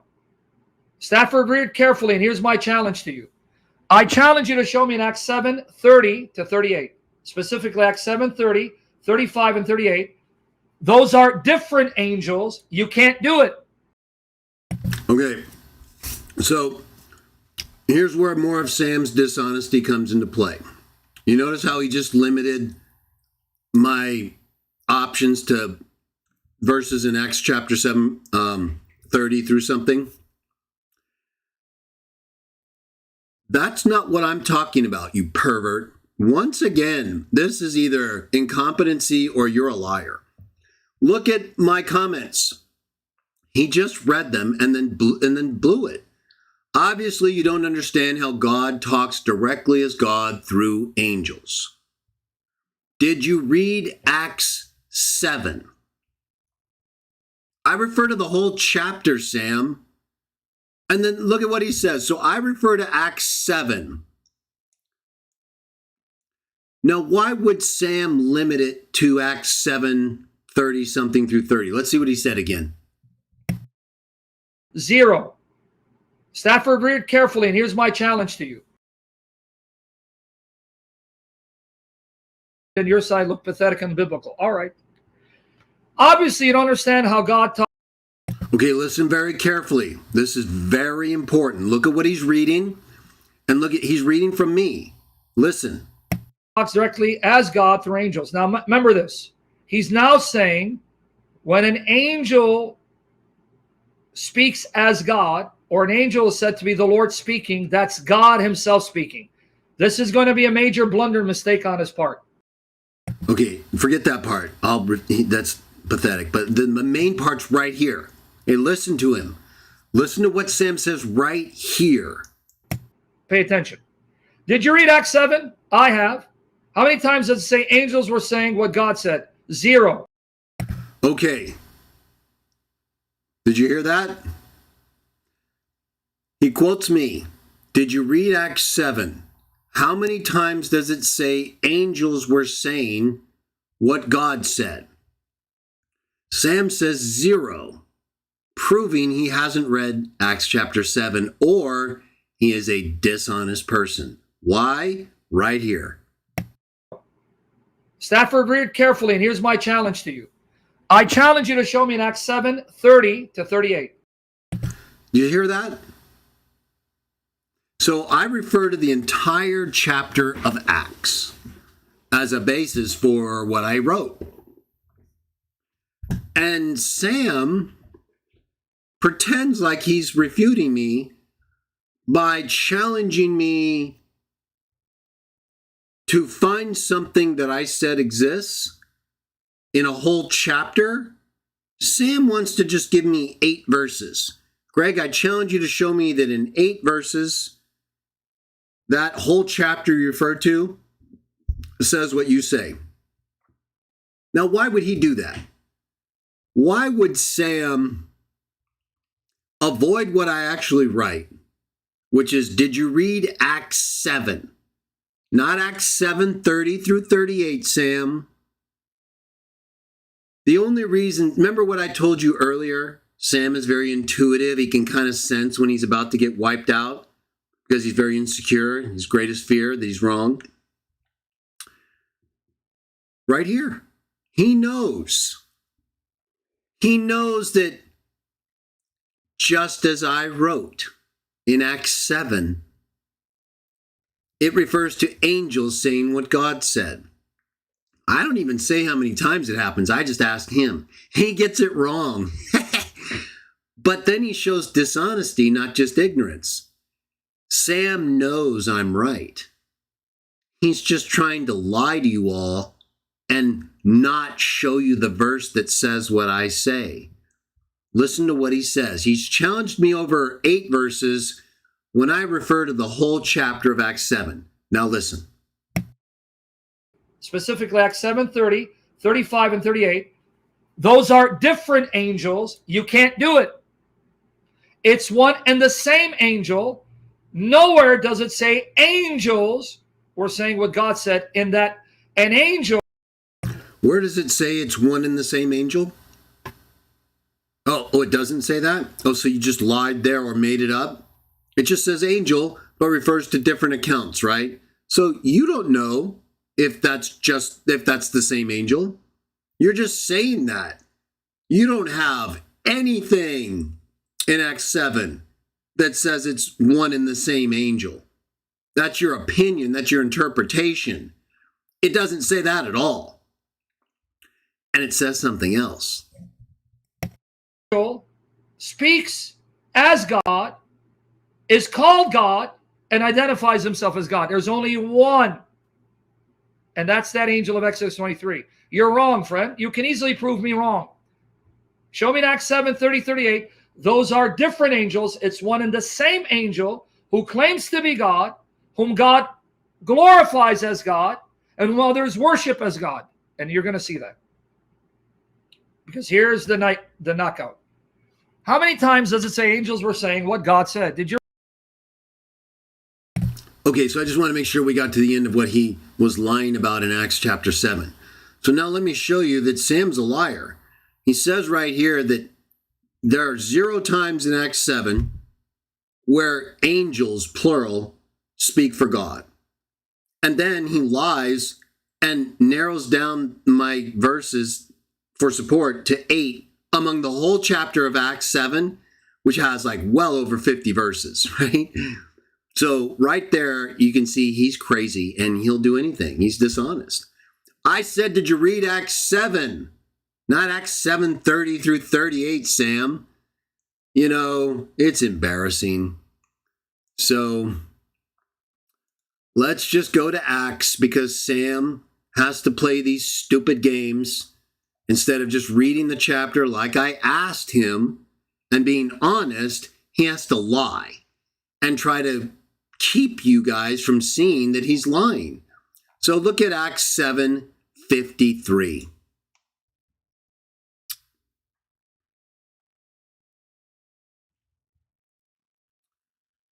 I mean, you know, you'd have to be just morally or spiritually bankrupt to fail here. Even in the NIV, you who have received the law that was given through angels. I'm sorry, Sam, but when you read the account of the law being given to Moses, yeah, it's spoken. Did you know that? Did you know he spoke the law and then wrote the law? But that it was angels disproving that your whole finger of God thing is right, which I disproved before and will do it again from John 8. Yeah, see, Sam, angels right there in the Greek, plural. Right. So on Mount Sinai, when the Bible says it was God, Jehovah, Almighty, no. Angels, plural, Sam. The verse you kind of like forgot or pretended didn't exist when I referred to Acts 7, and then you somehow collapsed and thought, oh, well, there's only 8 verses in Acts. So, Greg, I challenge you to show me what you said in Acts 7:30 through 38. Well, why would I do that, Sam, when I can just go to verse 53 and show you the verse you totally ignored because your doctrine is dead? It's angels, like we've been telling you, and like you've been lying about. You know, Sam, I mean, it gets to the point where you've just collapsed in so many ways.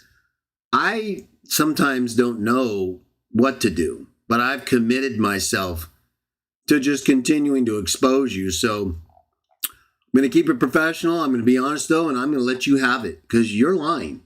You're being dishonest. Your doctrine's been destroyed, and you can't take it. You can't take it. And so we get this. It's not just even in that, Sam. Have you ever even read Galatians 3:19?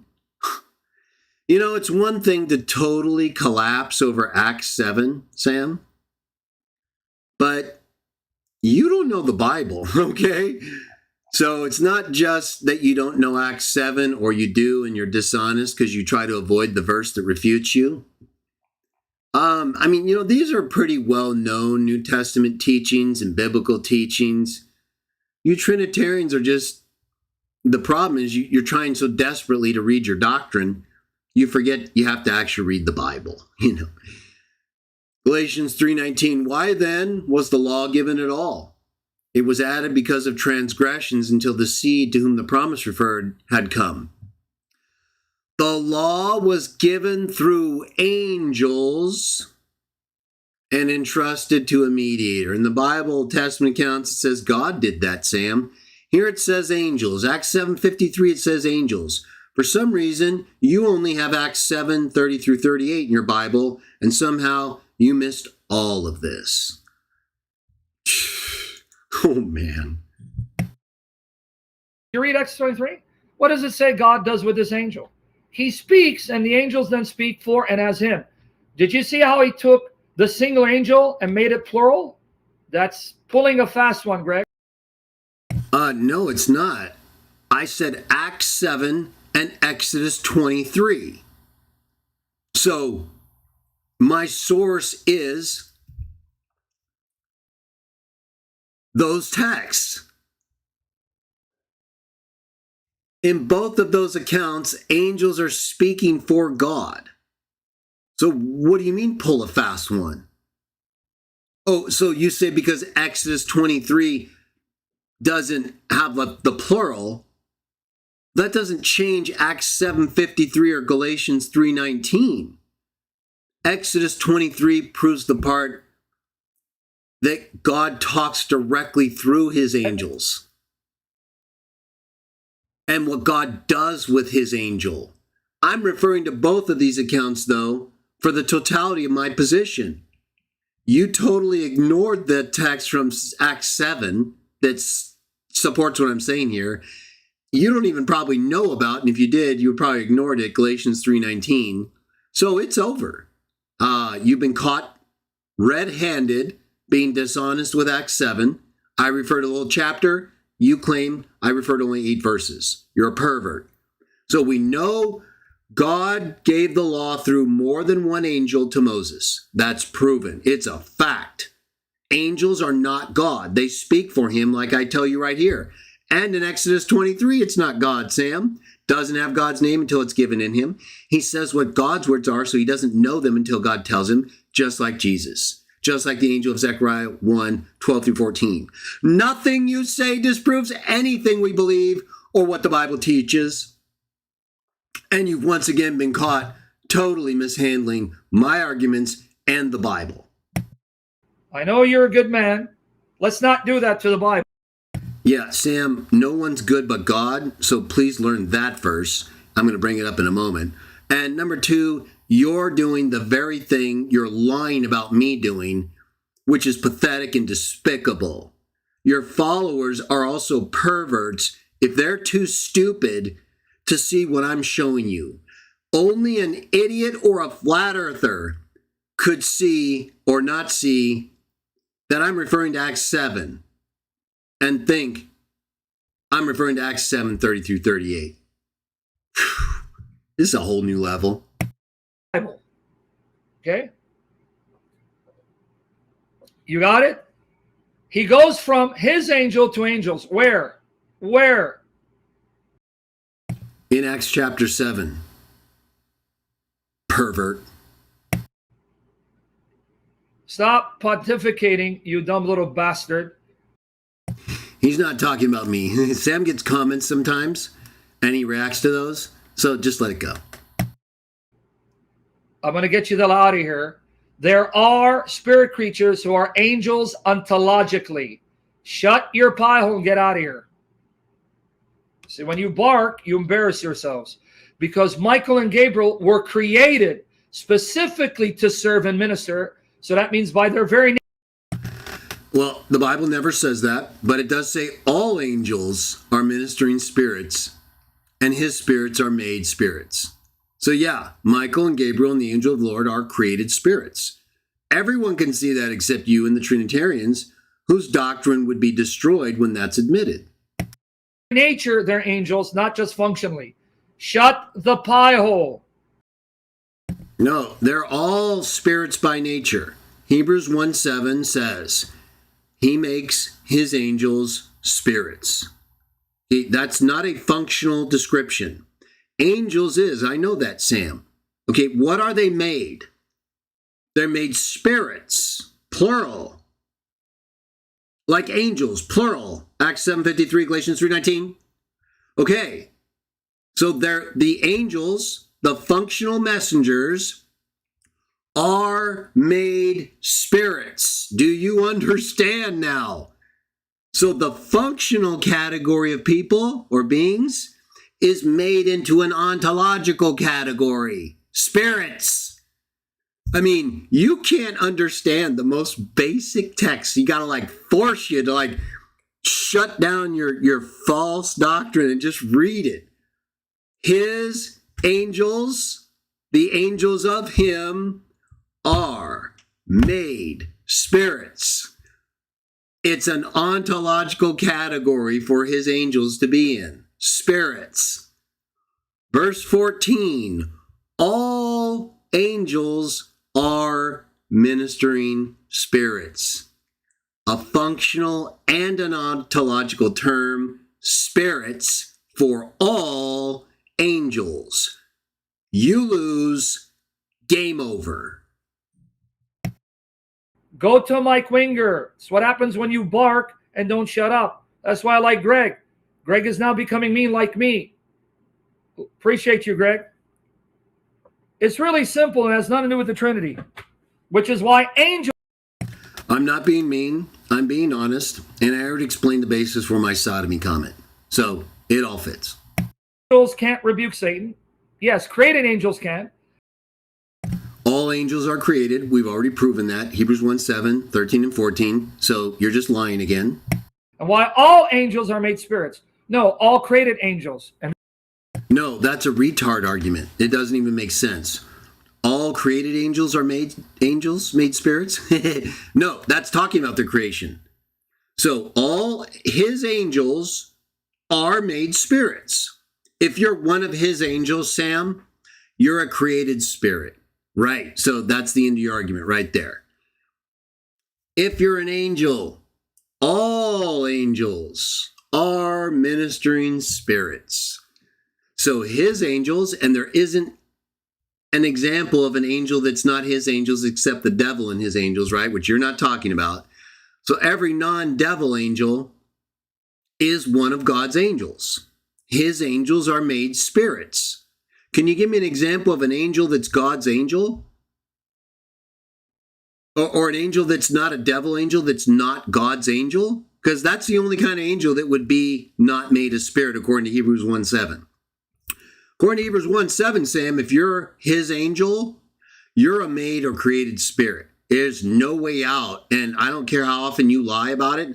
I'm just going to hold your face into it until you understand this game is over. You have lost and been defeated soundly, first by Lady Guide and now by me. Of course, I've done it repeatedly, but she really put a beating on you, and you deserved it because you attacked her and wanted to perv. All right. So Sam has been totally destroyed, everybody. I mean, this is not even close. He hasn't made one single point we haven't destroyed and shown as a lie. Let's get back to it. this is going to backfire. You have not and you cannot answer these arguments. Now, here's the nightmare. Let me see how many more is here. Yeah, let me see. Oh, man, this guy. All right, yeah, well, 3 more. Now, watch the knockout, shall we? Okay, so here we go. Yeah, I'm going to get a knockout by a zombie shark who's been bitten in half by an orca and still swimming around trying to figure out what happened. Watch here.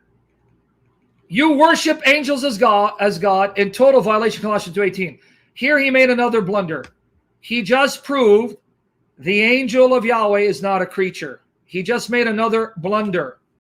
We all know when Sam says that you proved something you didn't intend to prove, that never happens, and he's lying. He quotes Colossians 18. Heretic! God is not an angel.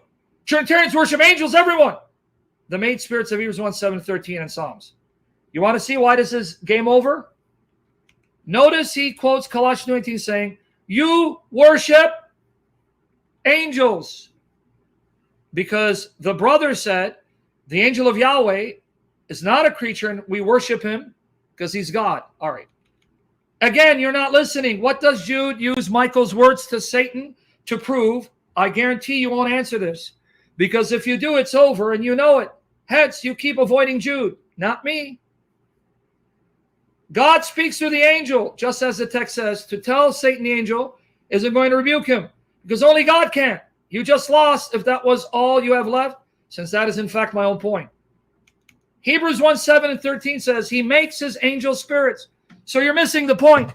I know angels are messengers, but Hebrews and Psalms aren't talking about human spirits. These are called flames of fire. Those messengers are all also called made spirits. The angel of Yahweh is one of his angels. And in Acts chapter 7, the angel that appears to Moses in the burning bush appears in a flame of fire. Same description used in Hebrews 1. Angels. No, he's not. Not a created angel. There are no such things as a non-created angel. They're all made spirits. They're all his angels unless they're devil spirits. And his angels are made spirits. All angels are ministering spirits. Those are explicit statements in the Bible. That's what we use, and that's why you lose. Made to be a servant, or made spirits in Hebrews and Psalms. Game over. Finally, this is the final one. I already answered how God, speaking through the angel of Yahweh, is telling Satan, the angel isn't going to rebuke him, but God will. That's not what the text says. Just like I've been telling you. Now, he thinks this is one of his best arguments. That is what the text says. The angel defers to God, doesn't rebuke him. And if it could rebuke him, ask God, there's no reason why it wouldn't, because it asked God to do it. So if it was God, why would it have to ask anybody if it had the same authority as equal part of Trinity? No. Arguments, because he says to me, game over, Sam, you heretic. But he did that with other arguments that I demolished. Go watch my series. Every time he said, Sam can't answer this, I obliterated it. You haven't done that one single time in this video, and I've shown how you don't do it, and you actually are dishonest several times in not doing it. Glory to Jehovah Jesus. You didn't even answer Lady True's question, and then you pretended like you did while admitting that you didn't, and then contradicting yourself. Oh, man. The true God. Okay, so watch here.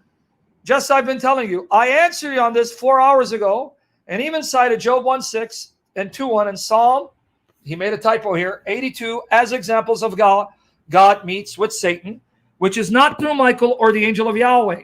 Okay? Both of whom are made spirits. Since you're no longer listening, repeating your already answered arguments, please stop posting. You had plenty of time and you failed. One last time. Deferring to someone else like Michael proves you're not that someone else per Jude, since neither Michael or the angel of Yahweh are Yahweh. Also, Hebrews and Psalms proves God's angels are servants and made spirits, including Michael, an angel of Yahweh, proving again neither is Yahweh. Here's why he destroys his argument. Guys, pay attention. We got a lot of meat, and I promise you're going to be blessed.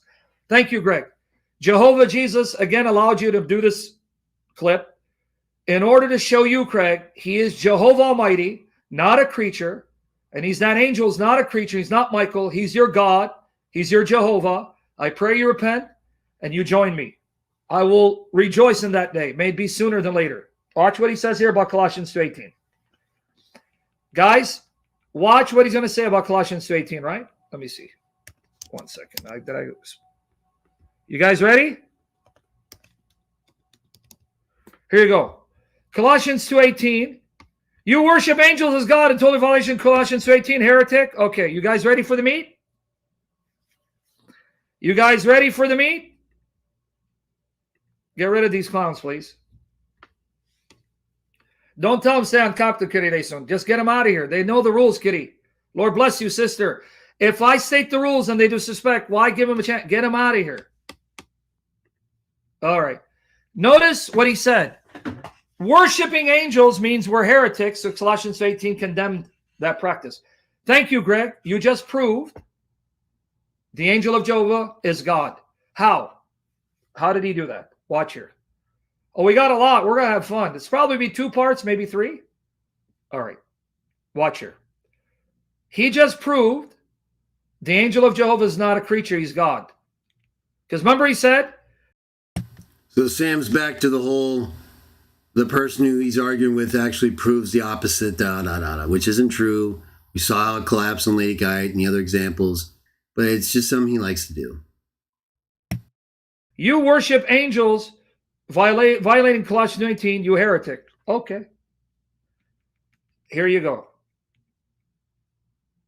Oops. Colossians 2:18. Here it goes. This is the passage he's quoting. Colossians 2:18. You ready? Colossians 2:18. I'm enjoying this session because you're going to be blessed. You're going to be reminded of stuff I already discussed. Some people enjoy pretending they aren't proud. They worship angels. That's what he was quoting. So you cannot worship an angel.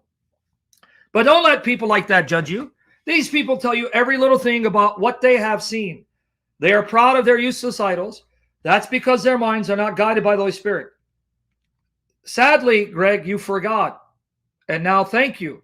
I hope you don't make a video backtracking. If you do, you're going to have to say I was mistaken and I correct myself because you just proved the Trinity. Are you going to do a video and backtrack in your horrible argument with Lady Guy where she destroyed you and you didn't even answer her and admitted you wouldn't and then claimed you did? Sam, you're the last person who should be asking people to do a video retracting things.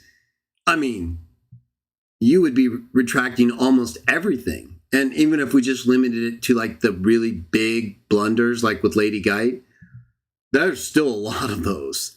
So you should just, Pull back a little bit there, Sam. You're getting a little ahead of yourself. And the angel's not a creature. Why? Because the angel of Jehovah is worshipped. Where? Numbers 22, 31 to 32.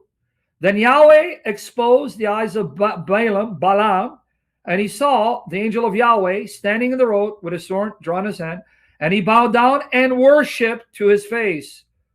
Wa yiqad wa yishti, my tongue. Wa yishtachu, from shacha, yishtichava. Oh, the angel of the Lord is worshipped.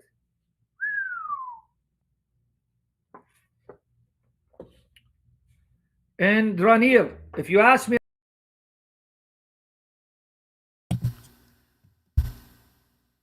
angels and humans are worshipped all throughout the Bible as agents and representatives of God. I already quoted a text where that's true even of Christians in the New Testament, Revelation 3:9. Sam is so out of control here. Again, he doesn't understand that what is different about our view and his is these are representatives. So unlike with John in Revelation 22, when angels like this, or when Balaam bows down, they're recognizing the God behind that angel. Plus, bowing down and worshiping is not, this is a very common phrase. Sam's just not being careful with the word worship. These terms are used all over the place for beings other than God. And he's just failing to accept that they represent God, right? So just like in Revelation 3:9, like I quoted, when Jesus says he's going to have when the Jews come and worship before the feet, all the way down, they're not worshiping the apostles, okay? They're acknowledging Jesus and God behind them. That's why he says they will know that I have loved you. It has nothing to do with the people being worshiped. Just like it has nothing to do with the angel being worshipped. The angel's representing God, not itself. Which is why John, when he worshiped the angel by itself, was corrected. That's not what's happening here. The angel is representing God, and just like the Christians in Revelation 3:9, is not actually receiving that worship directly. It's only receiving it because it and the Christians represent God. You don't know the Bible, and you blow this subject every time. me to explain something I've explained in the last previous sessions, and later on, I'm going to get you out of here. You see it? Interestingly, did I not include? Yeah, anyway. Joshua 5:13-15. Now, according to Greg, this is the Archangel Michael, who's Jesus Christ. This is the Archangel Michael, who is Jesus Christ. Get these guys out of here, please. So notice, when Joshua was near Jericho, he looked up and saw a man standing in front of him with a sword in his hand. Joshua went up to him and asked, "Are you one of us or one of our enemies?" He answered, "Neither one. I am here as the commander of Yahweh's army." Immediately, Joshua bowed with his face touching the ground and worshipped. Wa yishtachu.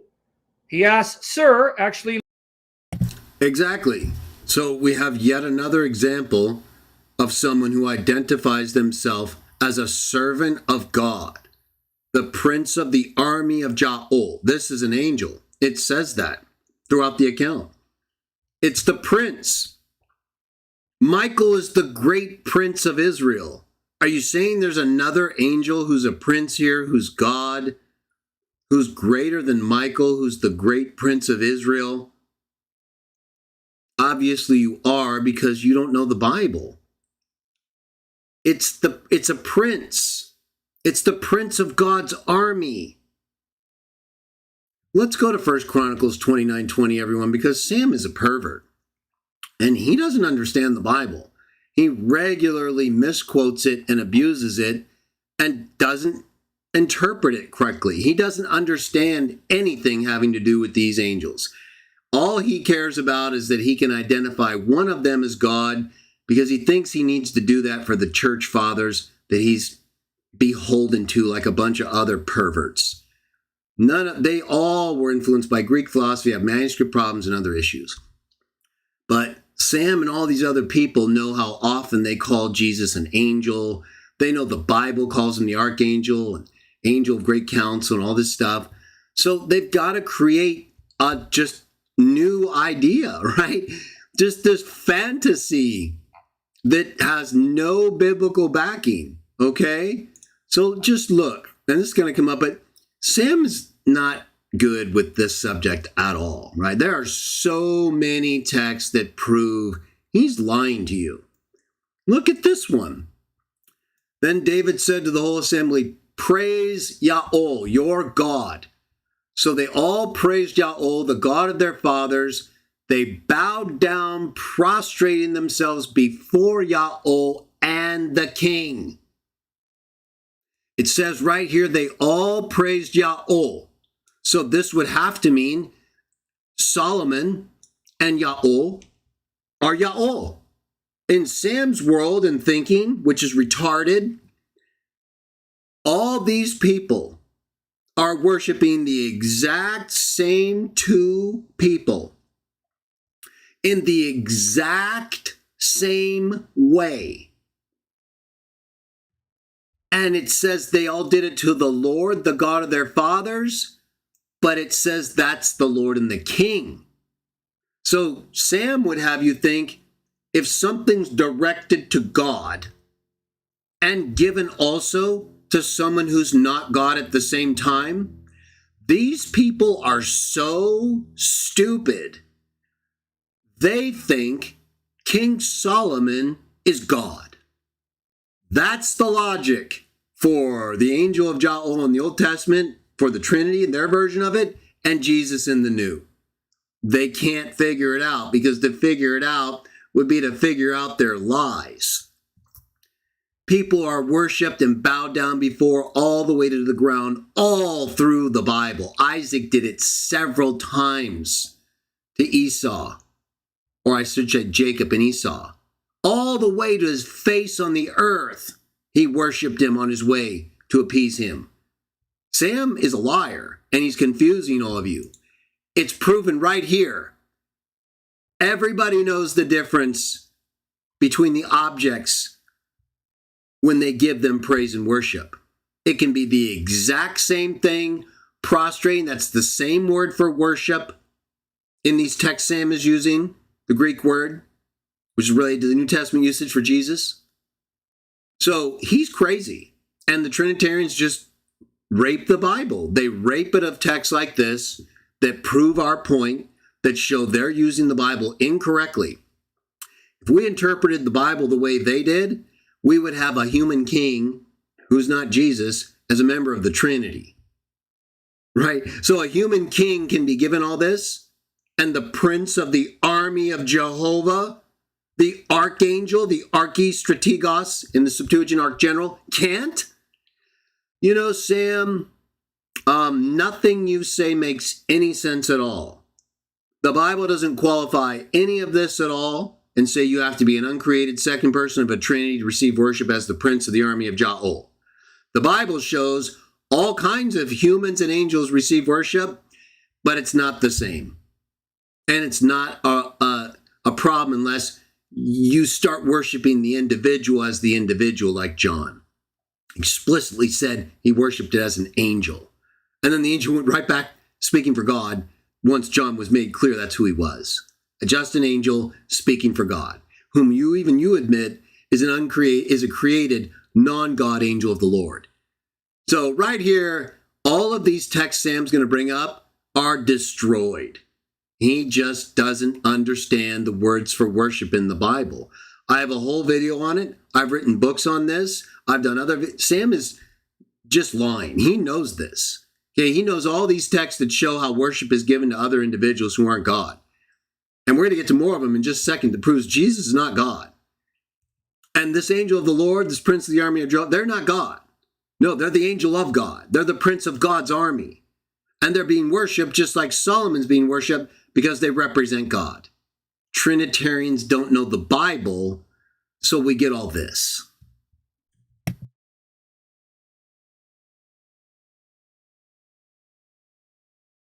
Lord, Adoni, what do you want to tell me? The commander of Yahweh's army said to Joshua, take off your sandals, because this place where you are standing is holy. So Joshua did as he was told. Now, this now destroyed his argument. Are you listening? Why?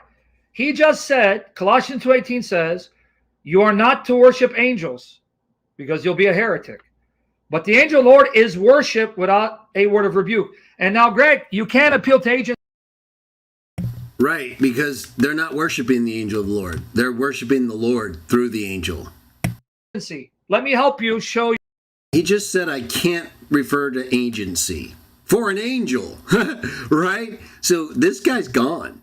He's like Bowman trying to tell me what I can and can't argue for a figure that's the very thing I'm arguing, an agent, a messenger, a representative. He's telling me I can't use that. You how not to refute me. No, I don't need your advice because I'm doing just fine and you don't know what you're talking about. I think I'd rather keep destroying you and let you keep destroying yourself. It's working just fine. You can't appeal to agency. Yes, I can. Why can't I? It's an angel. An angel is by definition a messenger, a ministering spirit. Do you have Hebrews 1 in your Bible? Oh, okay, then stop lying. All angels are ministering spirits. I'm going to refer to angels as ministering spirits. That's an agent. You're a pervert. Meaning, the angel is being worshipped because he represents God, and therefore they're worshiping God through the angel. Because in Revelation 22 and Revelation 19, the angel of God and Jesus, sent by God and Jesus in heaven, representing God and Jesus, refused to be worshipped and told John he's nothing but a fellow slave. Yeah, no kidding. Why don't you look at the text you're quoting right here? We already refuted and exposed you on Revelation 22. So that's finished. If you ever bring that up again, you're a dishonest person. You've been destroyed. Look at right here, your quotation of Revelation 19:10. At this I fell at his feet to worship him. That's the angel, you pervert. It's not talking about worshiping God through the angel and the angel objecting to that. You don't understand the Bible, okay? And you don't even read the verses you're quoting. That's obvious.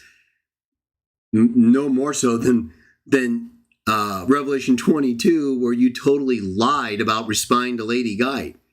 Says right here at the very start of verse 10 that John fell at the angel's feet to worship him.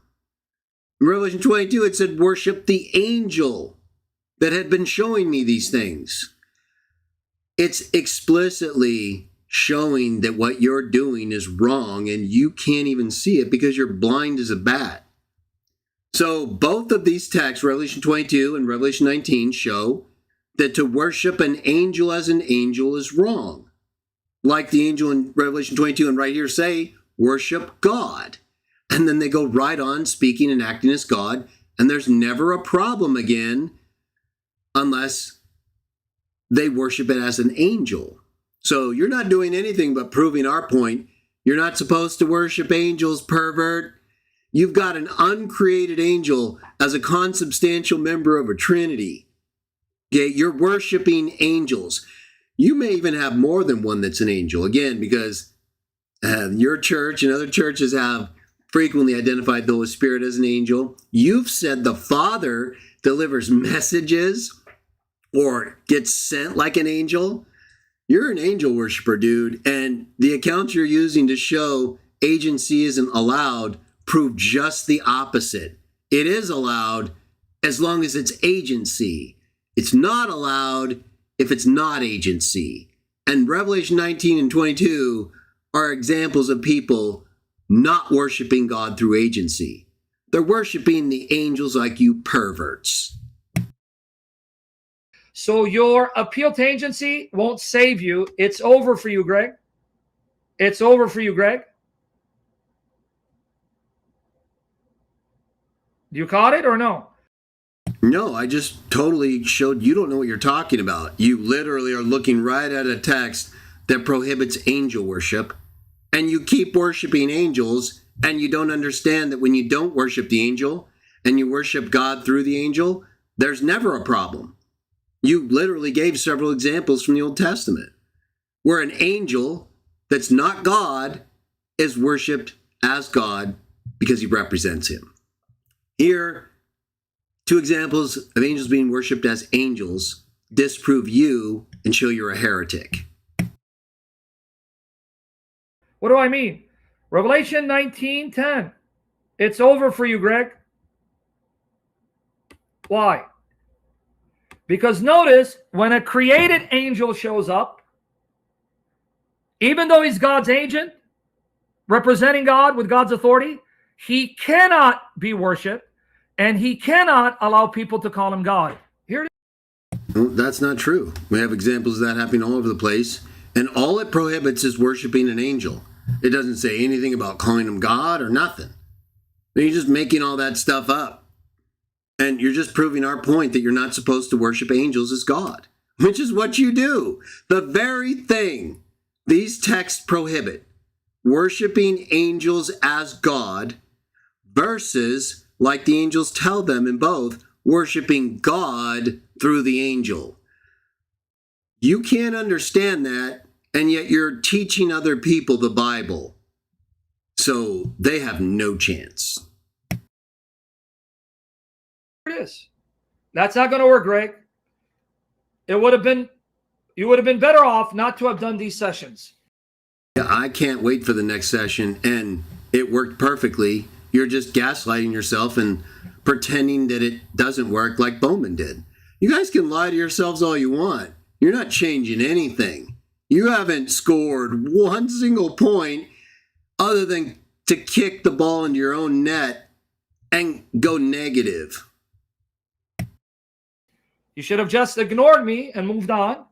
But I ain't gonna do that ever, Sam. You have my whole attention, and you're a pervert and a liar, and you're gonna pay for all the damage you've done. I like you. You can keep it respectful. You're a false teacher and a liar. You're no better than Watchtower or any other pervert out there. And if you don't stop this blasphemy and lying, you and I both know you're gonna get punished by the master. because you mentioned me, I have to address you. Revelation 19:10. Oh, what? So are you like a baby? You can't even show any sign of control? We didn't have any agreement of not mentioning people. You mention me all the time. You mention all kinds of people. And then what? You're so pathetic and thin-skinned? People mention you and you bawl like a baby? Grow up, Sam. It's not going to work, Greg. It's over. It's already worked, and you are over. This game is gonzo. We're in overtime, and we're just making sure people get out safely so you don't follow them home like Lady Geit and try to perv. At this, I fell at his feet to worship him, but he said to me, I fell at his feet to worship him. I don't know how much clearer it could be for you. And you could even read it and totally miss it. don't do that. I'm a fellow servant with you, and with your brothers and sisters hold to the testimony of Jesus. Worship God, for it is the spirit of prophecy who bears testimony of Jesus. You understand? It's over for him here? Yeah, it's so over, Sam, because you're proving our point over and over again that you're a heretic who worships angels, which is forbidden by these very texts that you're quoting, and that have nothing to do with worshiping God through an angel, apart from worshiping that angel as an angel. Great job proving our argument. That's why I haven't really had to say much. But, then he lies, and so that's why I got to say something. Now let me show you the other one. Revelation 22, 6 and 9, 16. The angel said to me, these words are trustworthy and true. The Lord, the God who inspired the prophets, sent his angel. Keep in mind, he is an angel of the Lord God, sent by God from heaven, representing God, having God's authority, which means if agency, as explained by Stafford and others, were correct, this angel could be worshipped because the angel is not being worshipped as an angel. Okay, did you hear that right there? He just contradicted himself. The text says he's worshiping him as an angel. Maybe it's like really explicit in both texts. And the angel literally corrects him and tells him, no, you got to worship God. So how could he have been worshiping God through the angel if the angel tells him he's got to worship God? You're crazy, Sam. The text explicitly teaches John fell down to worship at the feet of the angel. And Revelation 19 was even better because it said he fell down to worship him, the angel. So it is doing the exact thing you just said it's not doing. And you just lied again, right? You're just denying what the text says and reading Trinitarianism into it. You don't have anything else you can do. So that's it. But he's receiving that worship on behalf of God. Okay, where does it say that? Because he tells him to worship God. So he couldn't have been worshiping God. It has to be what the text actually says. He was worshiping the angel.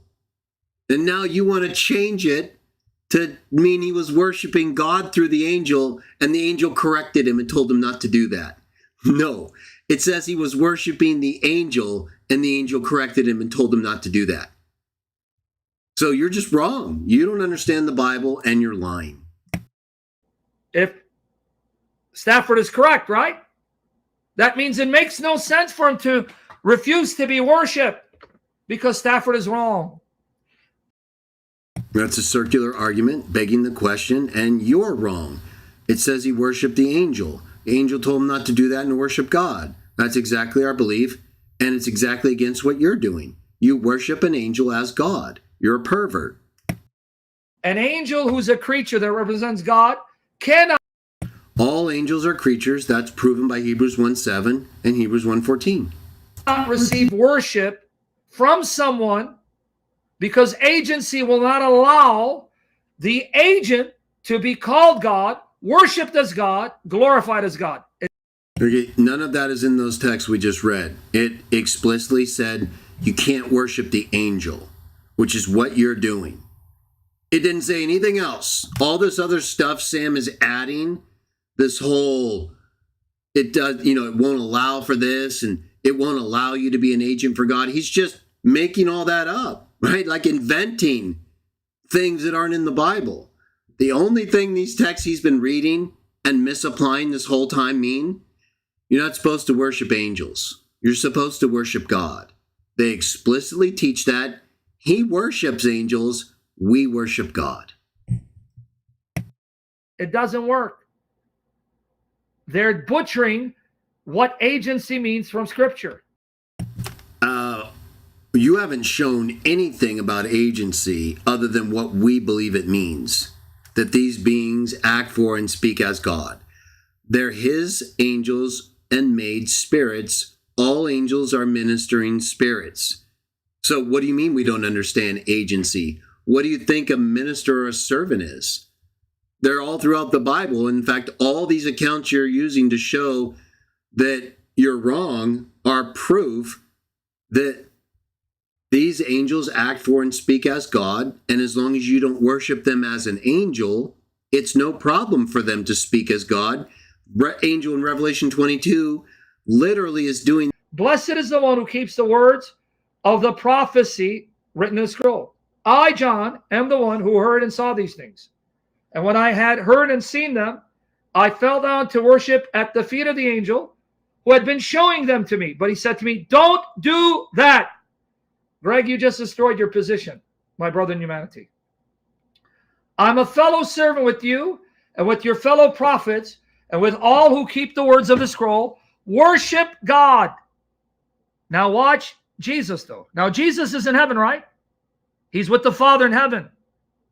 You don't need an agent in heaven acting on God's behalf.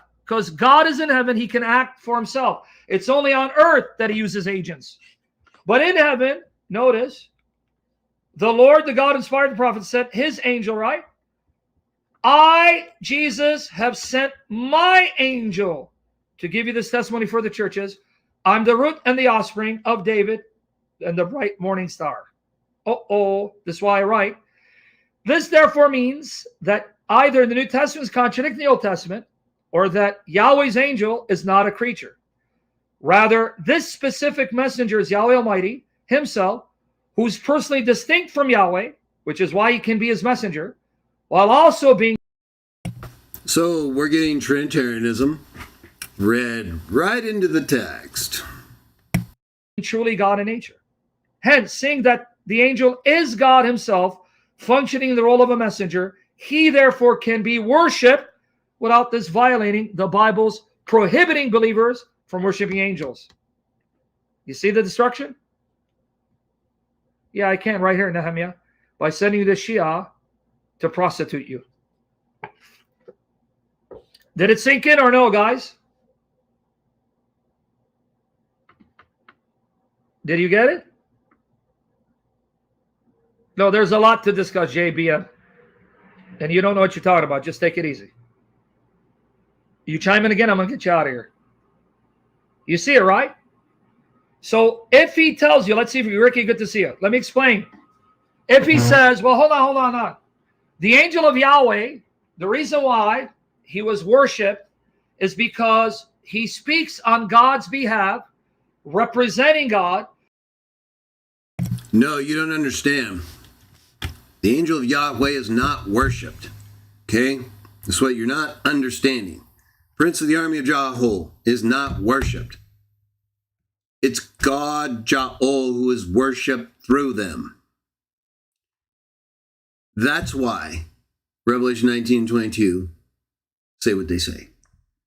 You're never going to figure this out because you don't have truth in you. That's very obvious, Sam. You only care about your false doctrine, and you're going to keep lying no matter what. And I'm going to keep refuting you no matter what. So the worship is directed to God, not the angel. Well, that buries him. You know why? And I say that respectfully. Why does that bury him? Well, this angel of Revelation represents God, acts on God's behalf, which means if he's right, then the angel should have received the worship, because the worship... No, that's your perverted angel worship again. You don't understand anything. You don't understand how, or the difference between, worshiping an individual as that individual, or recognizing who they're representing. I already quoted for you several texts. In fact, of Revelation 3:9, it shows exactly that you can worship representatives who are not God without there being a problem. We saw that also in 1 Chronicles 29:20, and many, many other texts show this. In Revelation, they're not being worshipped as God. Yes, they're there to represent him, but John fails to recognize that he's not supposed to worship the angel. It says that explicitly, and then the angel tells him to worship God. So he couldn't have been worshiping God through the angel. That's the problem, and what you don't understand. Worship would be for the God that he represents. In other words, that argument won't work. It does work, because John wasn't giving God the worship. He was giving the angel the worship. It said that explicitly. You just don't know the Bible, or you ignore it. We all saw it. It was clear, and it's still clear. You're a liar. That argument won't work. It already worked. It destroyed you, and now you don't work. You get it? That argument won't work. It already worked, and it's proven by the words of the text that show. That's why you're having so much trouble here, Sam. You can barely finish up this basic point, and you're like sitting here just struggling to figure this out. It's real simple, pal. Get rid of the Trinity and read the Bible.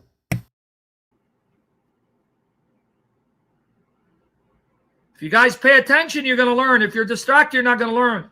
I repeat myself 3-4 times and somebody not getting it. Come on. It's not going to work. Secondly, why is Jesus in heaven sending his angel when God doesn't need an agent in heaven to act on his behalf? God uses agents on earth, but he doesn't need an agent to act on his behalf in heaven. And where does it say that? Where's your text authority that says God doesn't use agents in heaven? Again, everyone, he's just inventing things again. He's really a master of invention, because hardly anything he's saying has any text authority. If you come up with a text that supports what he just said, let me know, because there isn't one. So here we're told the angel is the angel of the Lord God and Jesus Christ, and the Lord God and Jesus are in heaven dispatching angels to speak on their behalf. Pray for them. Right, and you're not supposed to worship them as angels like you do. Praise the Trinity, 3 in 1. The Lord heal them. You see how that works? But now we got another problem, Houston. And I'm going to go to Hebrews 1 to show how that backfired against them. Then we're going to go to the clip. Greg, you may need to take down your clip, honestly. I say that with respect, because you see how detached from reality he is? This guy has embarrassed himself nonstop. I mean, like full-blown humiliation. Got taken out by Lady Guy and then got blown to bits by every single text he read. This guy has the nerve to ask me if I want to delete anything. Sam, this is gold, okay? And you're finished. it was bad. Your argumentation was bad. I expected. What? What argumentation was bad? I still haven't heard one single criticism that makes sense, let alone has merit. Better from you. And I say this respectfully. Don't get upset. Now watch the nightmare. Okay, watch here. Because he believes Jesus is the Archangel Michael, right? Okay. Watch here. Revelation 5:8-14. And when he had taken the scroll, the 4 living creatures and the 24 elders fell down before the Lamb, each one having a harp and golden bowls full of incense, which are the prayers of the saints. So in heaven, they're bowing down to the Lamb. Why would spirit creatures bow to someone in heaven and worship him the exact same way God is worshipped? Well, because it tells you right in front of your face. What do I mean? And they sang a new song saying, worthy are you to take the scroll and to open its seals, because you are slain and purchased for God with your blood people from every tribe and tongue and people and nation. There. Can you understand that? You want to know why it's happening again? We'll reread that. How could you be so stupid that you don't even know why the Lamb who was slaughtered is being given all this praise? It tells you right in front of your face. Go back to it for a second. Right there. You just read it, and then, like everything else, ignore it. Why is the Lamb worthy to receive this, everybody? What does it say? You are worthy because you were slain and purchased for God with your blood, people. The reason the Lamb is worthy has nothing to do with being God. It has everything to do with not being God. Because the Lamb who was slain was made lower than the gods. Psalm 8:5, Hebrews 2, we're going to get to it. Talked about many times. He's crazy. This text literally proves he's not God. You know why God is worthy for this? Revelation 4:11 tells you, but Sam won't read that. It's because God's the active creator katizo. So in the same praise setting, God is worshipped because he created all things. The Lamb is worshipped because he died. Does that sound like they're being treated equally to you? No, it doesn't, does it? The reasons why they're being worshipped and honored this way have nothing to do with equality or sharing the same nature. It tells you that. Do you see the words, because you are God, because you're a person of the Trinity? No, it says right there. It's almost unbelievable that Sam can't even see it, right? It's because he was slain. You know, the same reason Paul gives in Philippians 2, because he was faithful till death, so God gave him the name, raised him up and gave him the name that is above every name. In other words, he didn't have that name eternally. He's not God. And he's only given that name so that the one who is God, the Father, is glorified. No, it's not about the Trinity. It's about the one God, the Father, being glorified, you pervert. This disproves the Trinity right here. And it shows, like we've been talking about and showed with 1 Chronicles 29:20. This is the Lamb who was slaughtered. In other words, him as a man. Like when Hebrews 1:4 also, in addition to Philippians 2, says, he made a purification and then sat down at the right hand of God and got a new name that's better than the angels, which Sam also blows. We'll get to it. It tells you right here why he's worthy. He's a creature. He's a lamb who was slaughtered. That's his humanity. His humanity is not eternal. You're a pervert. A human who was slaughtered is receiving this worship because he was slaughtered, not because he's God. You're a liar. I have a whole video on this, by the way, and Sam has not refuted it. He can't, because I just refuted him and do even more so that in that video. He's a pervert. So he's lying to everybody about who's worshipped here. It's a creature, the lamb, and why? Because he died and was slaughtered. Has nothing to do with what he's talking about. Elders fell down before the Lamb, each one having a harp and golden bowls full of incense, which are the prayers of the saints. So in heaven, they're bowing down to the Lamb.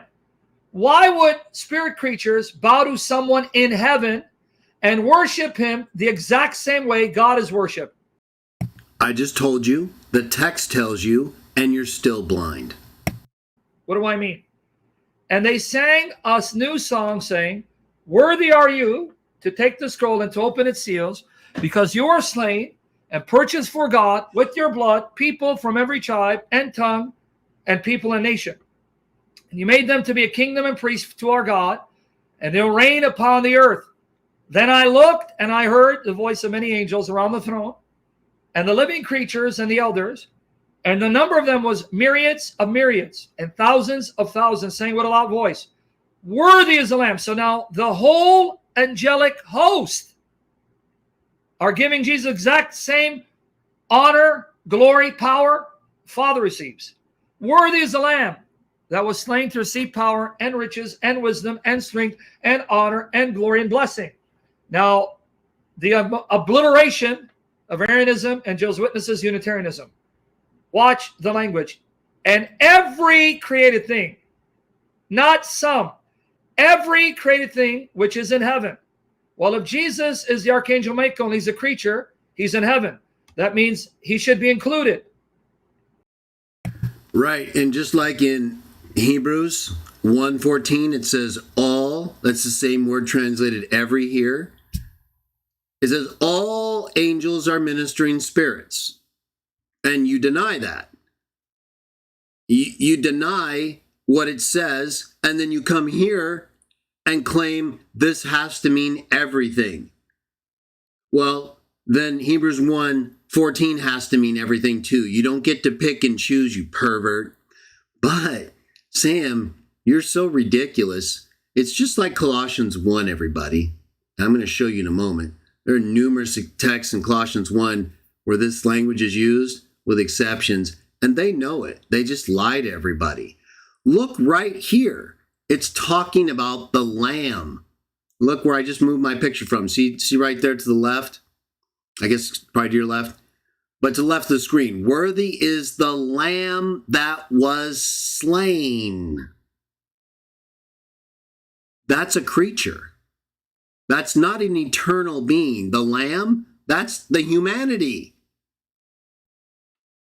So it's an exception to every creation because it's the object of their praise.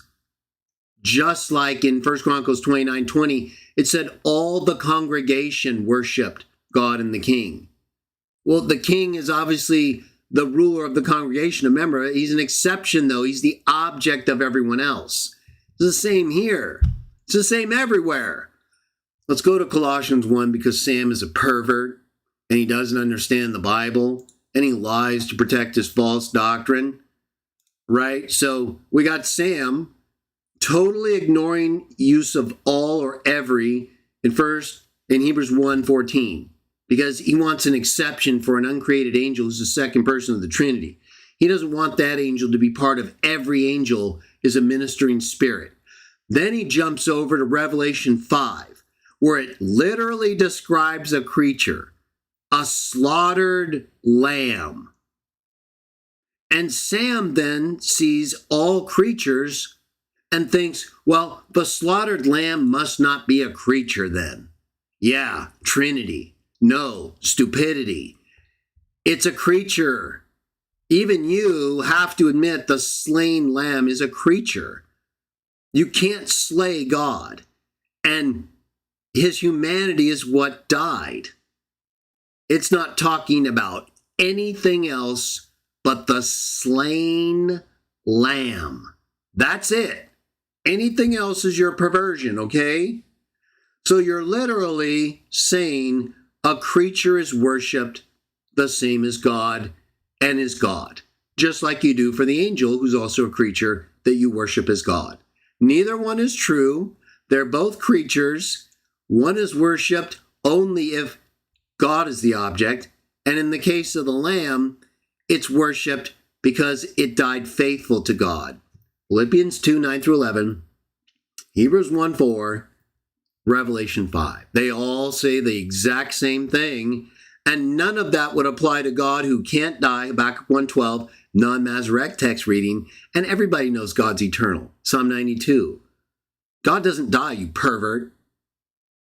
So we know for a fact Sam is lying again, and he's trying to make use of all, which contextually can't mean all, because the very thing he's trying to make not a creature is a creature. Sam's a pervert. And I'm going to show you right now. So we right here have the Son is the image of the invisible God, the firstborn, not over. That's a pervert reading of the NIV, of all creation. He's the firstborn. He's God's firstborn, beginning of one's generative power. It's temporal. He's a creation. Just like Revelation 5 just showed you, he's a creation. Right. It's okay to worship creations alongside God like 1 Chronicles 29:20 shows. Right. Doesn't matter if it's in heaven. Still a creature. Slain lamb. Game over. So then we go, right, verse 16. We all know all things were for in him all things were created in and through. Right. But then you get to these other texts that they never read. He's the head of the body of the church, beginning firstborn from the dead, so that in everything he might be first. Well, that's not true. He's not the first liar. He's not the first murderer. There are all kinds of things he's not first or has supremacy in, and yet everything is used, just like Sam's text from Revelation 5. We go further. God was pleased to have all his fullness dwell in him. That proves he didn't always have the fullness. Eudakeo is temporal, pleased. It means God decided to let all fullness dwell in him. And then Colossians 2:10 says, we also are possessed of that same fullness. No Trinity. Jesus is created. Temporal fullness. No Trinity. Verse 20, through him to reconcile to himself all things, everything, Sam. And even Sam kind of thinks Satan will be reconciled here. He just doesn't understand reconciled and what that means and how this doesn't include Satan. But Sam's such a pervert, he's tried to actually argue this means Satan's going to be reconciled. Because all, and Sam has to have all for his perverted pagan doctrine. Right? We could just keep going. Right? Colossians 1:22.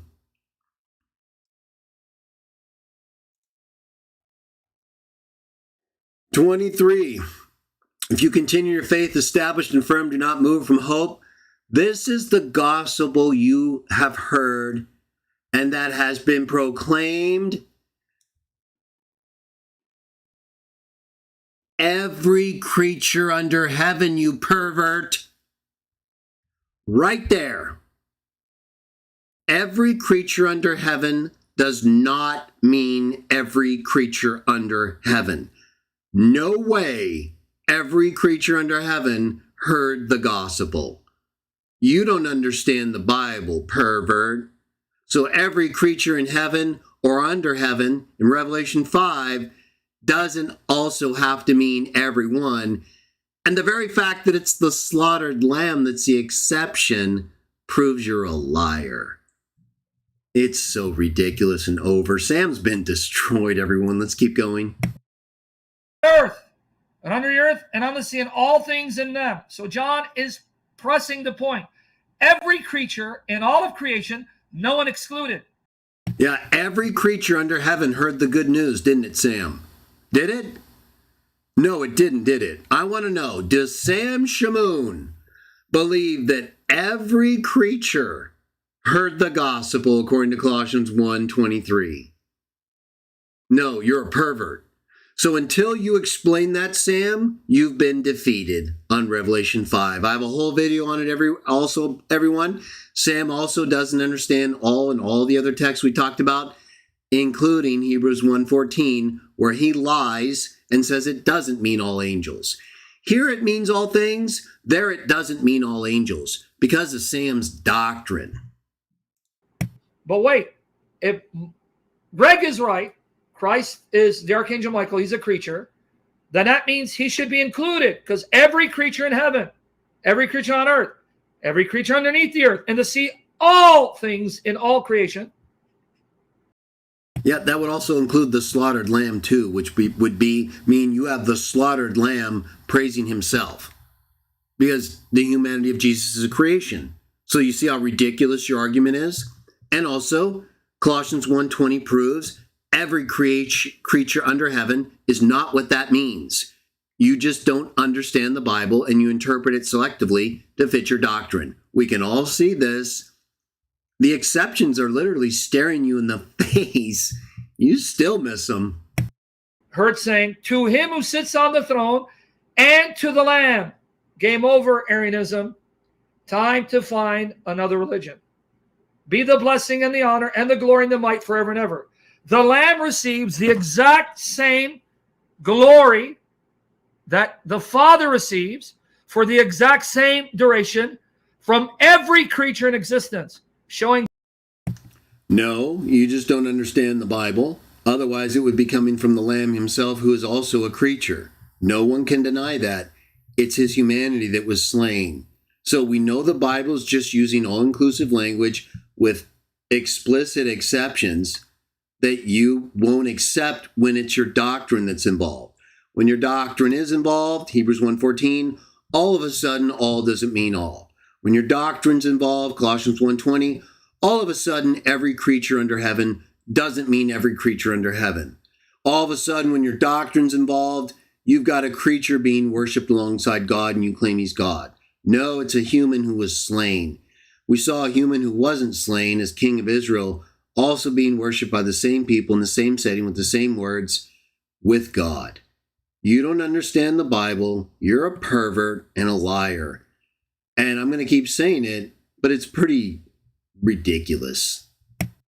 The Lamb is not a mere creature. He is uncreated, who became flesh to sacrifice his life. Right, and the sacrificed life is what's being praised here. He's not an eternal lamb. He was the lamb when he became a man, you pervert. And he was slain when he was a man, lower than the angels. So he wasn't God. He died as a man, and as a man, he was faithful. Because he was faithful as a man, he was given this worship, not because he's God. It literally tells you that, and you reject it.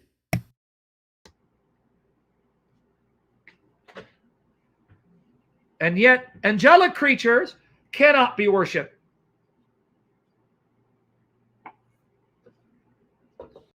Where does it say that in the Bible? Because we already know you can't worship angels as angels, but you haven't proven anything but that. You've actually proven our whole point that you're a pagan angel worshiper, and you need to stop, confess, and repent and worship God. Right? And the four living creatures kept saying amen, and the others fell down and worshiped. Now, if you really want to stick it in to the Arian Jehovah's Witnesses, use their Bible, the Jehovah's Witness Bible. Go here.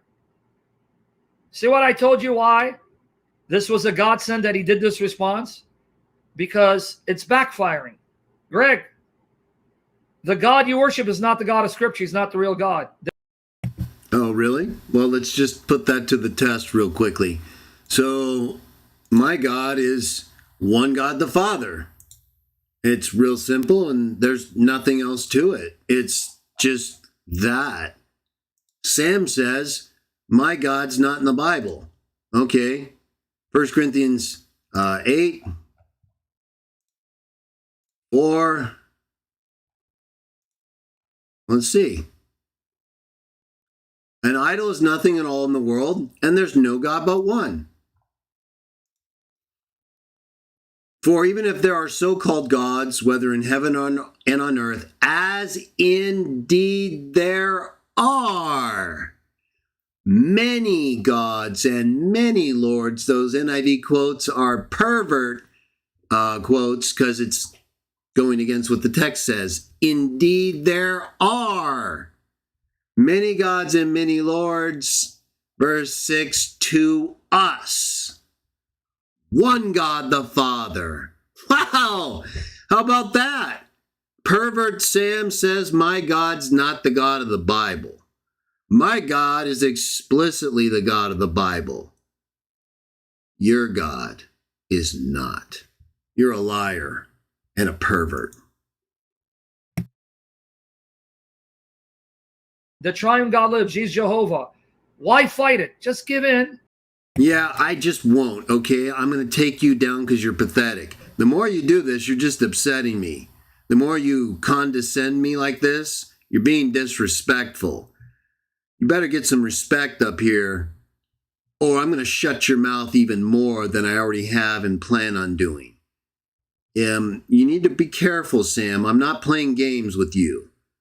I'm willing to go forward and try to be respectful with a little of the typical stuff, but you're in trouble, pal. You're finished. I'm going to totally destroy your doctrine. You understand? Every video you've done since this one and that you do about me or my beliefs is going to get annihilated. And I'm going to micro expose you in front of the whole world. And then I'm going to clip every single relevant part and put up a ton of videos so the whole world knows you're a liar. You're a pervert. And they should get as far away from you as possible. You're kind of a nice guy, and you're a good representative of your lies. No one should be taking you seriously, though, when it comes to the Bible. That's obvious, right? And join us and I'll be there fighting alongside of you. Here. I don't need to fight alongside liars and people who can't interpret the Bible, Sam. You're either going to confess one God the Father and the firstborn of all creation as the archangel, or I'm going to expose you as a liar. Those are your only choices. JW.org, their Bible. Does it read the same way? Watch here. Does it read the same way? Are you guys learning or are you guys asleep? Well, we're all learning how bad you are at using the Bible and how often you misrepresent the Bible and how you can't refute me on anything. I haven't seen anything, not one thing. And if anyone thinks I missed something or Sam did score a point, can you put it down in the comments? Well, I'm genuinely ignorant of anything he has said that would score him any points at all. He's delusional. Revelation 5:13. Same reading.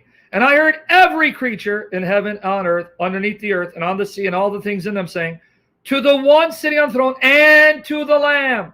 Notice, does the Lamb get some? Right. So he's not the one seen on the throne. He's the Lamb who was created and slaughtered. Very obvious difference.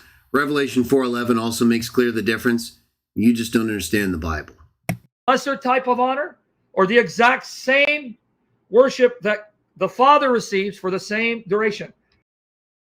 No, it's the same thing in 1 Chronicles 29:20, where two different objects are worshipped by the same people using the same words, and everybody knows they're not the same or that they're to be honored the same, even if everything is the same. Most people aren't stupid, Sam. So when they see God together with a slaughtered lamb, and texts that say in the very context where they're presented, one's worthy because he's God and created all things, and the other's worthy because he was a man who died. People who aren't stupid can really easily see this isn't the same, even if it is the same. It literally tells you it's different because they're worthy for different reasons. So how could the glory and the blessing be the same if the reasons are different? I already explained all this to you, and you've ignored it all, only to impale yourself right here on a torture stake of lies. Be the blessing. So the Lamb receives the same blessing that the Father receives, the same honor that the Father receives, the same glory that the Father receives, the same right that the Father receives for the same period, forever, from every creature in all of creation. Right, forever going forward, because that's okay. It's okay to give a creature this level of honor. You haven't proven anywhere that it's inappropriate for a creature to be given this. The Bible literally tells you it is appropriate. Philippians 2 literally describes Jesus dying and then being given a name above all names and all knees bowing before him, not to his glory, pervert, but to the glory of God the Father. Just like here. You see, he's being acknowledged here just like Philippians 2. It doesn't say to the glory of God the Father here, but we all know that's the case. Paul tells us that. It's a slaughtered lamb. How could it be being given glory to the same extent as the Creator?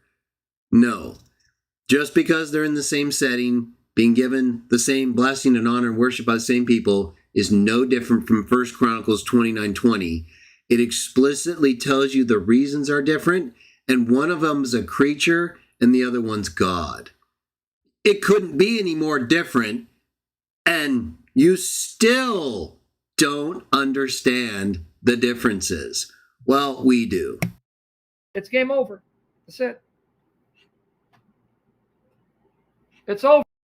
Right. A creature's being given worship and honor together with God, just like a creature was being given worship and honor together with God in 1 Chronicles 29:20. There's no difference. No thing said that makes anyone aware of any difference, other than the fact that the Lamb and Solomon are creations. Jesus as a slaughtered lamb is not eternal. That's his humanity. You're a pervert. So you're literally just lying to everybody. You don't even believe what it's saying. You don't believe the Lamb is worshipped as God here. It's his humanity, you pervert. It even says, like I said, Philippians 2, he's given the name. Well, that's not God. Even you believe that's his humanity because you can't have God as God being given the name he's eternally had as God. So there's no way the Lamb is God here. It's a creature being given honor and worship with the Creator because he died faithful to that Creator. So that Creator lets this creature sit on his throne for a limited period of 1,000 years. 1 Corinthians 15, Revelation 20. So nothing you say is correct. It's all wrong, and we're right. Over. Why is a creature, the Archangel Michael, being given the exact worship that Jehovah Almighty receives forever and ever? And how can Christ be a creature when here John says every creature? I already explained that. The same reason that Colossians 1:23 says every creature under heaven had the gospel presented to it, which is not true. So can you explain that, please, and stop lying?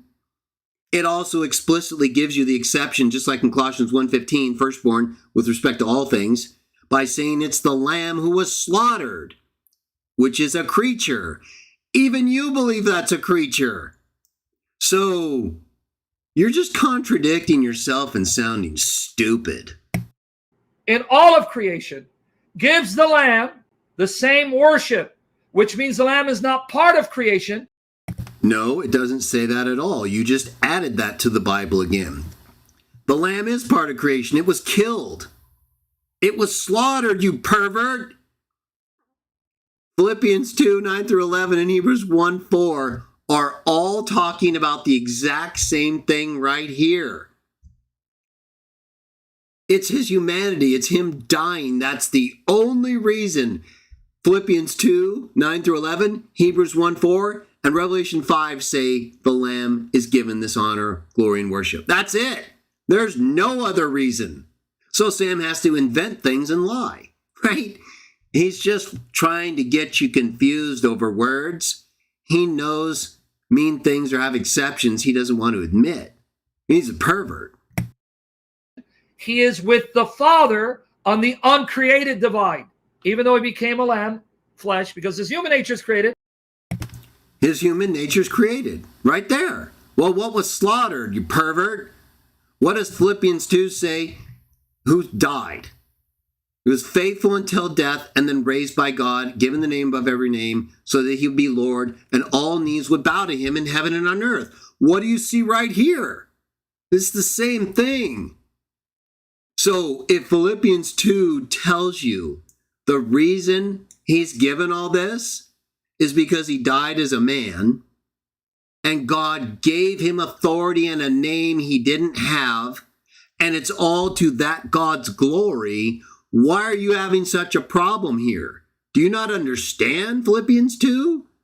You don't understand that it's him dying as a man, and for that reason he's being given things he didn't have before, proving he's not God? That's the exact same thing you have here, everybody. Sam is just ignoring the other texts that show this has nothing to do with being equal to God or eternal. It has to do with being slaughtered as a creature and being rewarded by the eternal God for doing so. He's just trying to latch on to all-inclusive expressions that he elsewhere denies, Hebrews 1:14, or can't explain, Colossians 1:23. It's what happens when you champion false doctrine and why this is the end for Sam. He's not going to get away again. This is the end, Sam. You're finished. But his person is uncreated. It's over, man. Okay, and so where does it say his uncreated person is being worshipped in Revelation 5, you pervert? You just admitted his humanity is created. Revelation 5 is talking about his humanity dying and being honored for dying. Everything you said is a lie. But watch his appeal to Hebrews. He kept appealing to Hebrews, right? You know what's ironic, guys? Here's what's ironic. He kept appealing to Hebrews. Watch why that's a nightmare. He kept quoting Hebrews, and I'm going to use the Jehovah's Witness translation, shall we?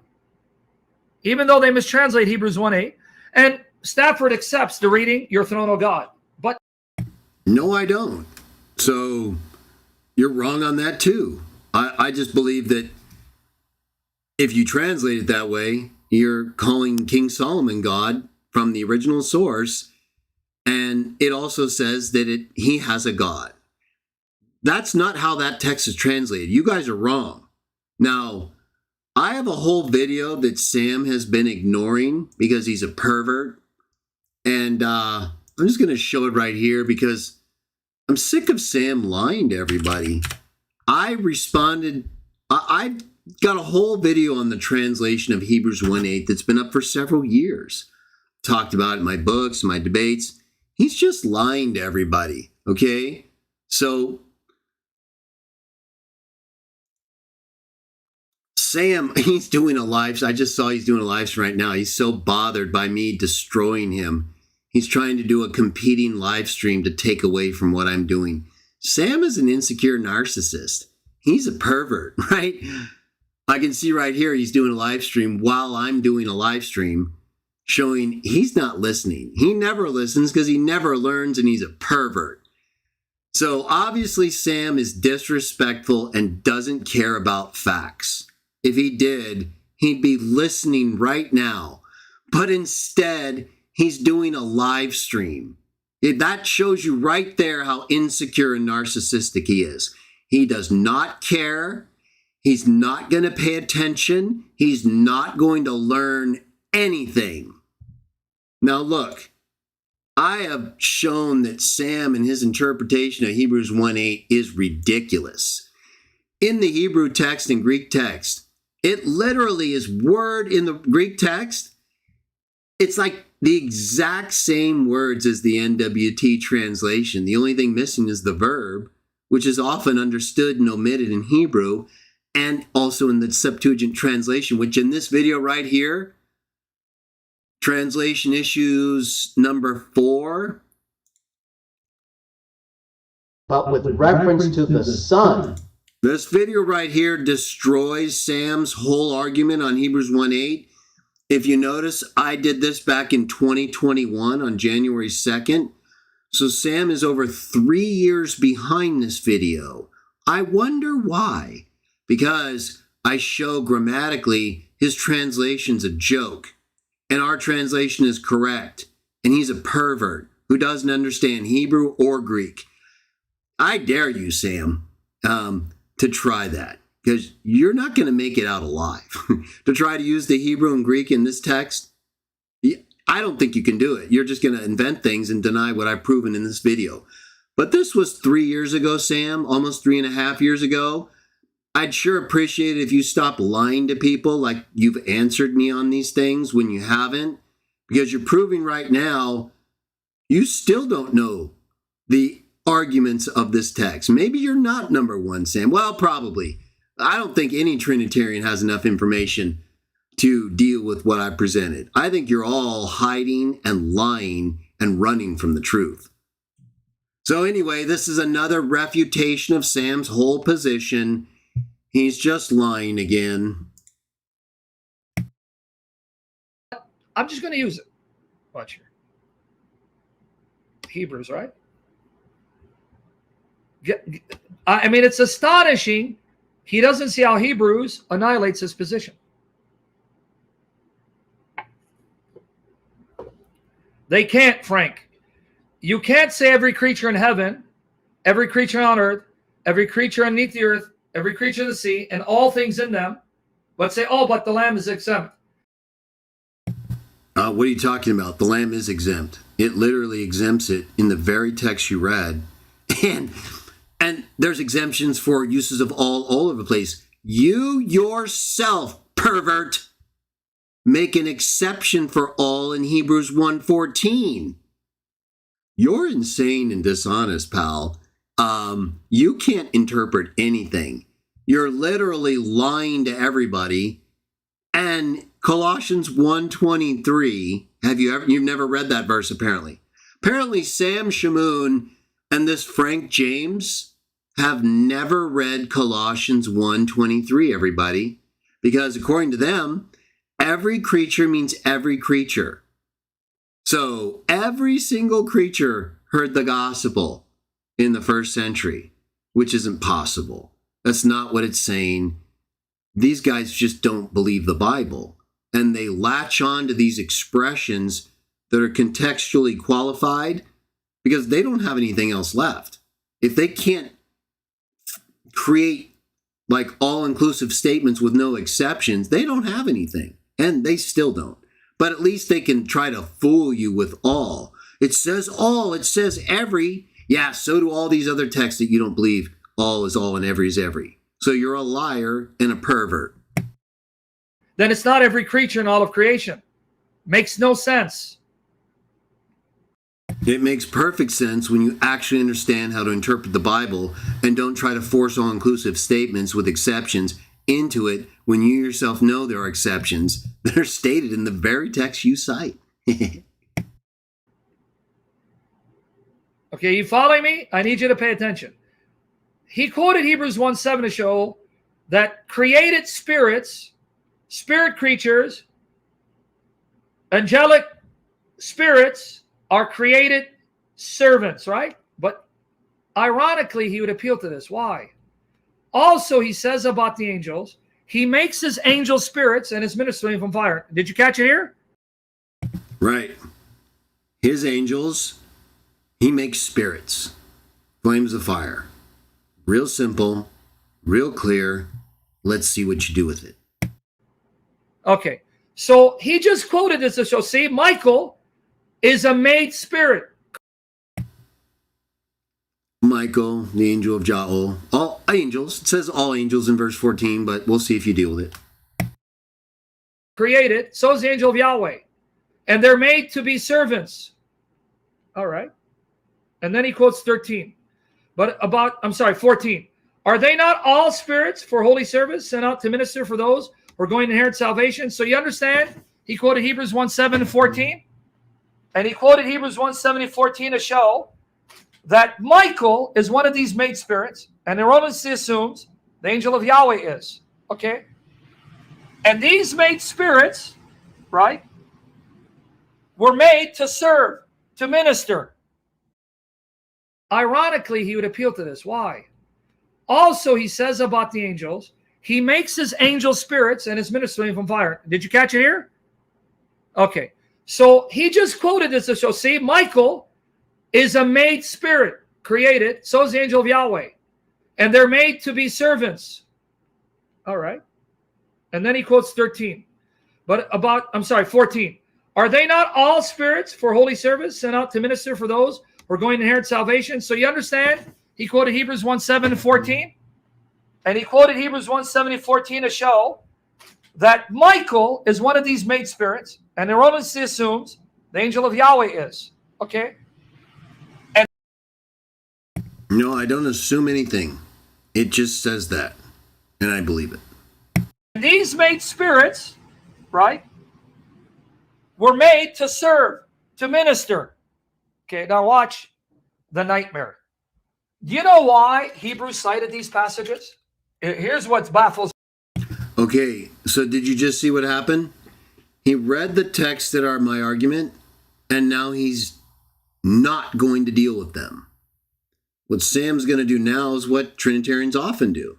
They're going to ignore our actual texts and arguments, and he's going to try to argue that the context of these texts, Hebrews 1:7, 14, proves the Trinity. So he's going to avoid my actual arguments and try to show that other texts mean that I can't be right and that he's right, which is, of course, dishonest. It shows he can't interpret the verses I'm actually using, and he's got to look outside of them for help. Here's Sam crying for help. My mind. Let me just put something out here. Here's what baffles my mind. Do you know why these were quoted? Hebrews cited Psalm 104:4 in order to show that Jesus is unlike these angels, because these angels are creatures who serve, but he is the Son who reigns forever. Nope. It's talking about him becoming a man and how none of these things were said to angels that were said to a man. It's real simple. You blow it all. I'm going to help you. Who is worshipped by all these angels and who is glorified as Jehovah God, who created the heavens and the earth. And watch how my friend Greg tries to spin Hebrews 1:10-12. Well, it doesn't mean he's Jehovah, because the Septuagint has this reading, and even the Septuagint doesn't agree with him. That's a misreading Septuagint. And he's simply being described with the word. He never comes back to that. And what he just said, he never comes back to prove that. You'll see. Of Jehovah, because he is God's wisdom that Jehovah used. But that's not what it says. Actually, it pretty clearly does, as you're going to prove. None of that is in the text. He's reading his uninspired traditions from the dragon. Sam, you've been reading the Trinity into every single verse we have been reviewing. This is ridiculous. Now all of a sudden, Sam's going to say, I'm reading wisdom into the text where it actually is, and I'm going to show you. But it's so ironic, isn't it? I'm not reading anything into it. I'm just interpreting it according to the Bible. He's got all kinds of stuff, right? Uncreated angels, persons of God, right? He's got creatures being worshipped as God, angels being worshipped as God. It's so weird. Oh, Sam. Because the dragon has deceived him. May Jehovah Jesus save him. He's reading his uninspired doctrines from the dragon who's deceived him. We pray that Jehovah opens his eyes into the text. Watch. Watch here. Let me show you. Here, let me show you the context. Focus, Grimoire. Stop repeating the same thing over and over again. Let me show you the context. Using their Bible. Watch here. So I'm going to do Hebrews 1, and we'll go through the clip. I got to do a part 2, Lord willing, obviously. Here, I'm using their translation. Long ago, God spoke to our forefathers by means of the prophets on many occasions, many ways. Now, at the end of these days, he has spoken to us by means of a Son, whom he appointed heir of all things, and through whom he made the systems of things. You see how Sam stumbled over that last part? Here, listen to that again. That's the way he reads that last verse. He knows what's coming. And we'll go through the clip. I got to do a part 2, Lord willing, obviously. Here, I'm using their translation. Long ago, God spoke to our forefathers by means of the prophets on many occasions, many ways. Now, at the end of these days, he has spoken to us by means of a Son. Okay, listen very carefully. Whom he appointed heir of all things, and through whom he made the systems of things. Now, did you hear how he stumbled over that last part? That's one of the things. That's what I was talking about, where you can kind of see where Sam realizes he just blew it, So Sam goes from claiming there's nothing in this chapter of Hebrews 1 about wisdom from Proverbs 8 to reading in verse 2 that God made the systems of things through a Son. Okay? So how can you say, Sam, there's nothing about wisdom here when it explicitly states God's using a Son to create things, through whom to make things? All the early church and us accept that Proverbs 8 is talking about the pre-human Jesus. Some of them, and a lot of you perverts, just don't understand the difference between personification of an attribute in a person as the embodiment of that attribute, personification of an attribute as if it's a living person. Think John 14:6, way, truth, and life. All personifications in Jesus as the embodiment of those terms. He's not the abstraction of truth, life, or a way. It's an abstraction. So he's the personification of those things, just like with wisdom. Doesn't mean that God's actual attribute of wisdom is being created in Proverbs 8, like you perverts lie about. It's a personification. It's the same with the word logos. That's not God's reason or mind. That's a title given to one of his sons. It's not his spoken words. You guys are perverts. Proverbs 8. We all know, although we have, NIV here, so let's just make the best of it for a moment so to show Sam's a pervert. The Lord created me as the first of his works, Not just created, not just begotten. He's the first of many. His works. Perverts. Created as the first of his works, he was formed long ago at the very beginning, when the world came to be. Didn't it just say in Hebrews 1:2, God made the systems, the worlds, through the Son? So the wisdom is formed at the beginning when the world came to be. Oh, that's interesting. What else? When there were no watery deeps, I was given birth. When there were no springs overflowing with water. Oh, sorry. Reading Proverbs 8. Before the mountains were settled in place, before the hills I was given birth.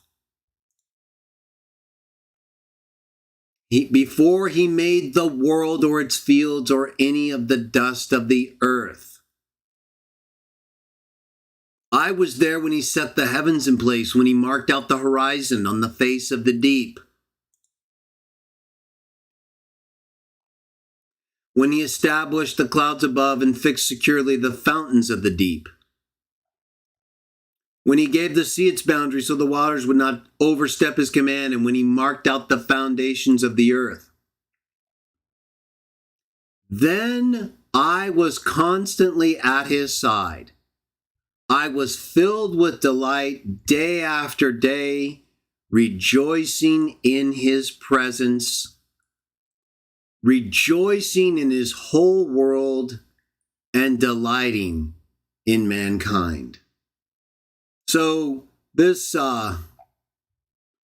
part here, this is a mistranslation by NIV. It's a perverted translation. Look at how different it is even from the Living Translation, right? NIV, man, it is gonzo. Skilled craftsman, King James as one brought up with him. A child, a son. We read how it said wisdom was given birth. Well, what's given birth, you pervert? A son.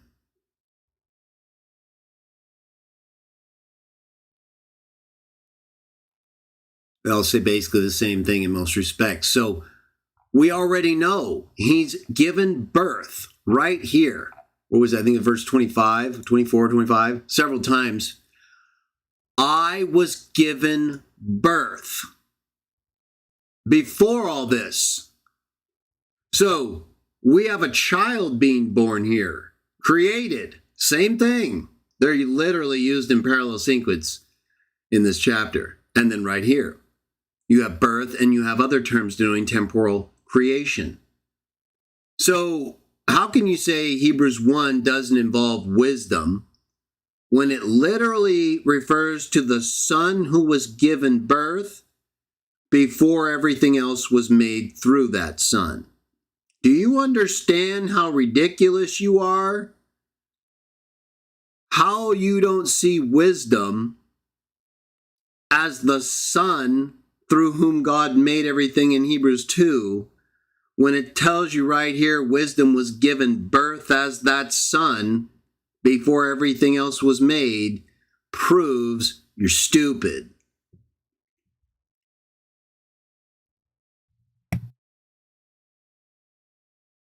Watch. I mean, how do you... Greg, come on, buddy. You already know our arguments. We've heard yours. It's time to repent, friend. I don't need the condescending, pontificating, self-righteous, arrogant display of ridiculousness. I realize you didn't make any arguments. I realize you scored 0 points and went negative.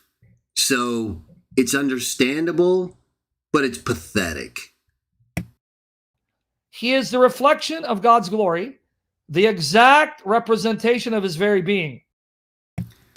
He's going to go off on this whole exact representation, and it's going to be awesome.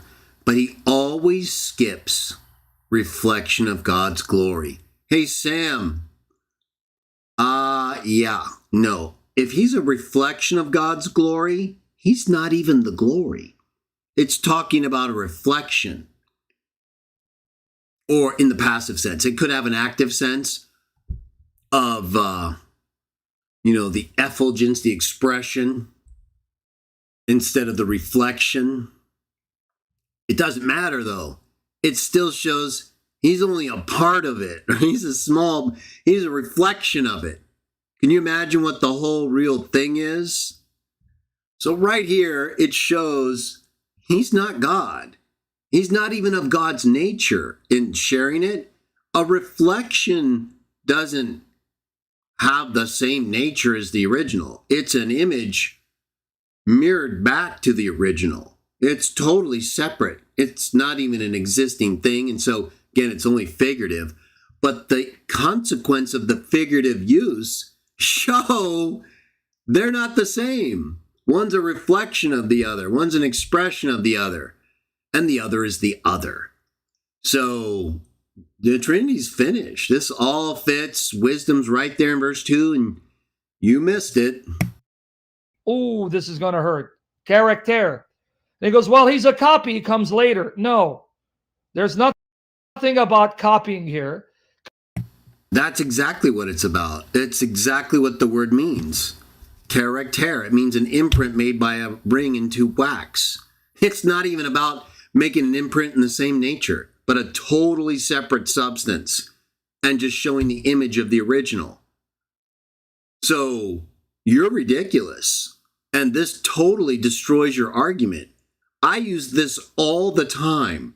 I used it in my debate with Dr. White. I have a separate clip going. I've destroyed Sam with it. He's just a liar. You watch. He's going to say right now that to be an exact copy, you've got to be eternal like God is. It shows how stupid they are. They don't even understand what's going on. And they don't even understand you can't copy time, numbnuts, since you like that expression. Time isn't transferable. It's a part of your individual nature based on how long you've been alive. And when you make a copy of something, that's when the time for that copy starts. Now, the original is older, not the copy. There's no other way to interpret this, and you're a liar. Because an exact copy of God's infinite being cannot be created, then he's not exact copy. Yes, he is. It doesn't have anything to do with infinity. That's not what this term means, Sam.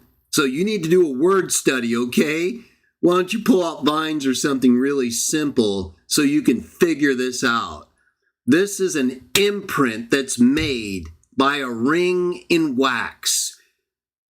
Nobody in their right mind who encounters this language would think that the imprint is of the same nature as the ring or not separate from it.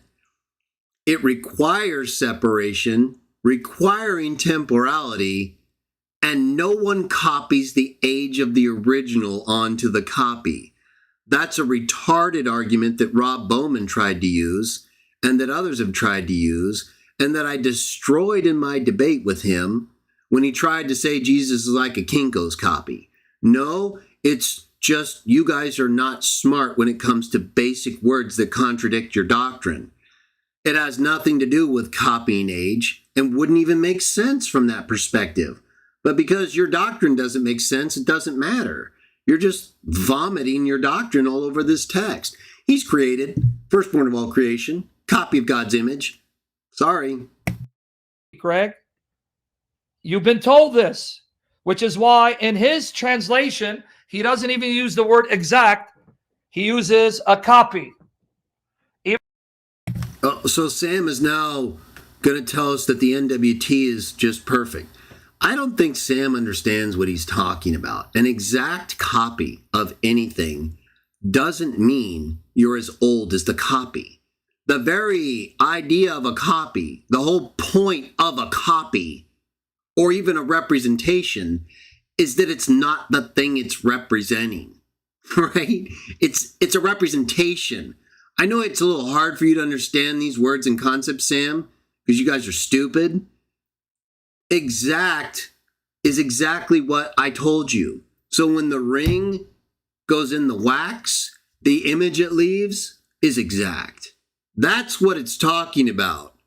It's not talking about, well, you got to copy your age onto the new thing. Right? See how dumb they are, everyone? This is gone, right? It's game over. They don't have any sensible interpretation of any of this. They literally have to take a ring going into wax, making an imprint, which is what that word is often used for and means, and say, well, then it had the wax imprint has to be as old as the ring. That's Sam's argument. He's stupid.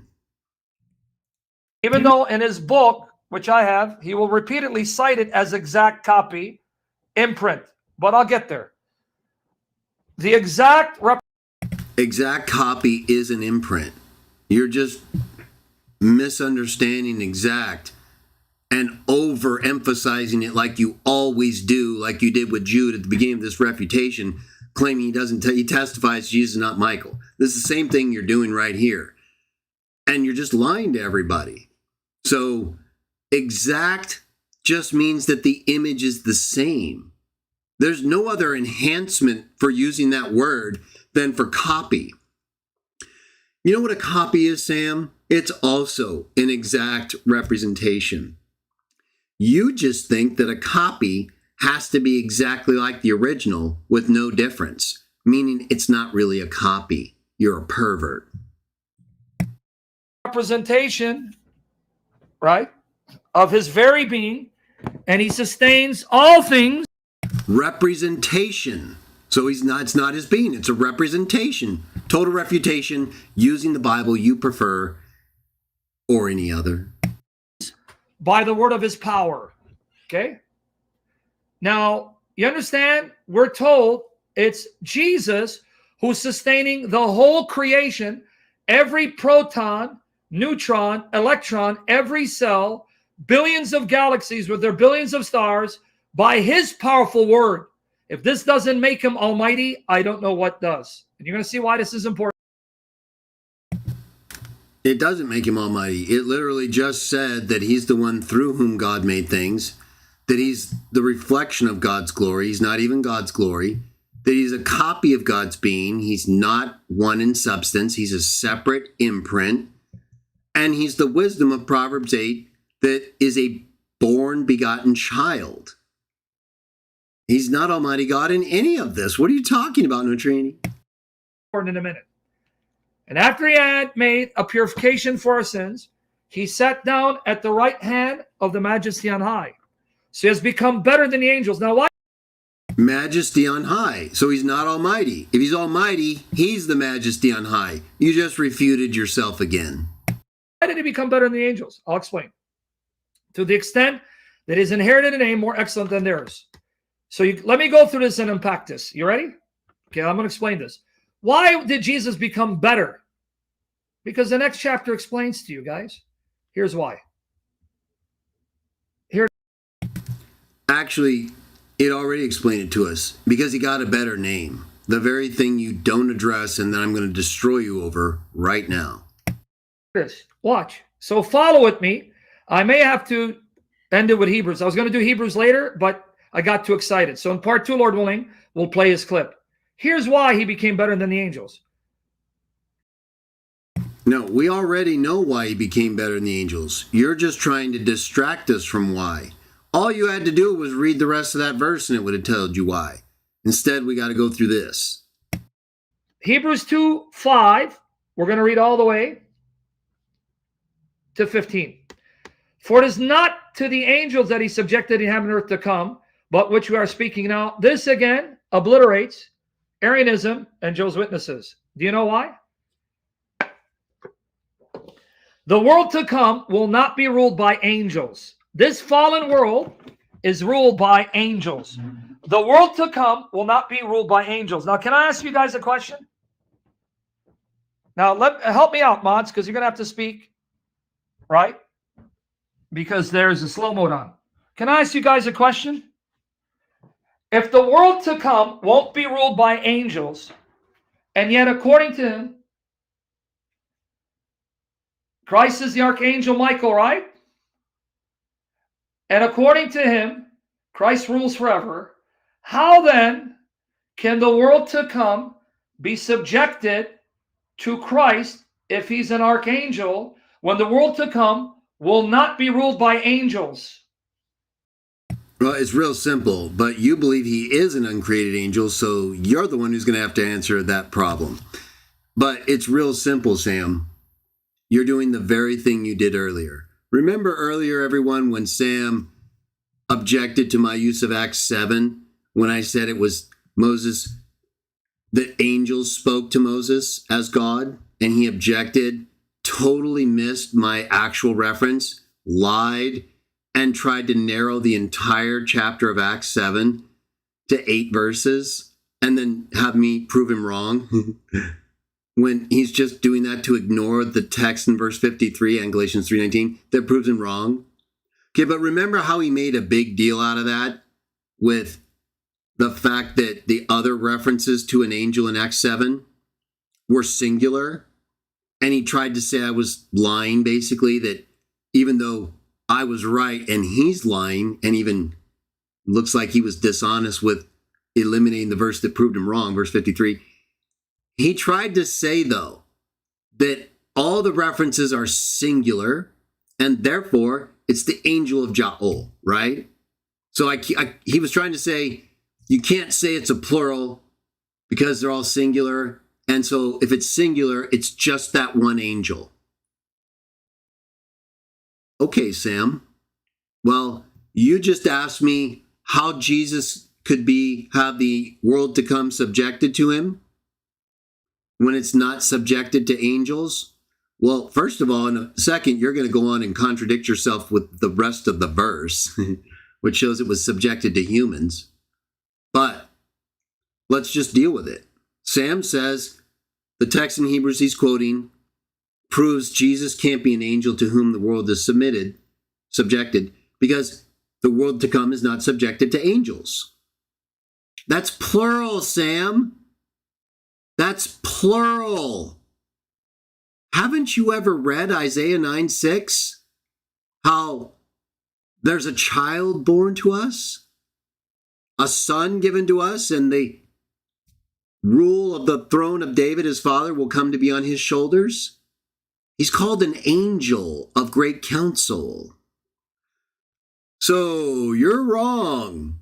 The world to come is going to be subjected to an angel, just not angels. Choke on that, you pervert. I'm scratching my head. Can you help me? Yeah, I just helped you. So you can pile drive your head and it's not going to work. There's nothing going on in there. I'm not as smart as Protestant believer looks. You see what I'm saying? The world to come won't be ruled by angels. It's right here. But he... Right. So it doesn't say it won't be ruled by an angel, right? So you're a pervert who's misusing the Bible to prove something we're not claiming. And going against your earlier attempt to prevent me from using angels in the plural for a single. You're doing that exact same thing here. You're saying because it excludes angels plural, it has to also exclude an angel singular. But yet, when I tried to use the singulars with the plural, you wouldn't accept them. So you're a liar and a hypocrite. It's so unbelievable. He's gone. He believes Christ rules the world to come, but he's the Archangel Michael. Right. He's an angel, not angels. So don't you understand the difference yet? You seem to understand it with Acts 7, and then all of a sudden when we get here, you forgot already? No, you're dishonest. You were dishonest in Acts. We all saw it. It was horrific. You literally tried to narrow the window of text so it made you look right and me wrong, even though what I actually referred to shows I'm right and you're wrong. And now you're using a plural to try to invalidate a singular, which is exactly what you didn't want me to do, and lied about it and tried to deceive people over it. I got to tell you, Sam, you're a nice guy. In many ways, I like you. You're really playing with fire here, pal. I mean, this level of deception and mishandling of the holy word, I hope someone shakes you someday, Sam, and says, look, you're out of control. Okay, you're a nice guy. You got some passion, but you're a liar. You're abusive, Sam. You're abusing these texts. You're abusing me. You're condescending to me. You're disrespecting me and telling me all this stuff over texts that totally refute you. I don't know if you're delusional or if you just are a liar. It's really confusing because I still, has anyone seen a point scored? I'm still not aware of one thing this guy has said that's in any way a problem. He's just rambling on and lying and reading his views into the Bible, acting inconsistent, trying to deceive people. Right? I mean, how bad does this have to get before people say, Sam, just shut it down, okay? Enough is enough. And this is the best of the Trinitarians, everyone. This is number one. So, we win, okay? Bam! He's not an angel by nature. He is not an angelic creature. Well, I mean, Isaiah 9, 5, and 6 says you're a liar about that. He's the angel of great counsel. Even you believe he's an angel by nature in the Old Testament, uncreated. If you just say it's a messenger, you're lying because Hebrews 1:14 again says all messengers are ministering spirits. So it's a spirit. It's a ministering spirit. All of them. Does all mean all? Yeah, okay, so you're wrong and I'm right. His angels are made spirits. There's no way out. You're wrong and we're right. You're not proving anything but how stupid you are. See, you can assume the function of an angel because it means messenger. Right, and all messengers are ministering spirits. So what? It's a functional term that means messenger who is also a ministering spirit and a made spirit. So we don't care about the functional part because the functional part is part of the angel that's also made a spirit. Only you can't figure this out and others who are deceived by you. It's real easy stuff. That's all it means. Without being... No, it isn't all it means. A messenger for God is very significant. It doesn't mean you just show up and hand a message. There's a lot more involved, and you're mitigating it to try to elevate your false doctrine. An angel by nature. Everyone got it? There is no such thing as an angel nature, pervert. I thought you understood that. You just said it's a functional term. So why are you bringing it up as a nature term? That'd be like saying someone's not a king by nature. It's stupid, right? King's a position. There's no nature to it. The nature is spirit, and the angels are created spirits. All of them. But now it's going to get a little worse. Watch Hebrews 1. And hopefully I have some time. If not, we'll do a part 2. I thank you, Greg, because honestly, I'm enjoying this series again because you're giving me more opportunity to hammer the irrefutable exegetical arguments, destroys your Arianism. May God save you from the dragon who deceived you, showing Jesus is Jehovah Almighty, and there's nothing anyone can do to refute it. That's just all empty words. You've been totally destroyed, and you haven't made one single point this whole video.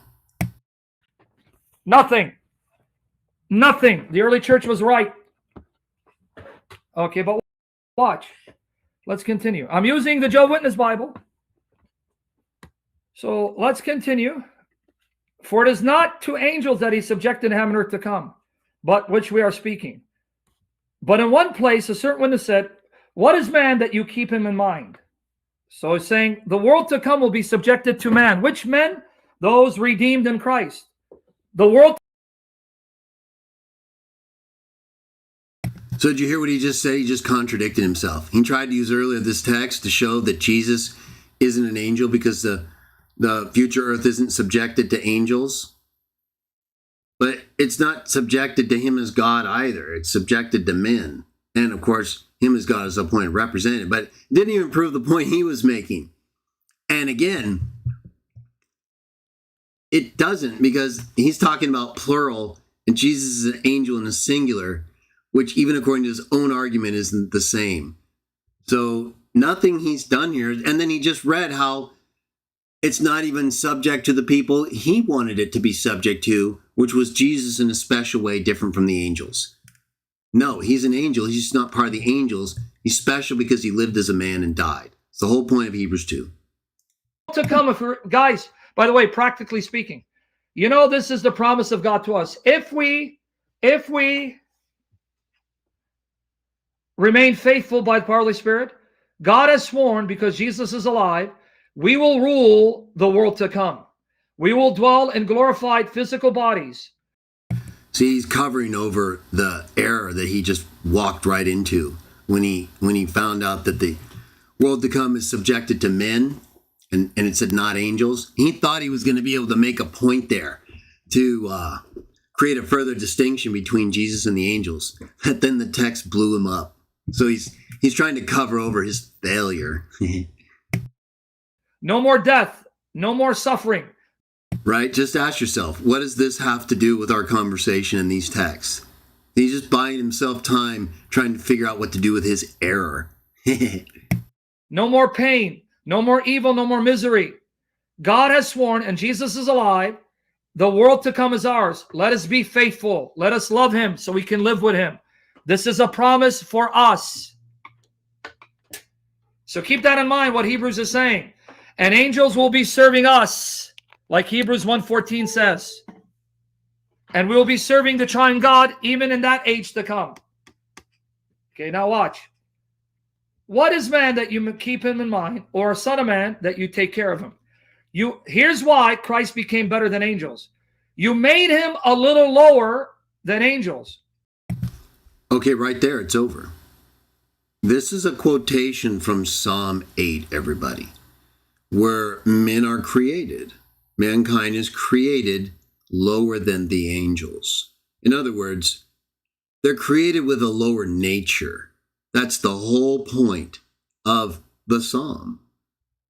What's man? You keep him in mind. You made him lower than the angels, than the gods. So it's all about your nature. The nature you have is your creation.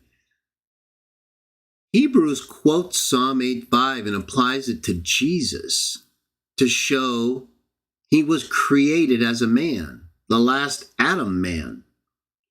When God sends forth his Spirit, they're created. He sent forth his Spirit over Mary and created Jesus, the human, the slaughtered lamb, which is a creature worshipped with God because it was worthy, because it was slaughtered, not because it's God. So this text proves Jesus is not a God man. He's lower even than the angels. So he's not even, there is no God man. That's another invention that they just throw in there because of their false doctrine.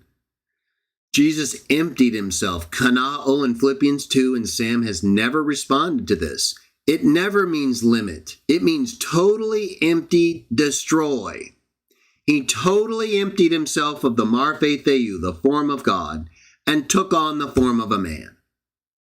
Right here, this is what that is. Him being created as a man. Just a man, the last Adam, perfect, but he's not God. Otherwise, he couldn't be a man. A man is not lower than the angels. Hebrews is literally equating the creation of man with the creation of Jesus as a man, proving he's not a God-man. He's not eternally God. He's lower than the angels on the earth, which is why he doesn't even have authority over the angels. Matthew has Jesus saying he could appeal to the Father for legions of angels. Matthew 26, I believe. We can look it up. So he has to ask the Father for angelic help. He's not the ruler of the angels on earth. He's not an angel on earth. He's lower than the angels. It says right here. And he can't figure it out. You crowned him with glory and honor and appointed him over all the works of your hands.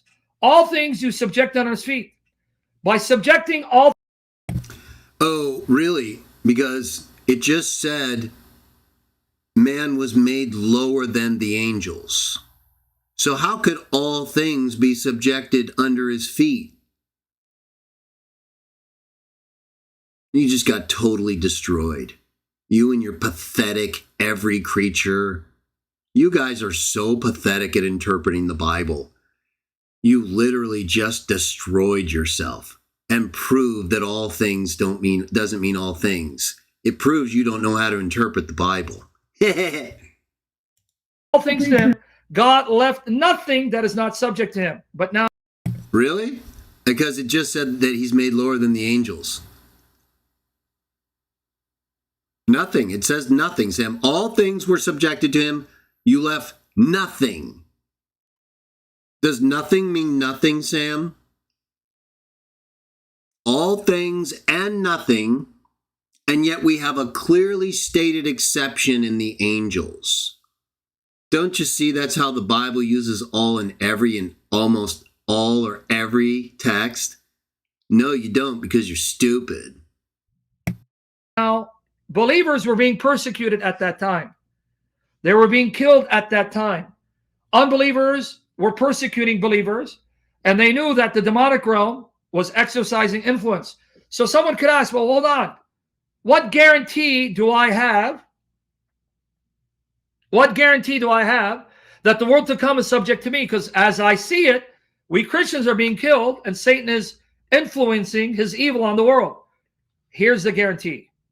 Now, though we do not yet see all things in subjection to him, here's why Jesus became better than angels. But we do see Jesus. We already know why he became better. The very verse that says he became better tells us he got a better name. You don't like that because it destroys your doctrine.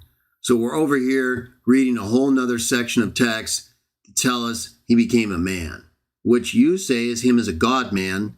So how could he become better even in this? Because he's already better. He's God. The humanity doesn't become better than the angels, pervert. It just quoted for you how humanity is lower than the angels. So how could it be talking about his humanity being better than the angels? It's unbelievable. Who was made a little lower than angels, now crowned with glory and honor for having suffered death, so that by God's undeserved kindness, he might taste death for everyone. Okay, and this is another text. In addition to Philippians 2, 9 through 11, Hebrews 1, 4, Revelation 5, you have Hebrews 2, 9 right here. He's crowned with glory and honor, not because he's God, but like every single one of those other texts say, because he suffered and died faithful. That's it. You guys are inventing a whole nother reason why he's worthy of all this. And every single account says the same thing, proving you're wrong. You see, if we let the Bible speak, the Trinity makes perfect sense scripturally, and these statements pose no contradiction in Trinity. I mean, he's just crazy, right? He's just throwing words out there. No one believes you at this point, Sam. This has been, I mean, I feel sorry for you. That's how wrecked you are. When Jesus became flesh, he in his humbleness assumed our fallen status, yet without sin. Because of sin, humans are now lower in status and glory than angels. No, it's not talking about status, you pervert. Do you not read? It's literally talking about how they're created lower. Right. You made him lower than the angels. So it's not talking about authority there, because when it talks about things being subjected to him, it's not including the angels. So it's his creation that puts him lower than the angels. He's created to be lower than the angels, just like Jesus. It's not just status. There's nothing here that limits it to status. So you're just a liar. So he took our status to then pay the debt of our sin, to then elevate us over the angels. That's our guarantee. So now let's see if you got it. When Hebrews 1:4 says, after he purged our sins, notice, after he purified our sins, and he rose and sat at God's right hand, that's when he becomes better than the angels and inherits a name, an authority over theirs. You see what he just did right there? Inherits a name, authority. See, Sam knows he can't be given the name above every name, which is God's name, which is the name above every name. He wants to limit it to just meaning authority. That's not what it's talking about. It says he inherited a name.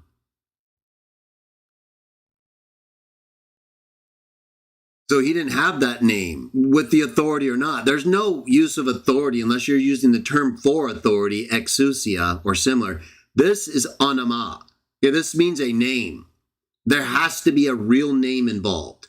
There's no example anywhere where someone is given a name that has authority and there's not an actual name involved. The name is what gives the authority. So it doesn't say he's better than the angels by nature, right? It says right here. And look at the part that Sam totally misses. Because Sam is a pervert, we're going to go to Hebrews 1:4 and show his perversion on full display. Look at it again, Sam, because your doctrine's about to die. So he has become as much superior to the angels as the name he has inherited. This word's the NIV so bad. As much.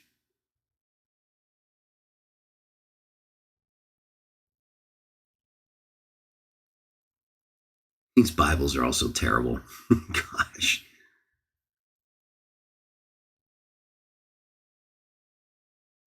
And let's look at the Greek because we'll just make it clear here. By so much superior, having become to the angels, as much as. Right there. This right here destroys the Trinity because it shows he's better than them as much as he's got a better name. That's it. No better in nature, none of that. They're spirits. So Sam can say all he wants and ignore the meaning and significance of name above every other name that he didn't have and that he's given. He can't deal with this. This limits the extent to which he's better than the angels. He's got a better name. So, and the other qualifications he goes on to describe, right? He's now eternal, resurrected forever, doesn't fade. You'll see. Messianic application. Right here, though, he's not better because of his nature. The Bible never says that. That's an invention by Trinitarians. They just lie, try to ignore the fact they're all spirits like you see him doing with the angel of Jah. Oh, and try to create special categories so their doctrine isn't defeated by all these biblical texts. Because he had humbled himself to be lower than them, even though as God, his nature. No, he emptied himself. Kanao means total destruction, gone. Is always infinitely greater. You catch it? See how it makes sense now? Greg, if you just let the Bible speak and don't read your dragon traditions into it, may God save you from the dragon. Okay, right here. So Jesus, in his infinite love for us, became flesh for us and humbled himself for us and took our status for us, paid the debt for us, so that in him, being one with him, his body, he now exalts us over all creatures. Once again, that's what he did. Well, how can he exalt us over all creatures if we're creatures? So even you use all-inclusive statements with exception and then just lie when the Bible does it. See how beautiful Jesus is? How humble he is? How glorious he is? We can never love him enough. For it was fitting that the one for whom and through whom all things exist, for the Father, in bringing many sons to glory. So how did the Father guarantee we will be glorified, crowned with glory? Because he made the chief agent of their salvation perfect through sufferings. He sent the Lord to be. Right. He made him perfect. God's always perfect. So what are you talking about? No Trinity. And he was sinless. So he didn't have to be cleansed of sin. So Jesus is on earth, lower than the angels, not God, and he's not perfect. He has to be made perfect by giving his life faithful to God, who then rewards him for being faithful to God as a man, not God. Real simple, all in the Bible. To become flesh like us, to then redeem us, guaranteeing our glorification. For both the one who is sanctifying, Jesus who sanctifies us, and those who are being sanctified, all stem from one. We now have the same Father. And for this reason, he is not ashamed to call them brothers. As he says, I will declare your name to my brothers. In the midst of the congregation, I will praise you with song. And again, I will put my trust in him. And again, look. You see what he's doing? He's crazy, right? Look at these texts he's reading that totally destroy his doctrine. As he says, I will. So God has brothers, which is a lie. He's quoting texts where Jesus is saying he's going to declare God's name among his brothers and praise him and put his trust in him, and that Jehovah gave him these humans. So you know how when these perverts quote Jude and say, oh, well, Jesus is our only owner and Lord. So does that mean God's not Lord? No, it means you're stupid and a pervert. Jesus is our only Lord because he was made Lord by the one God. That doesn't mean God isn't Lord. He's not the one Lord who was made Lord. Jesus is our only owner because the Father gave him us. John 17, and right here in front of your face. Declare your name to my brothers. In the midst of the congregation, I will praise you with song. And again, I will put my trust in him. And again, look, I and the young children whom Jehovah gave me. Here's another place where they added the word Jehovah. Be that as it may. Therefore. No, you just don't understand the basis for using the divine name in the New World Translation, even though I've written several editions of a book that talks all about it. This is a quotation where the divine name is in the original text, Hebrew and Septuagint, all available copies that we have, first century and earlier. So there's no other thing that could be quoted, unless you're going to say the author of Hebrews misquoted the Old Testament. You don't have Old Testament text without the divine name during the time this was written. So no, NWT's right and you're wrong not using the divine name here. For since the young children are sharers of blood and flesh, he also similarly shared in the same things. So Jesus became flesh and blood to become one with us, to redeem us and exalt us, so that through his death he might bring to nothing the one having the means to cause death, that is the devil, destroying his power over us and our fear of death, because we know Christ is alive. We don't fear death because it's not the end of us. And that he might set free all those who are held in slavery all their lives by their fear of death.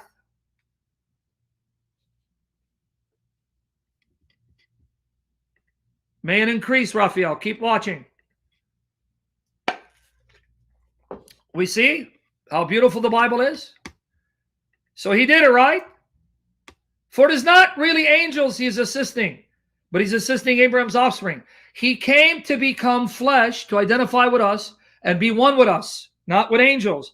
But that's kind of confusing. I thought he's already an angel. Oops. Oops. No, you're just stupid because you forgot what you just read, that he became lower than the angels. You might want to just back up a few verses, see if you can get that idea in your head, and then you won't look so stupid when you get to verse 16. Oops. But wait, Stafford, isn't he already an angel? Oh, no. He can't be if the Bible doesn't contradict. Right, because he became lower than the angels. It doesn't contradict. So he can't be a God-man, he can't be an angel. I've been telling you this for years. You still don't get it. Consequently, he had to become like his brothers in all respects, so to become a merciful and faithful high priest and things relating to God, in order to offer a propitiatory, a sacrifice to appease God, to remove our debt, so he can be one with God for the sins of the people. Since he himself has suffered when being put to the test, he is able to come to the aid. He sympathizes with us. He's in love with us. He comes to our aid because he identifies with our weakness. Those who are being put to test. Right? All right. Now, watch how Hebrews 1, which he appealed to, shows Jesus can't be an angel. Watch here. Number 1.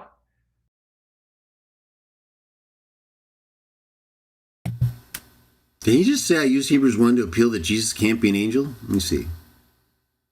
What did he say? With God for the sins of the people. Since he himself has suffered when being put to the test, he is able to come to the aid. He sympathizes with us. He's in love with us. He comes to our aid because he identifies with our weakness. Those who are being put to test. Right? All right. Now, watch how Hebrews 1, which he appealed to, shows Jesus can't be an angel. Watch here. Yeah, he did. He said, I appealed to Hebrews 1 to show Jesus can't be an angel. What is he talking about? I use Hebrews 2 for that. That while on earth, right? He can't be an angel while on earth. But I do believe Jesus is an angel. So what is he talking about, Trinity? Number 1, he is the exact representation of his very being. We got a problem. Why? Let's see what the Bible says about these angelic creatures, these spirit creatures who are God's sons. Are they the exact representation of God's being? Are they as mighty as God, who can do what God does the way God does it? Let's see.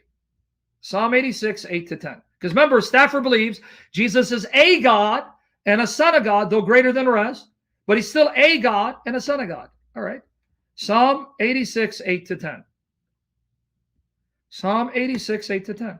I'm using Joe Witness' Bible. We'll switch in a minute.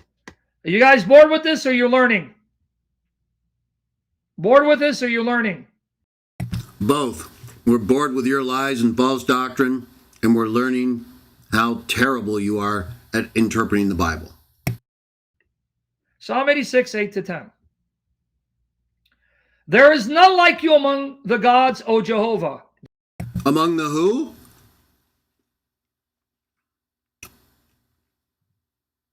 Among the who, Sam? None among the gods like you. Okay, so what, you believe there are other gods now? What kind of gods is he talking about there? Let's keep going. Did you see it? Remember, for Stafford, Jesus is a God, a son of God. He's not God Almighty. Well, we're told there is none like you among the gods, O Jehovah. None. There are no works like yours. No one can do the works that Jehovah does. None. Read this. This is the destruction of his Arianism. Greg, your system has been destroyed. Your church was right. Time for you to come home. Okay, well, let's just take a look there. So Sam says there's no works like yours. But that's absolutely true. Even Jesus in John 5 says he's got to see what the Father does before he does anything. So there is no one who does works like Jehovah. He's the original creator. He does it, and then the Son knows what to do. John 5, 18, 19. Clear as day. Only Sam could miss it. To the true God. All the nations that you made will come and bow down before you, O Jehovah. No. All the nations. So what, are these the gods of the nations? You're saying it's a problem for our view if the gods of the nations are not like God in certain respects defined in the context? Like his works, no one's got works like him among these gods? That's exactly what we believe. Notice, whoever Jehovah made will bow down before him. Watch. And they will give glory to your name, for you are great and do wondrous things. You are God, you alone. All right. What about the sons of God? Is anyone like him? All right, there you go. Psalm 89. Now, first of all, I should point out here, and it comes up a little later, so I was kind of waiting on it. The gods of the nations can be one of two kinds, right? They can be idol gods that are just idols, or they can be the actual sons of God who are given authority over the nations and who are behind a lot of these false gods. So we don't really know what the verse he just quoted is referring to, but it doesn't make any difference because Jehovah Jah is unlike anyone else. No one's like him in the ultimate original sense in which he exists and does what he does. No one. But Sam and the Trinitarians are so bankrupt with text, they see something like this and they think, you can't be like him in any way, right? Because he's saying, well, he's an exact copy. Yeah, but that's not what it's talking about here, you pervert. They're all spirits. Hebrews 1, 7, 14, we all agree those are spirits. Even you agree the angel of Jah is a spirit. He's just part of a triune spirit and eternal. Okay, so they're all spirits. How is that not a likeness? You refuted on its. I was going to do Hebrews 1 later, but I couldn't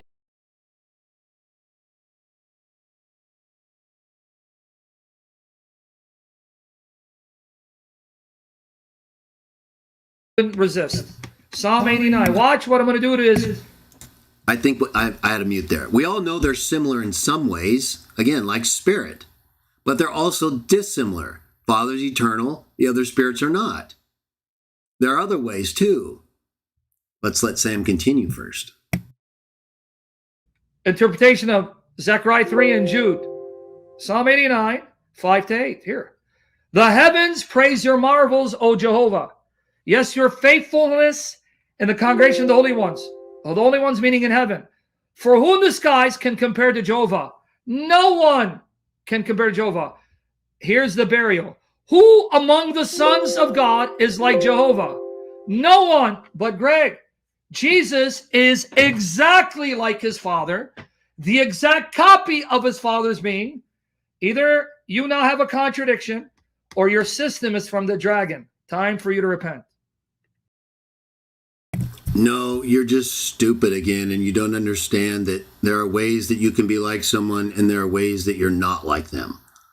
I already explained how everyone agrees all spirits are spirits, and so they're obviously alike in that way, right? Are you saying, based on this text, that there's absolutely no similarity whatsoever between God and his spirit sons? So I don't even think you're that stupid. but I don't really care because nothing you're saying takes into account the explicit statements that show they're not similar to him. Let me go ahead and bring one of those up that totally destroys your doctrine right now. Let's go ahead and bring up Mark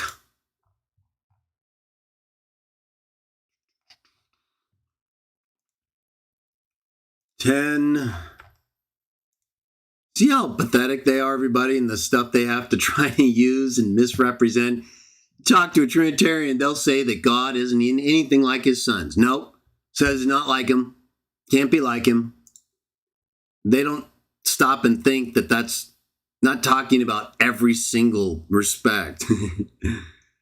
So right here, right, we all know this game is over. Going forth him on the journey, having run up, someone knelt down and asked him, "Good teacher, what shall I do to inherit life?" Mark 10, 17, 16. Jesus said, "Why call me good? No one is good if not alone the God."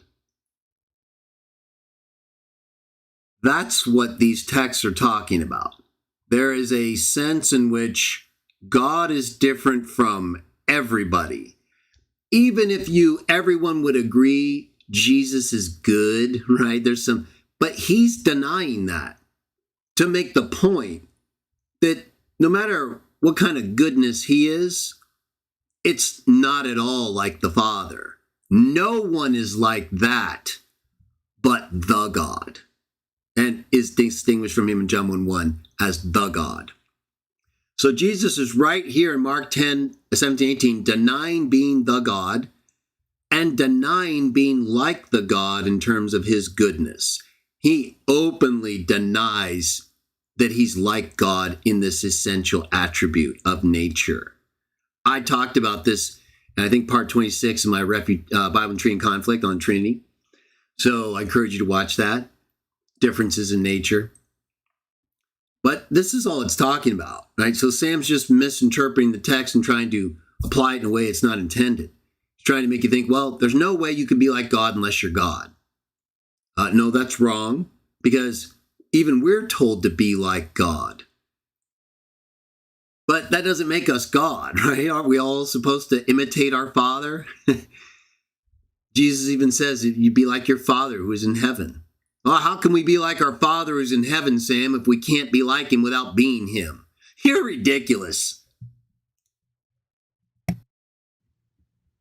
Who among the sons of God is like Jehovah?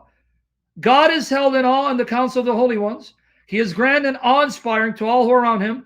O Jehovah, God of armies, who is mighty like you, O Jah? None of the sons of God in heaven. Your faithful surrounds you. But wait, guys. Uh-oh.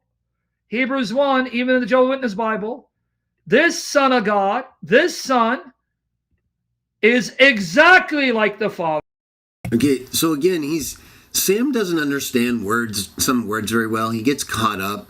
See, Sam thinks that exact has to mean like it's the same as the ring. I already gave you the analogy. He doesn't understand because he's stupid. So he's just trying to use exact and make you think there's no way it could be any different when that's not what the word means. It's a different substance that has the same imprint as the thing that imprinted it into existence. There's no other way to interpret this. The Trinity is destroyed. So Sam just doesn't understand how to interpret the Bible. And you need to understand that he's stupid in that way because of his doctrine. And we've proven he may have some mental limitations here. You're number one, Sam, but as a representative of the Trinity, that's not saying much. That's like being number one in terms of defending flat Earth. Who cares? I'm going to take you down anyway, so this game is over and everyone knows the Trinity's a joke and you guys are liars. But you've been totally destroyed, pal. I mean, the sons of God are like God because they're spirits. They're not like God in the way that Jesus said he's not like God. They're not the same spirit or God to the degree he is. Jesus is good, but he's not good like God. That's what it's telling you. It's not telling you they're not like him at all. It's telling them they're not like him in the way he is. He's different than them. Just like Mark 10, 17, and 18 proves. Father, the exact representation of his very being, who does the works. Representation. Why do you keep not emphasizing that word? There is no example in existence of a representation being the same as the original. You're a liar. Of his Father, because he sustains all creation by his powerful word. Now we either have a contradiction, or Jesus is not a creature and Stafford is wrong and he needs to repent. You haven't shown any reasons for doing that. The Bible says in Colossians 1, 15 through 20, all things were made in him. So he's literally holding all things together that the Father created out of himself. That's our belief. You're just reading it and pretending you're refuting it, I guess. I don't know what you're doing. And stop teaching Arianism. You're either stupid or you don't listen. We're not Arians, and if you can't figure that out, find another course of life. This is ridiculous. Either learn and get better, Sam, or just shove a golf ball in your mouth.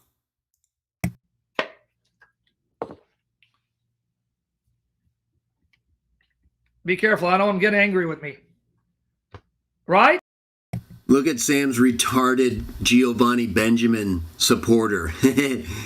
Greg's getting buried. Yeah, buried under Sam's false doctrine that we have totally annihilated. You perverts aren't going to be able to say one single thing about this.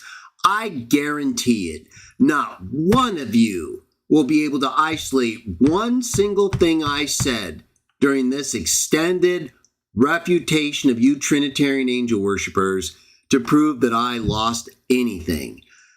I'm going to put up so many clips from this to show Sam is going to be buried in clips, okay? So Giovanni, you can take that shovel and use it for all the clips you're going to get. Oh, these little perverts. Now, let me watch how I'm going to unpack this. Yeah, we're going to do Hebrews 1 today. Let me go a little further. It says, Jesus sustains the whole creation. Understand what that means. Don't take it lightly. He's sustaining all the angelic creatures. Right. They're all made in him and through him and for him. That's our belief. Are you stupid on that too? He's sustaining all the heavens, the earth, everything in them. Billions of galaxies with billion stars. Sam, what's he sustaining it by? It says the word of his power. So is his word like his mind and his reasoning? Is there like another person inside of Jesus that he could beget and like have a firstborn of his own from his own mind, his own reason, like you perverts believe, or some of you, for God? No, it's his actual words, right? Like he's able to, by command like God, hold it together after God created it in him, showed him what to do. John 5, 18, 19. Read it sometime. He's sustaining my heart, my arteries, my lungs, my chest. He is the one regulating our lives by his powerful word. And by the way, we're not saying he does it by himself. We believe. Oh, well, the text says he does it. So you don't even believe what the text says when you're misusing it. Father, Son, Holy Spirit together inseparably do it as one God. That's not what it says. You literally just reinvented what it says. It says he sustains all things by the word of his power. Where does it say that the triune God does that? Where does it say that anybody but the Son, in whom and for whom and through whom these things were made, does that? You just come up with the weirdest stuff, man. But he's doing it. It's his powerful word. Now, for those of you who accept the Deuterocanonicals like I do, watch this. Watch this. Revised Standard Version. Okay? Revised Standard Version. I can't wait to get to Jude and Zechariah because it'll be over for him. Now, I know he's an honest man and he's going to repent and he's going to give up his Arianism. I trust him. He's an honest man. That's disrespectful and condescending because you're just wanting something to happen due to your own failures to make it happen. That's unprofessional, Sam.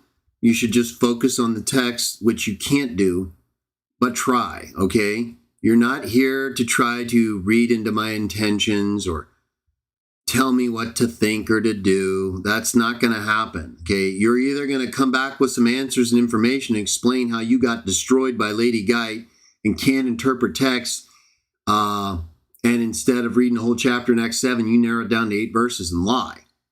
And all the other stuff we've talked about. So you can keep yourself in delusion and gaslight yourself all you want. You're just in a fantasy. He's not in it for pride or money. So God grant him grace. Well, that's true. But that doesn't mean all the other things you say are correct. And it doesn't make it appropriate for you to think about other people in that ways. Yeah, we all want people to believe like we do. But we have to actually grow up and accept reality and deal with the facts. Watch here. Sirach 43:26, talking about God Almighty with Hebrews 1:3. Sirach 43:26. Because of him, his messengers finds the way, and by his word, all things hold together. In the context, talking about God, not a creature.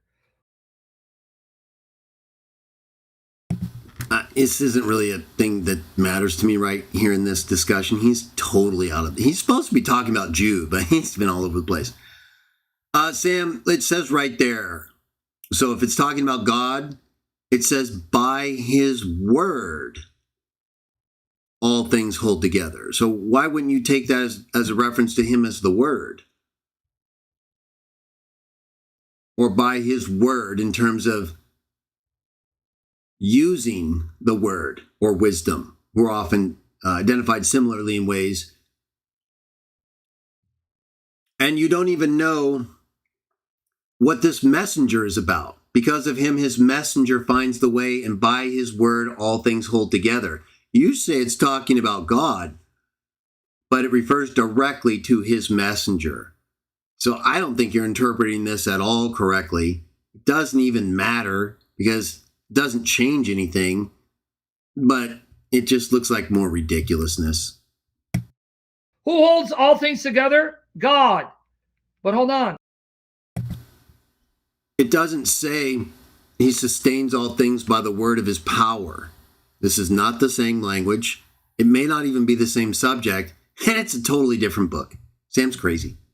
Hebrews 1:3. The Son reflects the glory of God and bears the very stamp of his nature. Right there. So you just got totally destroyed by the RSV. He's a stamp. He's an imprint, Sam. He's a copy. So verse 3 says he reflects the glory of God. He can't be God. God is not a reflection of his own glory. He's God. Okay? So it's over right there. Then he bears the very stamp of his nature. Temporal, created, separate existence, no Trinity. Upholds the universe by his word of power. We all believe that. None of that proves what you're talking about. So, Upholding the universe by his word of power. Wow, we got problems. yeah, well, what? We have problems because Sirach and Hebrews say somewhat of the same thing in a way that you think creates a contradiction for people who don't accept Sirach but accept Hebrews? You're stupid. Boy, guys, we got problems. Houston, we got problems. Oh, but the problems are getting worse. The problems are getting worse. Yeah, I think we'll be able to play the clip. What do I mean it's getting worse? Watch here. Hebrews 1:5. Now you understand why it means he became better than the angels? Do you understand? In Hebrews 2. Yeah, he inherited a better name. That's it. And he didn't have the name before he got it. So he wasn't better than the angels while he was on earth or before earth because he didn't have the name until he got it after he was resurrected. Your teachings are false. We have proven ours are true. 2:5-18. Jesus, in his humbleness and love for us, humbled himself to become lower in status than the angels because he was taking our status when he became flesh. And then after he purified our sins, he exalted himself above the angels in status. Right. No, it's not status. He got a new name he didn't have before. And it's all mutability. He became better. So God doesn't become better. Not in status, not in nothing. He doesn't get more authority. He doesn't get more power. No, nothing. That's all temporal and mutability. So Jesus has to get all these things he didn't have because he's not God. Thank you for disproving the Trinity. So it makes sense, right? Oh, another nugget. You guys want another nugget? Oof, darn it. Another nugget. After he purified our sins, he sat down at the right hand of the majesty on high. Okay. The word on high is en hypsilis. En hypsilis. Guys, pay attention. Right. So he's at the right hand of God. He's not God. He's been raised up to a position he didn't have before. Disproves your doctrine. Because this again shows he must be Jehovah God. Why? Adam and Eve. The Seventh-day Adventists believe Jesus is not created, whereas Jehovah's Witnesses believe he is. So focus. So Jesus sits at the right hand of the majesty on high. The words on high in hypsilis. Hypsilis. Trying to pronounce it like the Greeks would. Why is that amazing? You're amazing. Watch here. Too much, guys. You see, I got too much, and I've already done this in the past, Greg. Why would you make me do this again? And you don't have anything. And we're still waiting because you're delusional. Why play a clip where you're calling me out? You're my... Because I don't do what you tell me, and I don't run around afraid of you at all. I only did the deletion of videos that destroyed you out of a courtesy because you backed out of a debate that I offered you because you refused to summarize my main points in my 8-hour plus video. So you backed out, you chickened out, Sam, is what you did, okay? You're not getting out of this one. I'm going to totally destroy you every single video you do and prove you're a liar. There will be nothing left of you by the time I'm done in terms of doctrine. You will be a wreck. My friend, Greg, I don't want to do this, but I do it because I know Jehovah Jesus will convict you. You see the words en hypsilis on high. En, the preposition, hypsilis, right? You're amazing.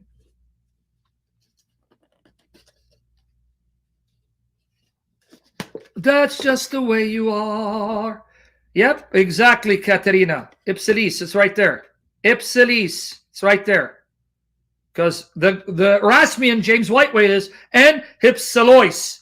But you tell me it's not pronounced Louis or Lois, it's Lis. Hypsilis. Right? So I'm trying to pronounce it like you guys. So Jesus sat on high.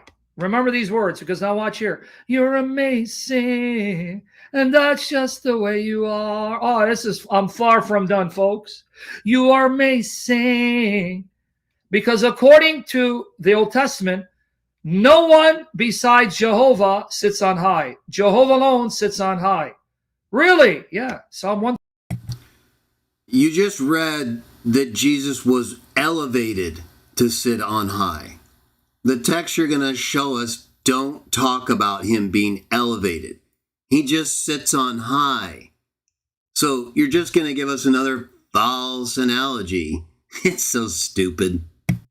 113:5. And you Greeks who follow the Septuagint, watch here. Psalm 113:5. Who is like Jehovah our God? The one who dwells on high, meaning no one is like Jehovah who sits on high? All you have to do is read verse 4, you pervert. It says Jehovah is high above all the nations. It's talking about the nations. So let's see how you miscontextualize this. But Jesus, who's not the Father, sits on high. No, he was raised to sit at the right hand of on high.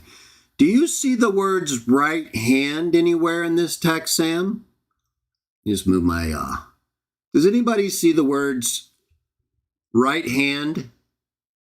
Okay. Does anybody see that Jehovah is here raised up to someone's right hand who's already on high? No. So Jesus has to be raised up and only at the right hand of the Most High. He's clearly not Jehovah of this text, who it says is already on high. Sam can't even figure that out. He's like contextually bankrupt.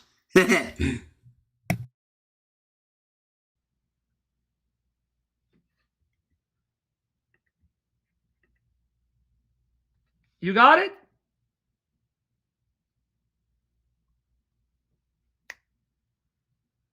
Do you see the question? It's rhetorical. There is no one like Jehovah sits on high, who then beholds the sons of men from heaven. Again, he's in the Old Testament before any of the events of the New Testament where Jesus is raised up to be where God is. It doesn't say he's the only one also. And again, this has nothing to do with what he read from Hebrews. The Son had to become lower than the angels, lower than God, give his life, and be raised up to sit at the hand of this one, the right hand.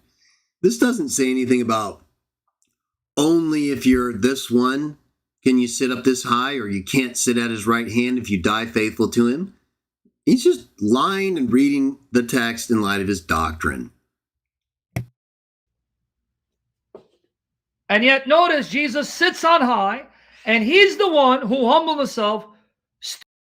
No, he sits at the right hand of the majesty. Do you see those words in this text, pervert? Right, because it's a different text and doesn't mean the same thing. But because you're stupid, you can't figure it out. Stooped down from heaven and went to the earth to show his love for humanity. Exactly what Jehovah does in Psalm 113, 5-6. Who stoops down. No, it says he stoops down to look on heaven and earth, not stoops down to become flesh. Down to look on heaven and earth. Didn't Jesus do that literally when he entered the earth to become flesh? No, he wasn't looking down on heaven and earth. He came down to the earth. So what is said of Jehovah is applied to Jesus. Not even close, and I'm surprised even you think so. You're amazing. That's just the way you are. Sam, you don't need to sing to me. I'm your friend and I'm going to help you, but I don't need that kind of constant praise for destroying your lies, okay? I'm happy to do it. You don't need to praise me like that. You're amazing.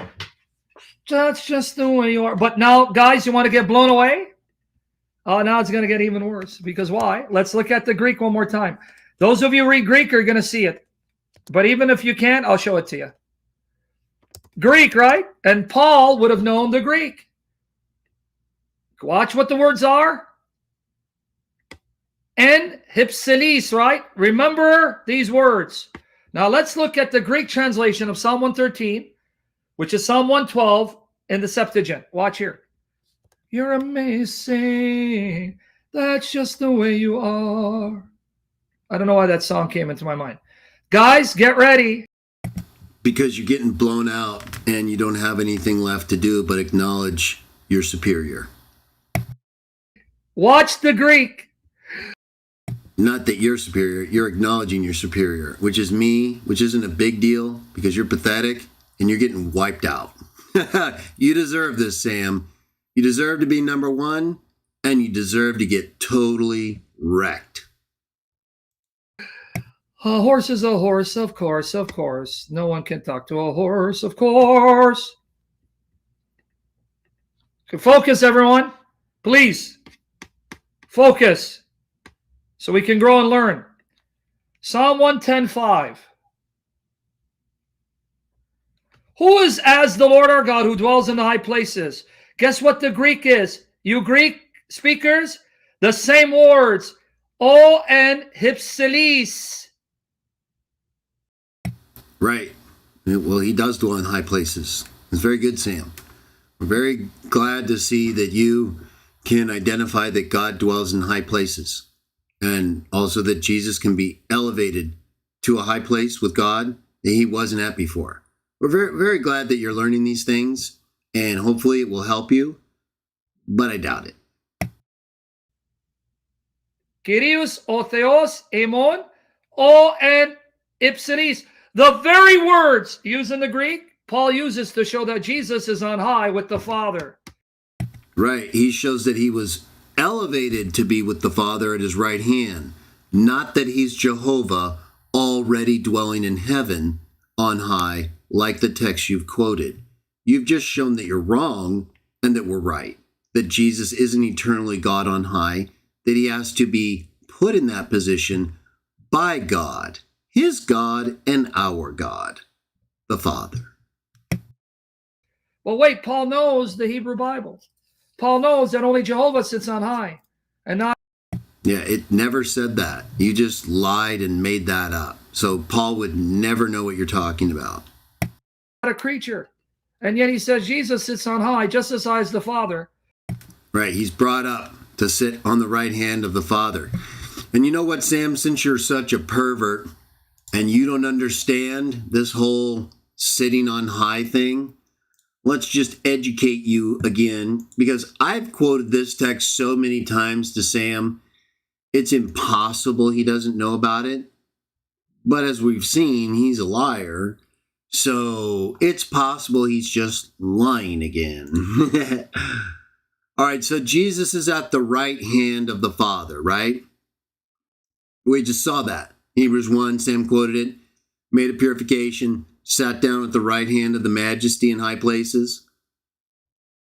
Right. So here's Revelation 3:21. The one overcoming I will give to him to sit with me on the throne of me, as I also overcame and sat down with the Father of me on his throne. So we have temporality. Jesus doesn't have God's throne eternally. He had to conquer, just like Revelation 5 tells us, and give his life. After he conquered, overcame, Nikon, the Father allowed him to sit at his right hand on his throne, where you read earlier from Hebrews 1 is on high. And Sam, I've shown this to you so many times, you're dishonest because you're not using it. This shows that we are as high as Jesus on God's throne. So you don't know the Bible, you don't know what you're talking about, and I don't know how you could be so dishonest as not to quote this verse since I've showed it to you so many times. What are you doing? Why are you so dishonest, Sam? It's really disheartening. It's embarrassing. After he humbled himself to be lower than the angels.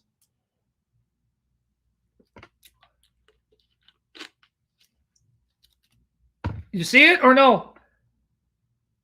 Let me know so I can go to the other points. You can go to the other point, Sam, because you've already made our point. You've misquoted the Bible, you've misapplied the Bible, and you've proven that Jesus has to be elevated to a position God already had, and he elevates us to that very same position invalidating your entire argument here. So congratulations on wasting your time.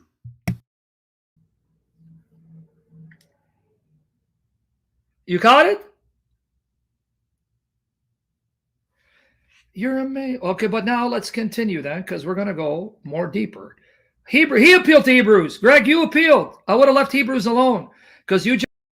Yeah, you would have, because you don't follow it. And I love it. And I have a whole series on Hebrews 1 and 2 and part of 3 in my Bible and the Trinity and Conflict series. So obviously you're stupid and you don't know my arguments and you don't understand that your beliefs have nothing to do with this book of the Bible. Just show Jesus can't be an angelic creature. Why? Because it shows Jesus is not an angelic creature.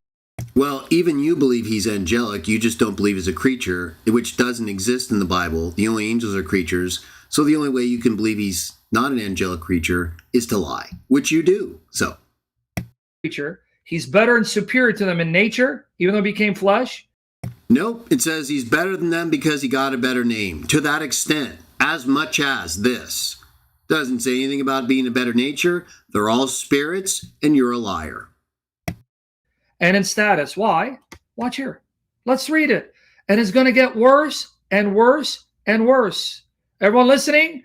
Worse and worse and worse. He's getting worse and worse and worse, right? You see how Sam gaslights everybody? He's getting absolutely vaporized. And he doesn't know it. He's a zombie shark, everybody. I've showed it before. You can look it up on YouTube or Google. Just type in video of a zombie shark. It's a shark that's alive but bitten in half and just has no idea it's already dead. And it's just swimming around trying to figure out what the heck happened. That's Sam. So notice the rest of it. So he has become better than the angels to the extent that he has inherited a name more excellent than theirs. For example, to which one of the angels did God ever say, "You are my son, today I've become your father"?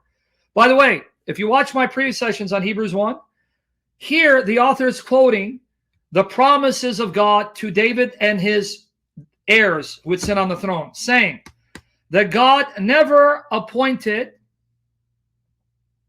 an angelic creature to sit on the throne ruling for him. Never. Right, because it's talking about him as a man. Remember the earlier part that you also misapplied? He became lower than the angels. Right.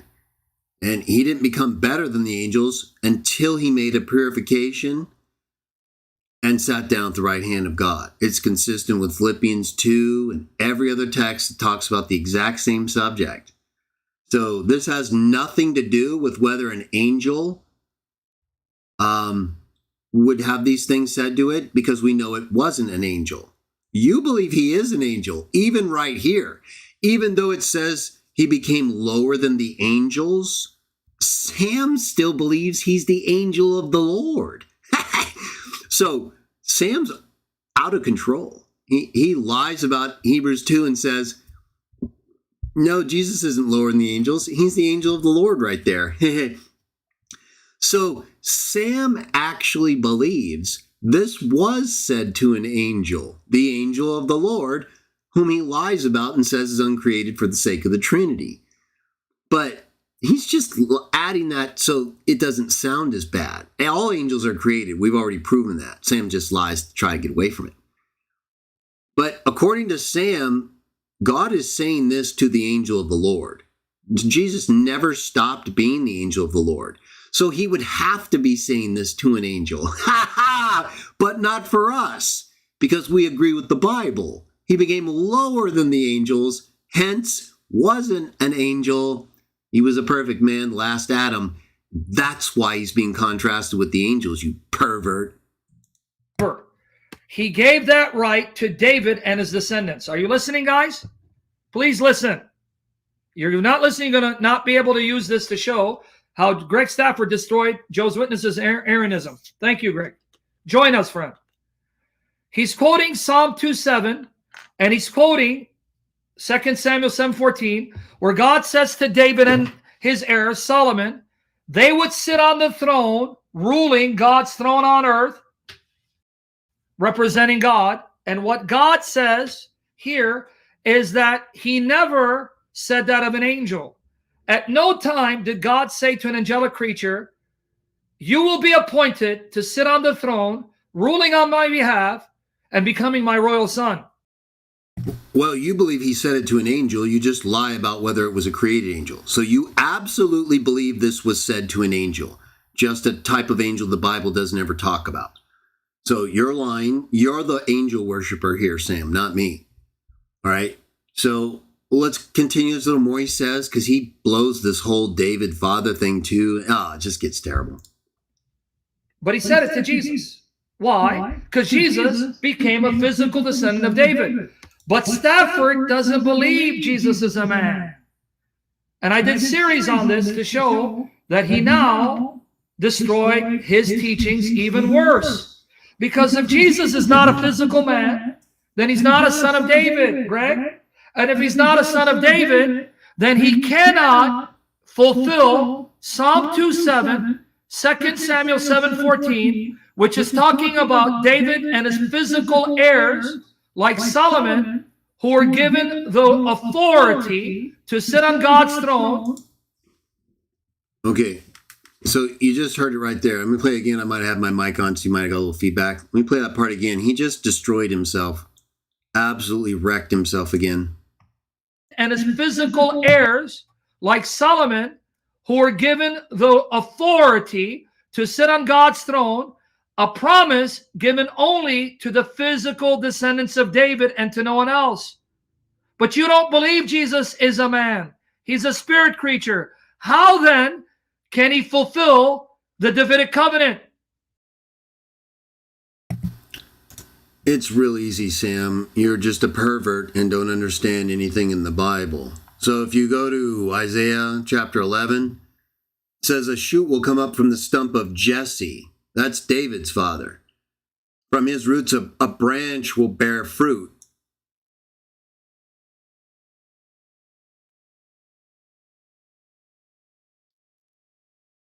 And then it says in Isaiah 9, so right here you can see that Jesse's stump is referred to as the lineage from which the branch bears fruit. Isaiah 9, 5 and 6 says, the child will be born and he will reign on David's throne and over his kingdom. So, no one knows what line Mary is from. And Joseph is explicitly from the line of David. As soon as he married her, that whole house became part of the house of David. The Bible explicitly refers to David and Jesse as the parentage of Jesus. So it doesn't have anything to do with him directly having a father in the line of David, like Joseph fathered him.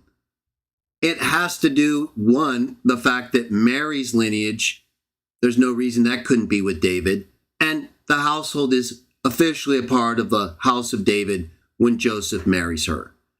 So he is in the line of David. He did become a human being. And according to Matthew 18, Sam, before he ascended to the heavens as a spirit creature, after he came back to the earth from being resurrected and took up his body like the prophecy of David said, he wouldn't see corruption. So he's back on the earth, not a spirit creature. And look at what he says.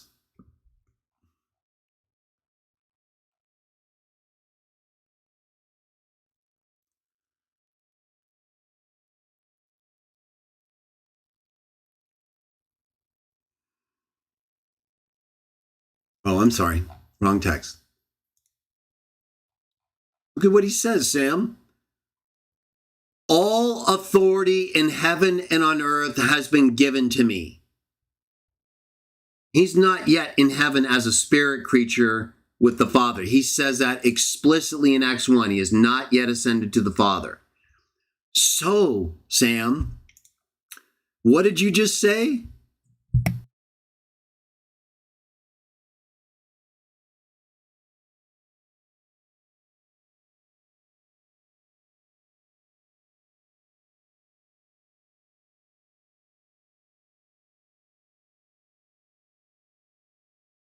We just saw how Jesus raised up his physical body, has all authority in heaven and earth before ascending to the Father. And listen to what Sam says. Of David and to no one else. But you don't believe Jesus is a man. Yes, I do. That's retarded. He's a spirit creature. That's after he goes to heaven in Acts 1, after he already got all authority, including the throne of David. Listen to Sam. How then can he fulfill the Davidic covenant? I just told you. Greg, the dragon has deceived you and your beliefs. Time to repent. You understand my point, guys? No, it's stupid, and you didn't make anything that was worthy of even talking about. Psalm 89, 19 to 37 says that David was sworn by God, the throne of God would be his and his physical descendants. And the New Testament says that's why Jesus became flesh, one of the many reasons, to become the physical descendant of David to fulfill the promise. That's why Hebrews says God never said this to any angelic creature, but he said it to Jesus. The promises of Psalm 2 and 2 Samuel 7, which are promises to David and his physical descendants like Solomon, they would sit on the throne and no one else. So how does Jesus fulfill the promise? I just showed you.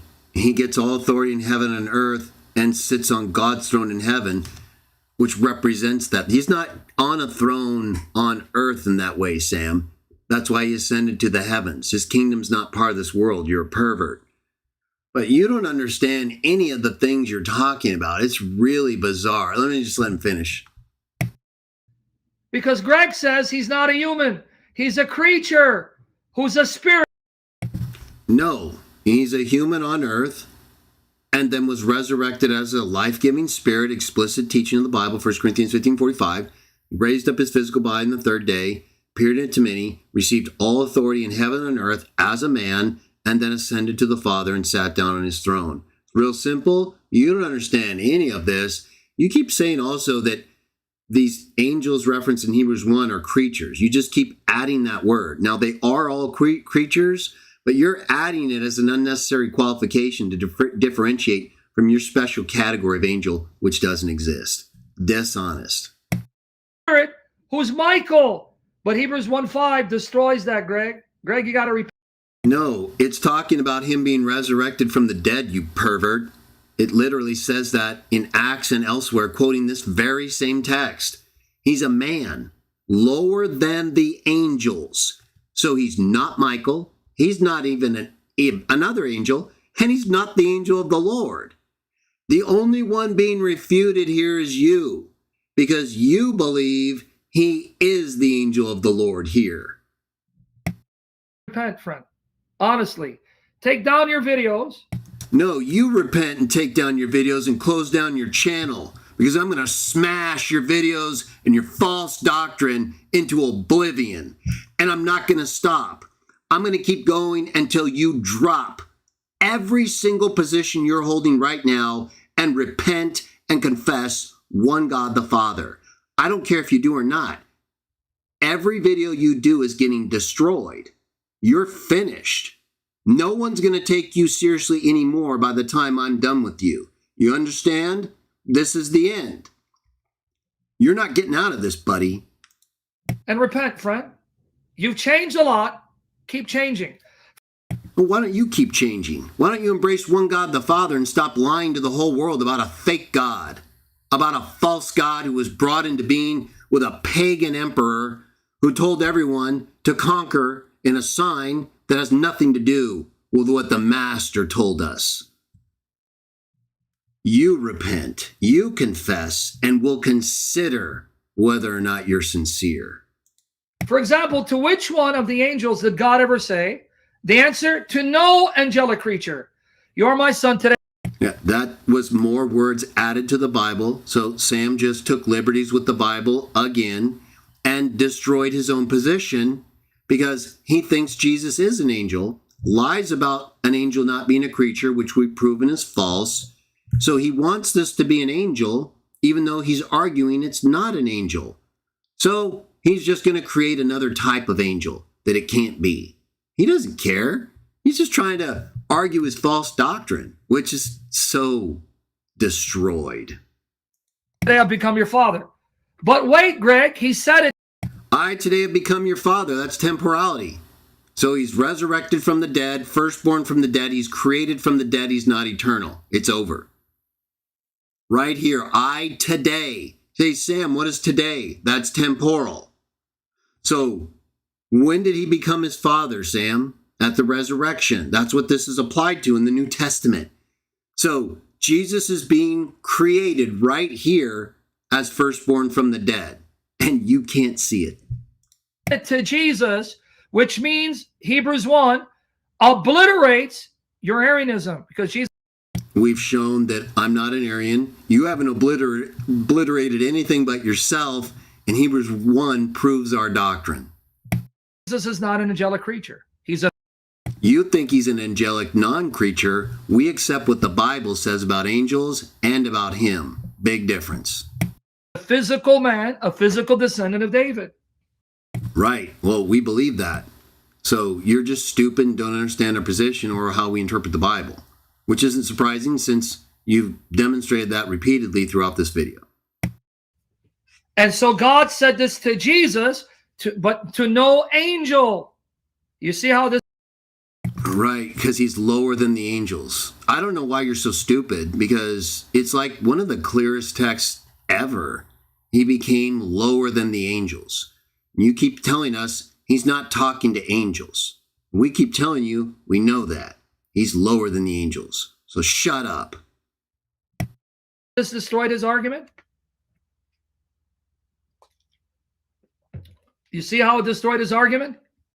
No, Sam, no one knows what you're talking about. And so you can keep repeating the same question. Man has so many holes in your argument, Craig. Why like this man? It's not intelligible, and he misrepresents my name. So it's typical Shamunian.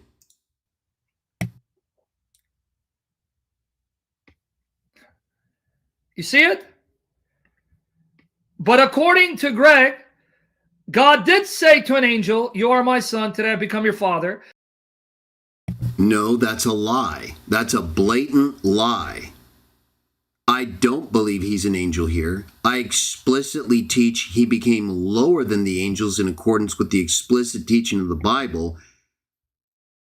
There's no way you couldn't know this and not be stupid.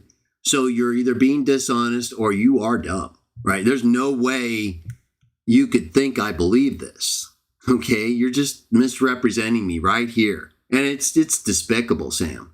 This is like really basic stuff.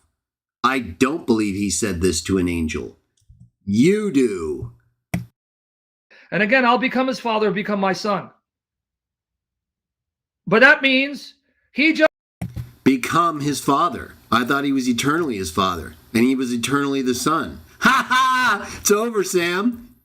Right here, we have temporality associated with the father and son relationship. It is game over. He was recreated from the dead, firstborn from the dead. Did you read that? Colossians 1:18, Revelation 1:4-5. So yeah, no, your doctrine's false. just interpreted Paul in such a way where Paul is now contradicting himself, making no sense, but he's actually spewing incoherent babble. You are doing a great job of that, my friend. I guarantee you, I'm doing no such thing. And even some of your Shamunian cultists would have a hard time defending you against the claim that you're not, right? You are. Is that what you're going to do to the Bible, Greg? Are you going to let the dragon deceive you, Greg?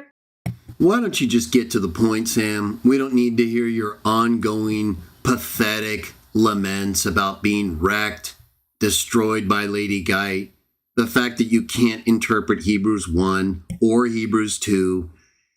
Your video is titled Jude's Letter Proves. You haven't proven one single thing from Jude, except how terrible of an interpreter you are when it comes to Jesus as a God who followed the Israelites as an angel after you totally misrepresented Acts 7. That's all you've done.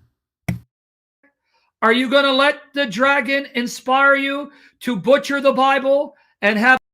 No, that's why I'm exposing the dragon in your church and all the things you've done that show you're in big trouble, Sam.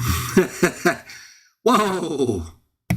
Paul humiliate and shame himself by making such incoherent statements? Greg, you're better than this, Greg. We're praying for you, Greg. Jehovah Jesus, who is now in the flesh, a man glorified. All right, he's not making any more points, everybody. I'm not sure he makes any more points the rest of the way, other than this babbling nonsense that we're just letting Sam preach to us now, right? He's run out of arguments. That's obvious. He doesn't have anything left. We've been staring at this text and screen, and he's been yelling at me, telling me I think that God said this to an angel, which is totally untrue, when he's the one who thinks God said it to an angel. I'm going to give him a few more minutes here. If he doesn't get into something meaningful in the next it's an hour and 41 minutes of 2 hours and 21 minutes, I don't remember him having anything else significant to say. He just goes on this ongoing rant and ramble and just collapses into a big ball of goo. But let me just give him a few more minutes in case he somehow brings up something important. Okay, let's give him 4 more minutes. Contrary to your teachings, which I've thoroughly refuted in all the other sessions, is calling you home. Come home, Greg. We got it? All right, but then it's going to get worse. But when he again brings his firstborn into the inhabited earth, he says, let all of God's angels do obeisance to him. Now they... Oh, this actually is a good part. Okay, we'll do this. Yeah, did you notice that, Sam? He says when he brings his firstborn into the world. He totally forgets that part. Translate obeisance. That's okay, because I'm going to show you something. To him, Jesus is an angelic creature, right? This is actually really good. I'm glad I waited because I wanted to expose him. So let's finish this part. Let's let him refer to these texts that he thinks is the background to Hebrews 1:6, and some are, but he totally blows it. Right? This is so good. So let's watch this. Let's let him develop his argument and watch. He totally blows it again. Now remember, Greg, you buried yourself in this argument. I say this respectfully. Why? Because notice, all the angels, according to him, are these angels here in Hebrews 1:7. Also, he says about the angels, he makes his angels spirits and his ministers a flame of fire. We just read post after post after post where he said Hebrews 1:7 and 14 are referring to Michael and the angel of Yahweh, whom he believes is Jesus, right? Remember, that's your statement, Greg. I remember it, Sam, and I totally understand it. But you don't.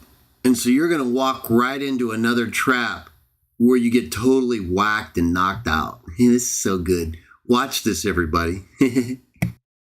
You said that, not me. Okay, why is that devastating? Because if Hebrews 1:7 refers to Jesus as Michael, the angel of Yahweh, a made spirit, well, then you got a problem, because these are the angels who are going to worship Jesus. Are you now? Do you hear what he just said? He said, I have a problem because Hebrews 1:7 and 14 refer to all the angels as made spirits. So now he's going to refer to this quote he's highlighted from Hebrews 1:6, and I guess try to say that, well, let's just let him develop it, right? Because it doesn't make any sense, right? He blows it. Well, watch. Saying Jesus worships himself? Right there. See how stupid he is? He thinks. You see, I believe Jesus is Michael and the angel of the Lord. So, if Jesus became lower than the angels, then there is no angel of the Lord. There is no Michael. It's just a human Jesus at that point. He's lower than the angels. He's not an angel. He's a man. Lower than, okay? So this text he's quoting, let all God's angels do obeisance to him, where was that fulfilled? Well, it says when he brings his firstborn into the inhabited earth. Well, when was that? At his birth, right? That's when he was brought into the inhabited earth. What happened?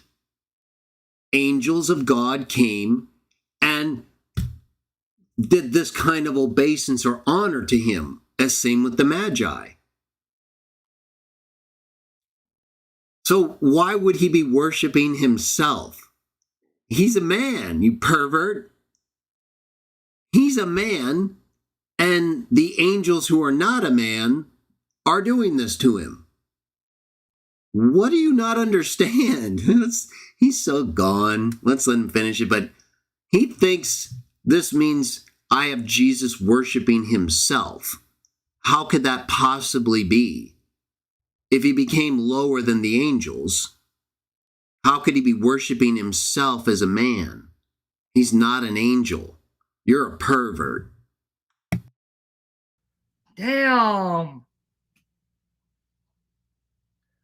You see what you did, Greg, to Hebrews again? Yeah, I interpreted it correctly, and you are doing your best to wreck it. In your zeal? Because the dragon is deceiving you? May God save you from the dragon? He's preaching, pontificating, and bloviating again because he doesn't have any arguments. This is pathetic. You see what you did, Greg? You just have Jesus worshiping himself. And how is that? Has he explained how that's the case? Yeah, again, Sam is, he's smart, he's intelligent, he's got qualities, he's number one on the apologetic front, but their doctrine makes them stupid, okay? It's like flat earth.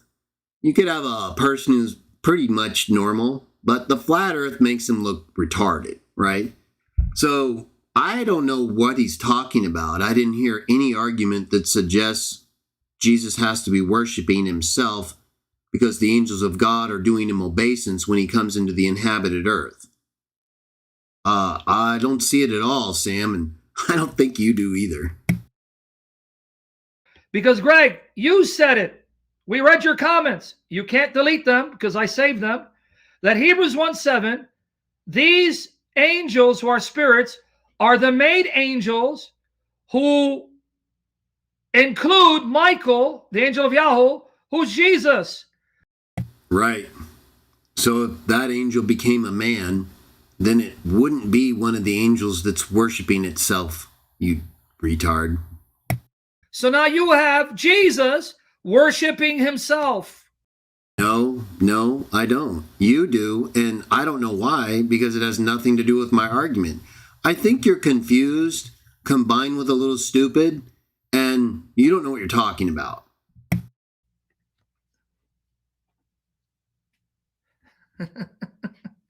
Your reaction guys are killing me. You see what he did? See, they're like celebrating over stupidity, right? Look at these guys. Douglas, Junior, Chong Lee, bam. Sam is all like, oh, it's over, man. Sam thinks he just rung me up, right? He thinks he just laid a kill shot on me. And he didn't, right? This is just a fantasy. He literally is just inventing this, I guess, just, ex nihilo.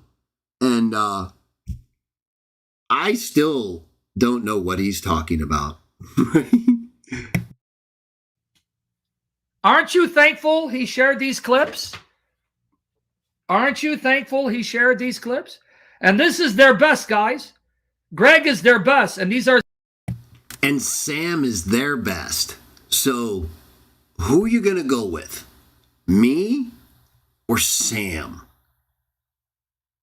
Honestly, after watching this video, okay, I understand if you're already Catholic, all that, it's not going to change anything. After watching this video, who would you go with? I wouldn't have you trust any human. But if you only had me and Sam to pick from, what would you do?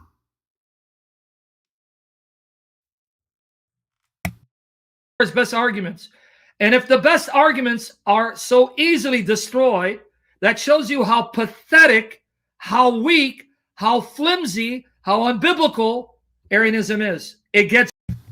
He's talking about his own position, right? Because none of that matches anything that he showed. We did the exact same thing he just described to him. And the Trinitarian position, if it weren't for the dragon, Sam, you guys would be gone. It's the only reason you're still here. We're here in spite of the dragon because of God and the Christ.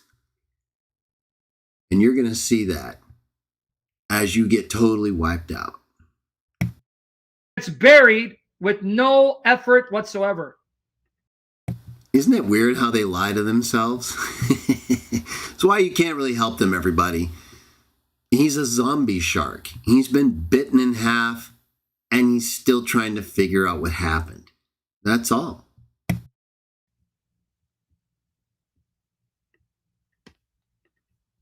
Right? See what he...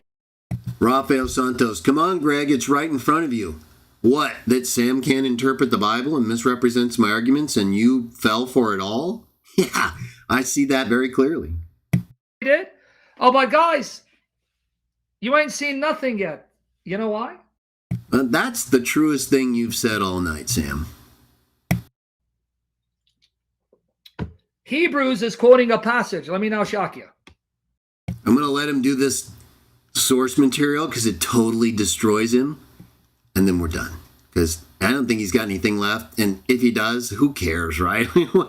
What could he possibly have at this point? And I listen to the whole thing. He's just doing nothing. But let's go with it for a little while longer. Hebrews is quoting a passage where the angels of God are commanded to worship Jehovah. Did you know that? Here, he's quoting Old Testament passages where the angels are commanded to worship Jehovah, their God. And here, the Father applies it to Jesus. Say what?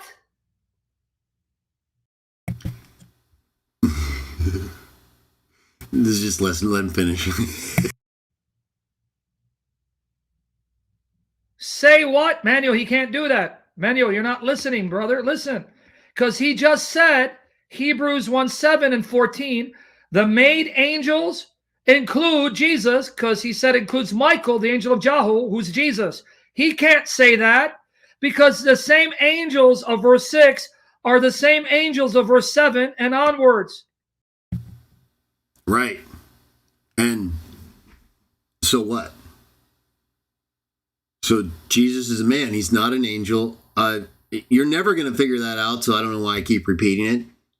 So nothing you said in any way about these texts has anything to do with reality. You did a good job of showing how you don't understand our understanding of these texts, or Jesus as a man, or just being made lower than the angels. That's obvious. Other than that, you haven't done anything else. He can't say that.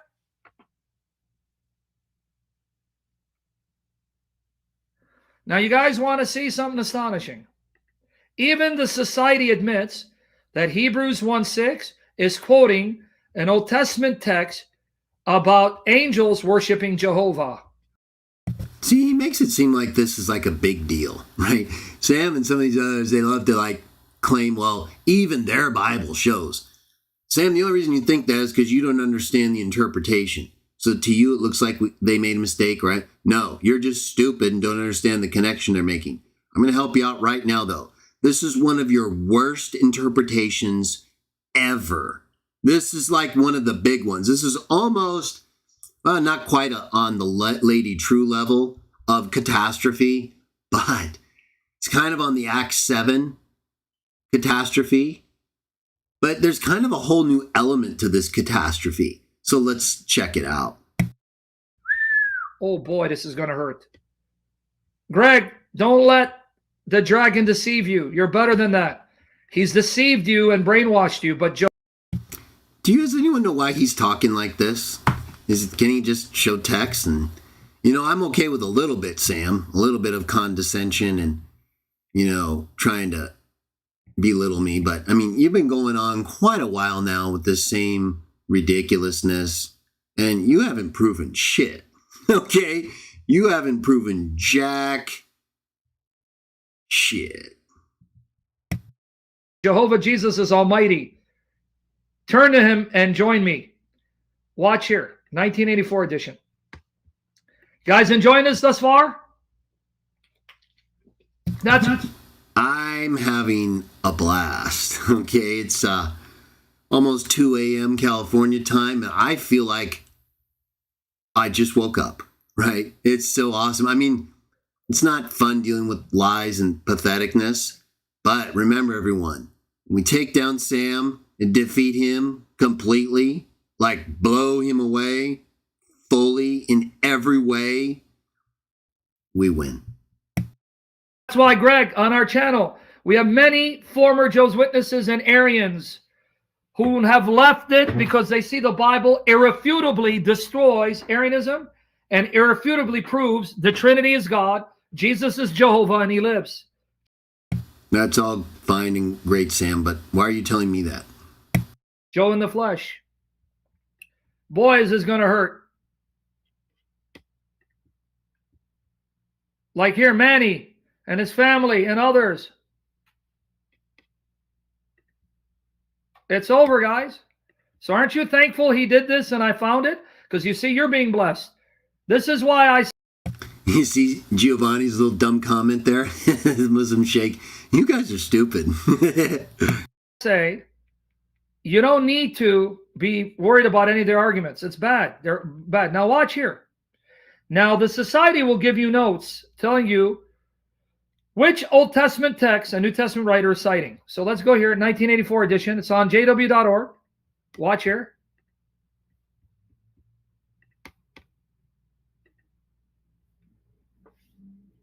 You want me there?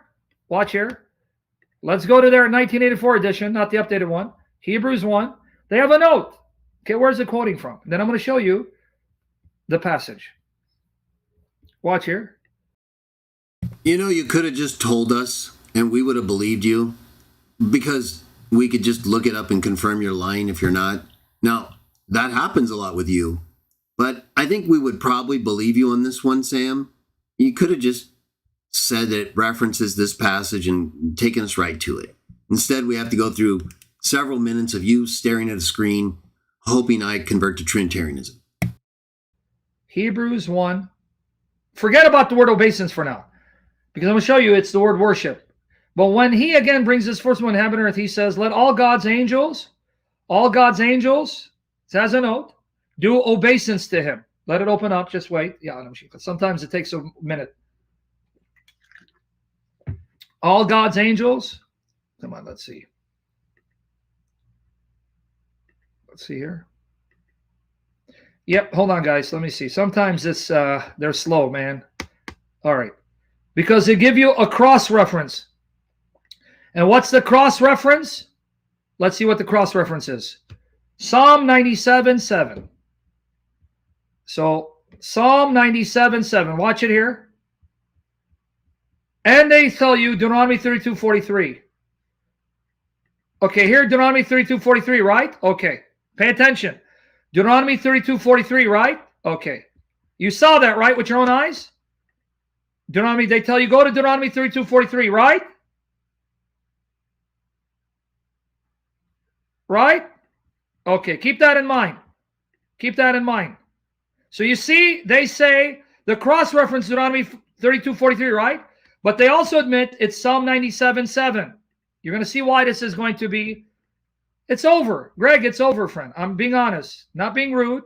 I won't disrespect you, but the dragon has deceived you, friend. When we go to Psalm 97:7, look what they cross-reference.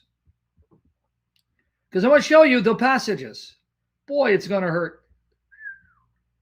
Psalm 97. You know what's hurting me, Sam, is how long it's taking you to find a text in the Bible. I mean, what's going on? 7. I swear it's going to hurt. All right. Psalm 97:7. It's going to tell you the cross-reference. Okay. Bow down to him, all you gods. All right. So right there, Sam is back to having more gods.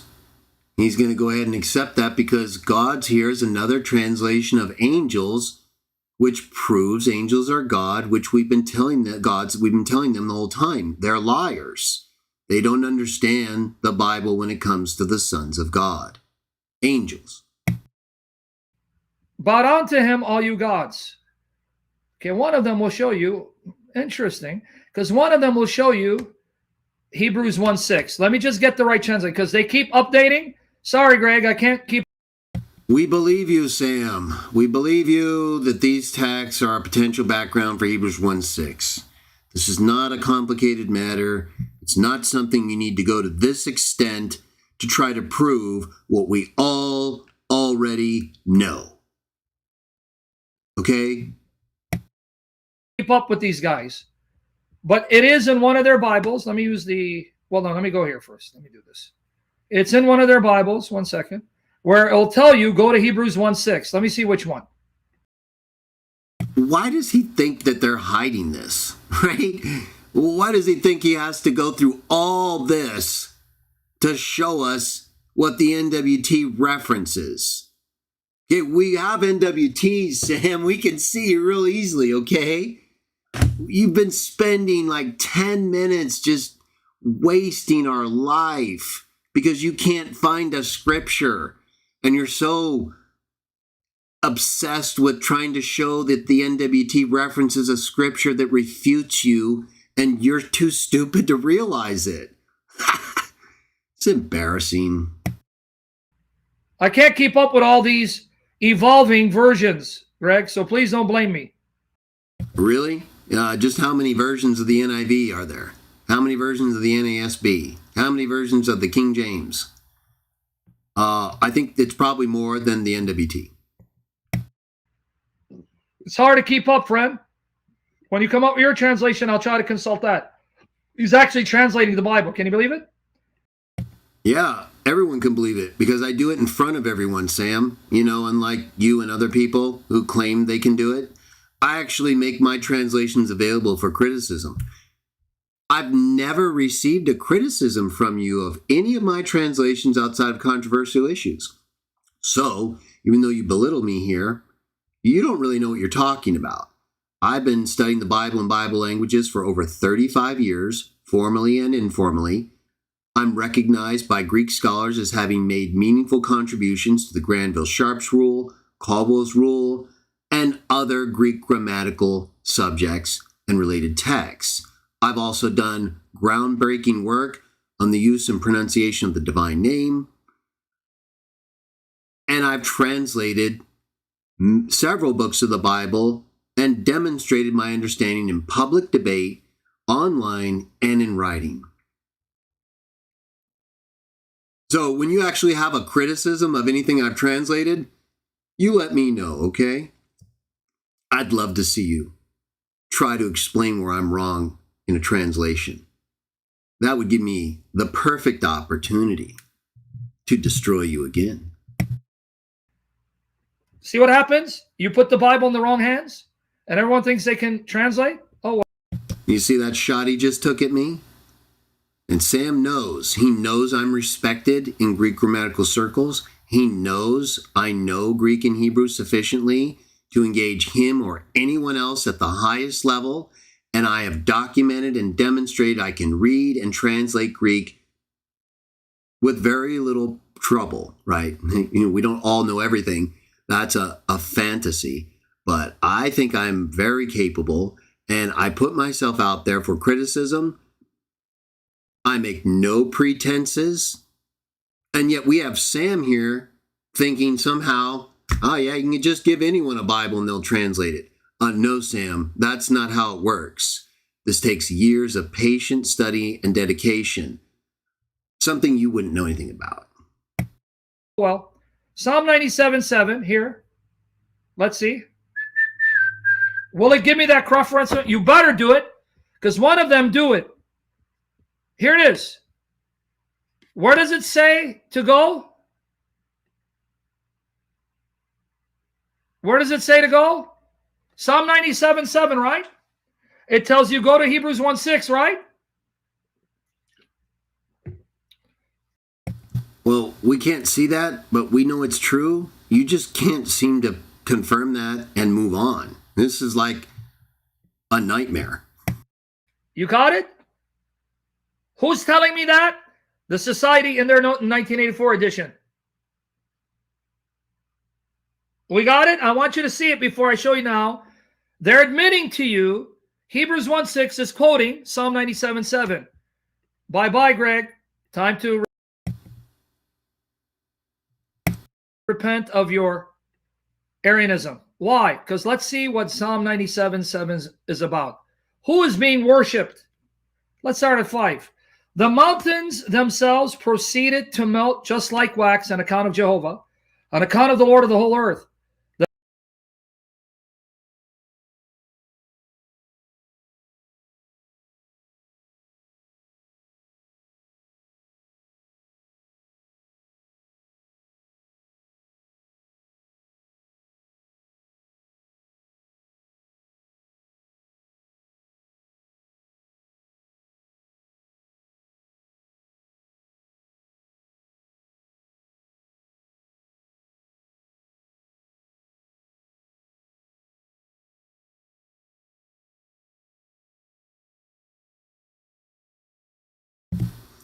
Okay, so can everybody see that okay? Let me move my face down here. So you see here on the right, Hebrews 1:6 says right here, and again, when God brings his firstborn into the world, he says, let all God's angels worship him. Now, look over at the text right here, right across from it, that Sam is trying to parallel with this. And I don't see a problem with it being the source for this quotation in Hebrews 1:6. But look at it. Verse 7, let all those serving any carved image be ashamed. Those who are making their boast in valueless gods, like idols. Bow down to him, all you gods. Does someone want to show me where the firstborn is in this text? Does someone want to show me where God is bringing someone before others and commanding them to worship the firstborn? Yeah. No, that's not in Psalm 97, Sam. Right. You know how in Philippians 2, it quotes from Isaiah 45, but makes it clear that it's not the same subject as Isaiah 45, because the Isaiah 45 subject is God and there's no one else. Philippians 2:9 subject, it's someone God raises up to his glory. Yeah, it's not God. And it's not to that person's glory. God raises them up to his glory. Now, none of that is in Isaiah 45. Did you know that, Sam? None of it. Because it's not talking about another subject who's raised up by God to that subject in Isaiah's glory. Right. Same here. It's using part of the text from Psalm 97 and applying it to when Jesus was brought into the inhabited earth at his birth. Psalm 97 isn't talking about the gods worshiping a firstborn son whom God commands be worshiped. It's talking about God and no firstborn or anyone else is brought into the picture. Can you see that, Sam? See how I have both texts kind of side by side and you can look at them, Do you see the differences, how obvious and simple and clear they are? Sam wants to equate Psalm 97:7 with Hebrews 1:6 when they couldn't be any more different. There's a whole new subject called the firstborn, for crying out loud. Totally different. That's not the firstborn in Isaiah 97:7. And he's letting the angels worship his firstborn. So it's totally different, not the same at all, just like Philippians 2:9-11 and Isaiah 45.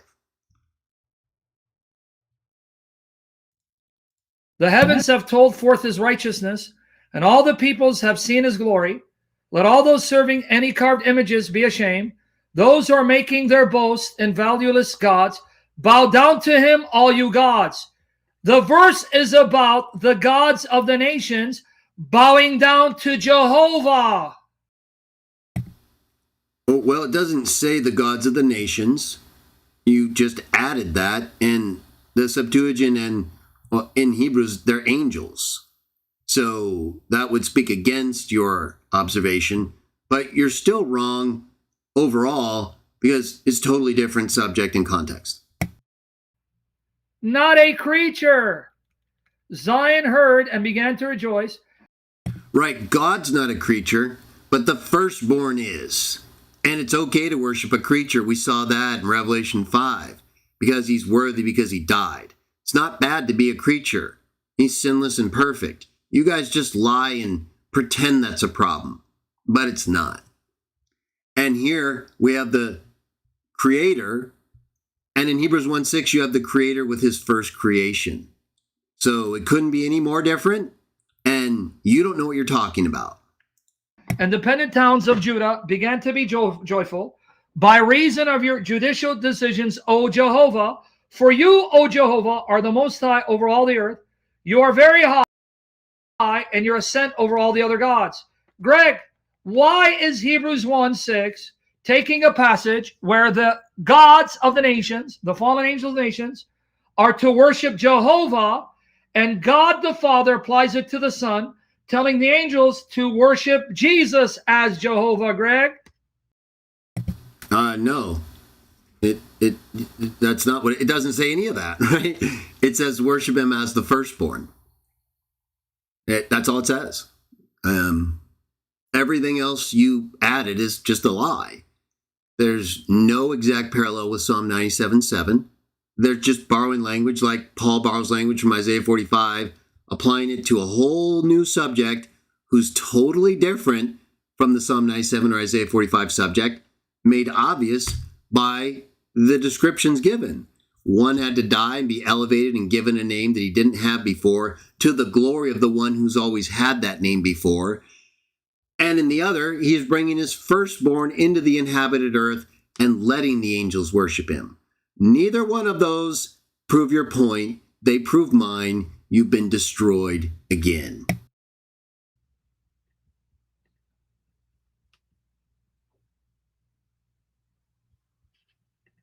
You caught it? You see what they just did? Hebrews 1:6, quoting Psalm 97:7, admitted by the Jehovah's Witnesses, where the angels are to worship Jehovah because he's the most high over all the earth, and he's more exalted over the gods.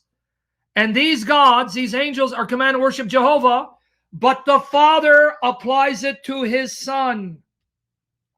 And you're telling me Jesus is not worshipped as Jehovah? No, he's worshipped as Jehovah's firstborn. It said it explicitly, and you just ignore it.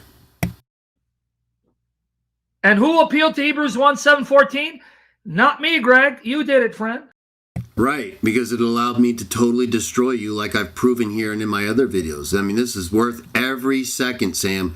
Can't wait to part 2 or parts 3. I'm going to destroy everything you put out. You're a false teacher and a liar. I would have told you don't do it.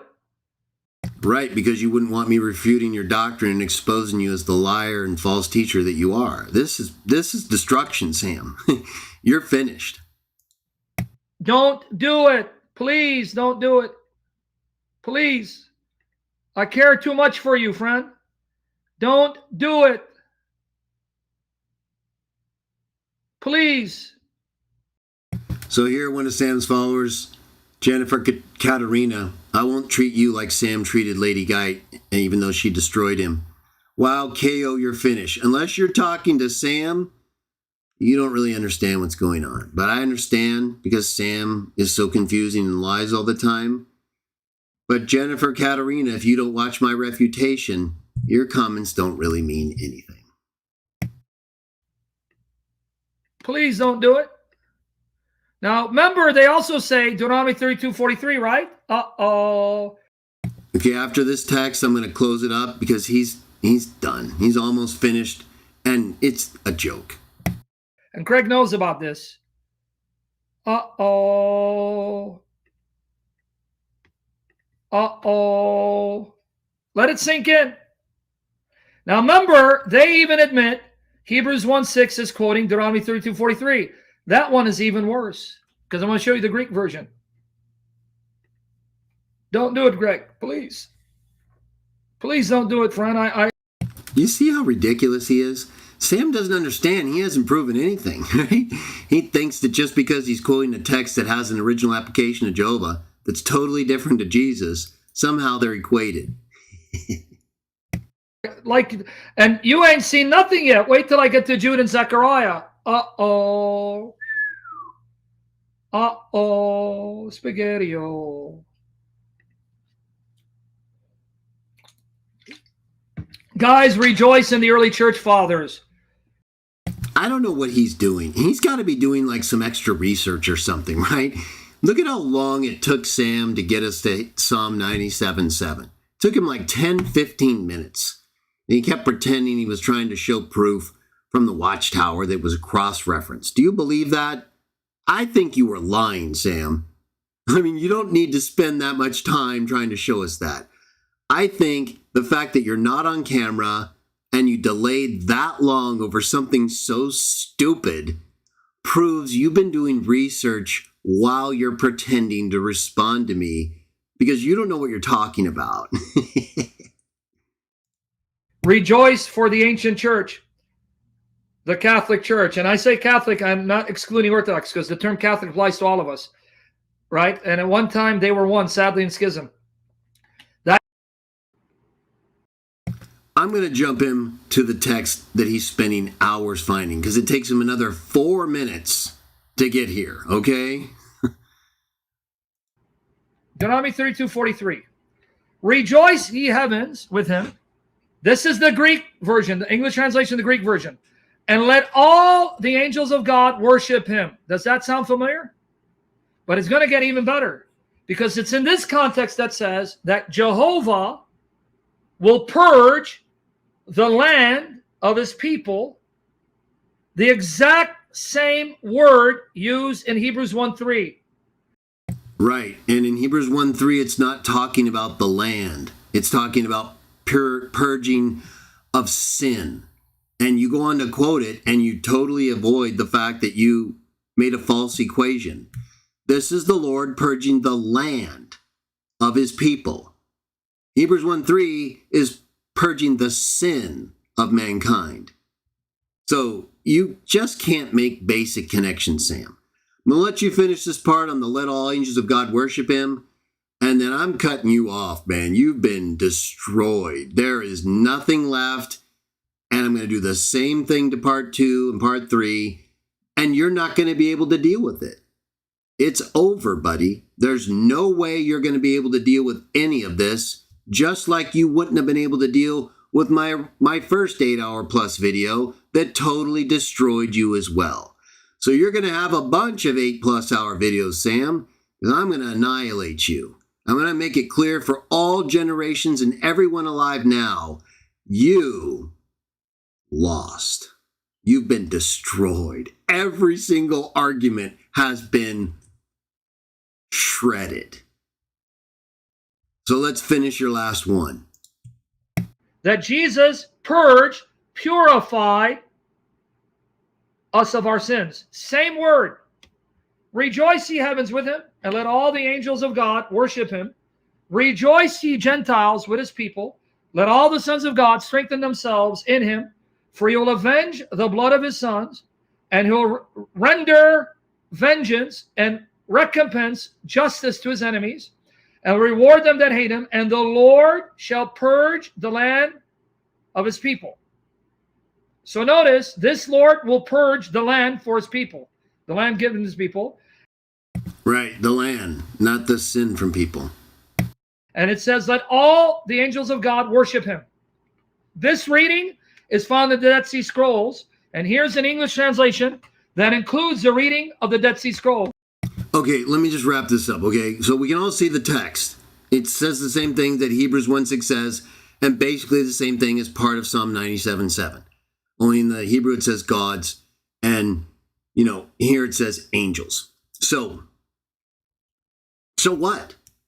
It says, rejoice, ye heavens, with him, and let all God's angels of God worship him. There's nothing here about God bringing his firstborn to be worshipped, which wouldn't be the same thing as him being worshipped anyway.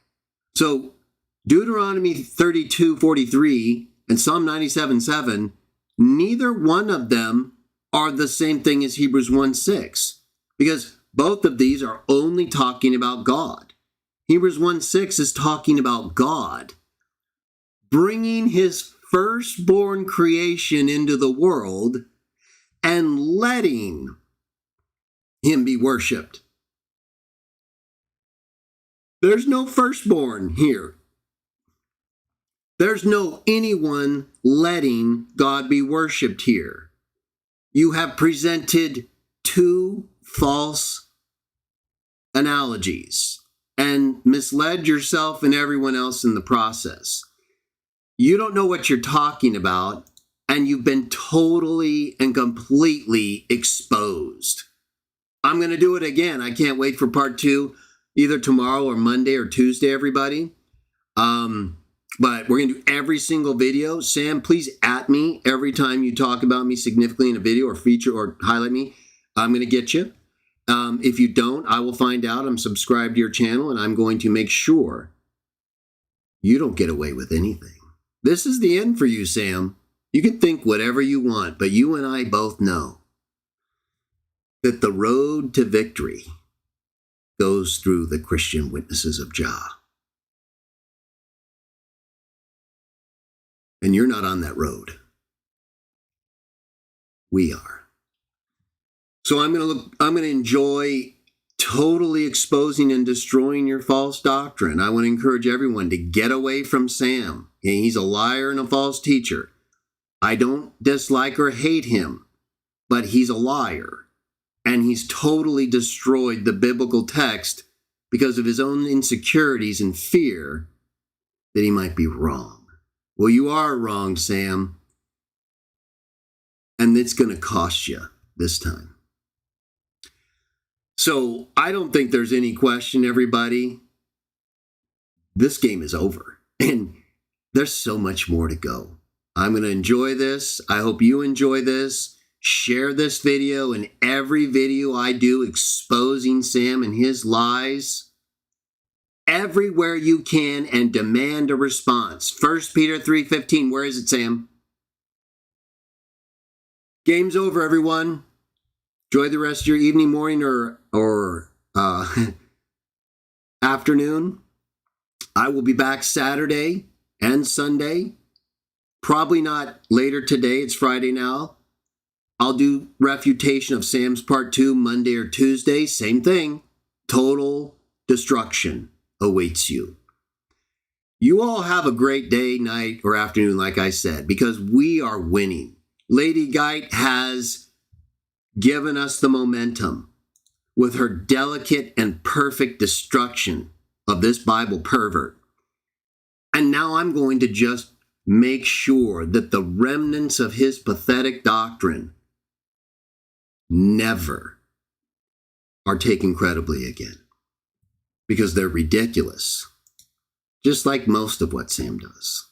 But I'm going to try to show him respect, give him credit for the effort he's put into it, but all of his effort has been serving lies and false teachers. So, Sam, this fantasy you have of me converting, that's just projection. Because it's you that's going to be converting. And if you don't convert, may Jah address you. In Jesus' name.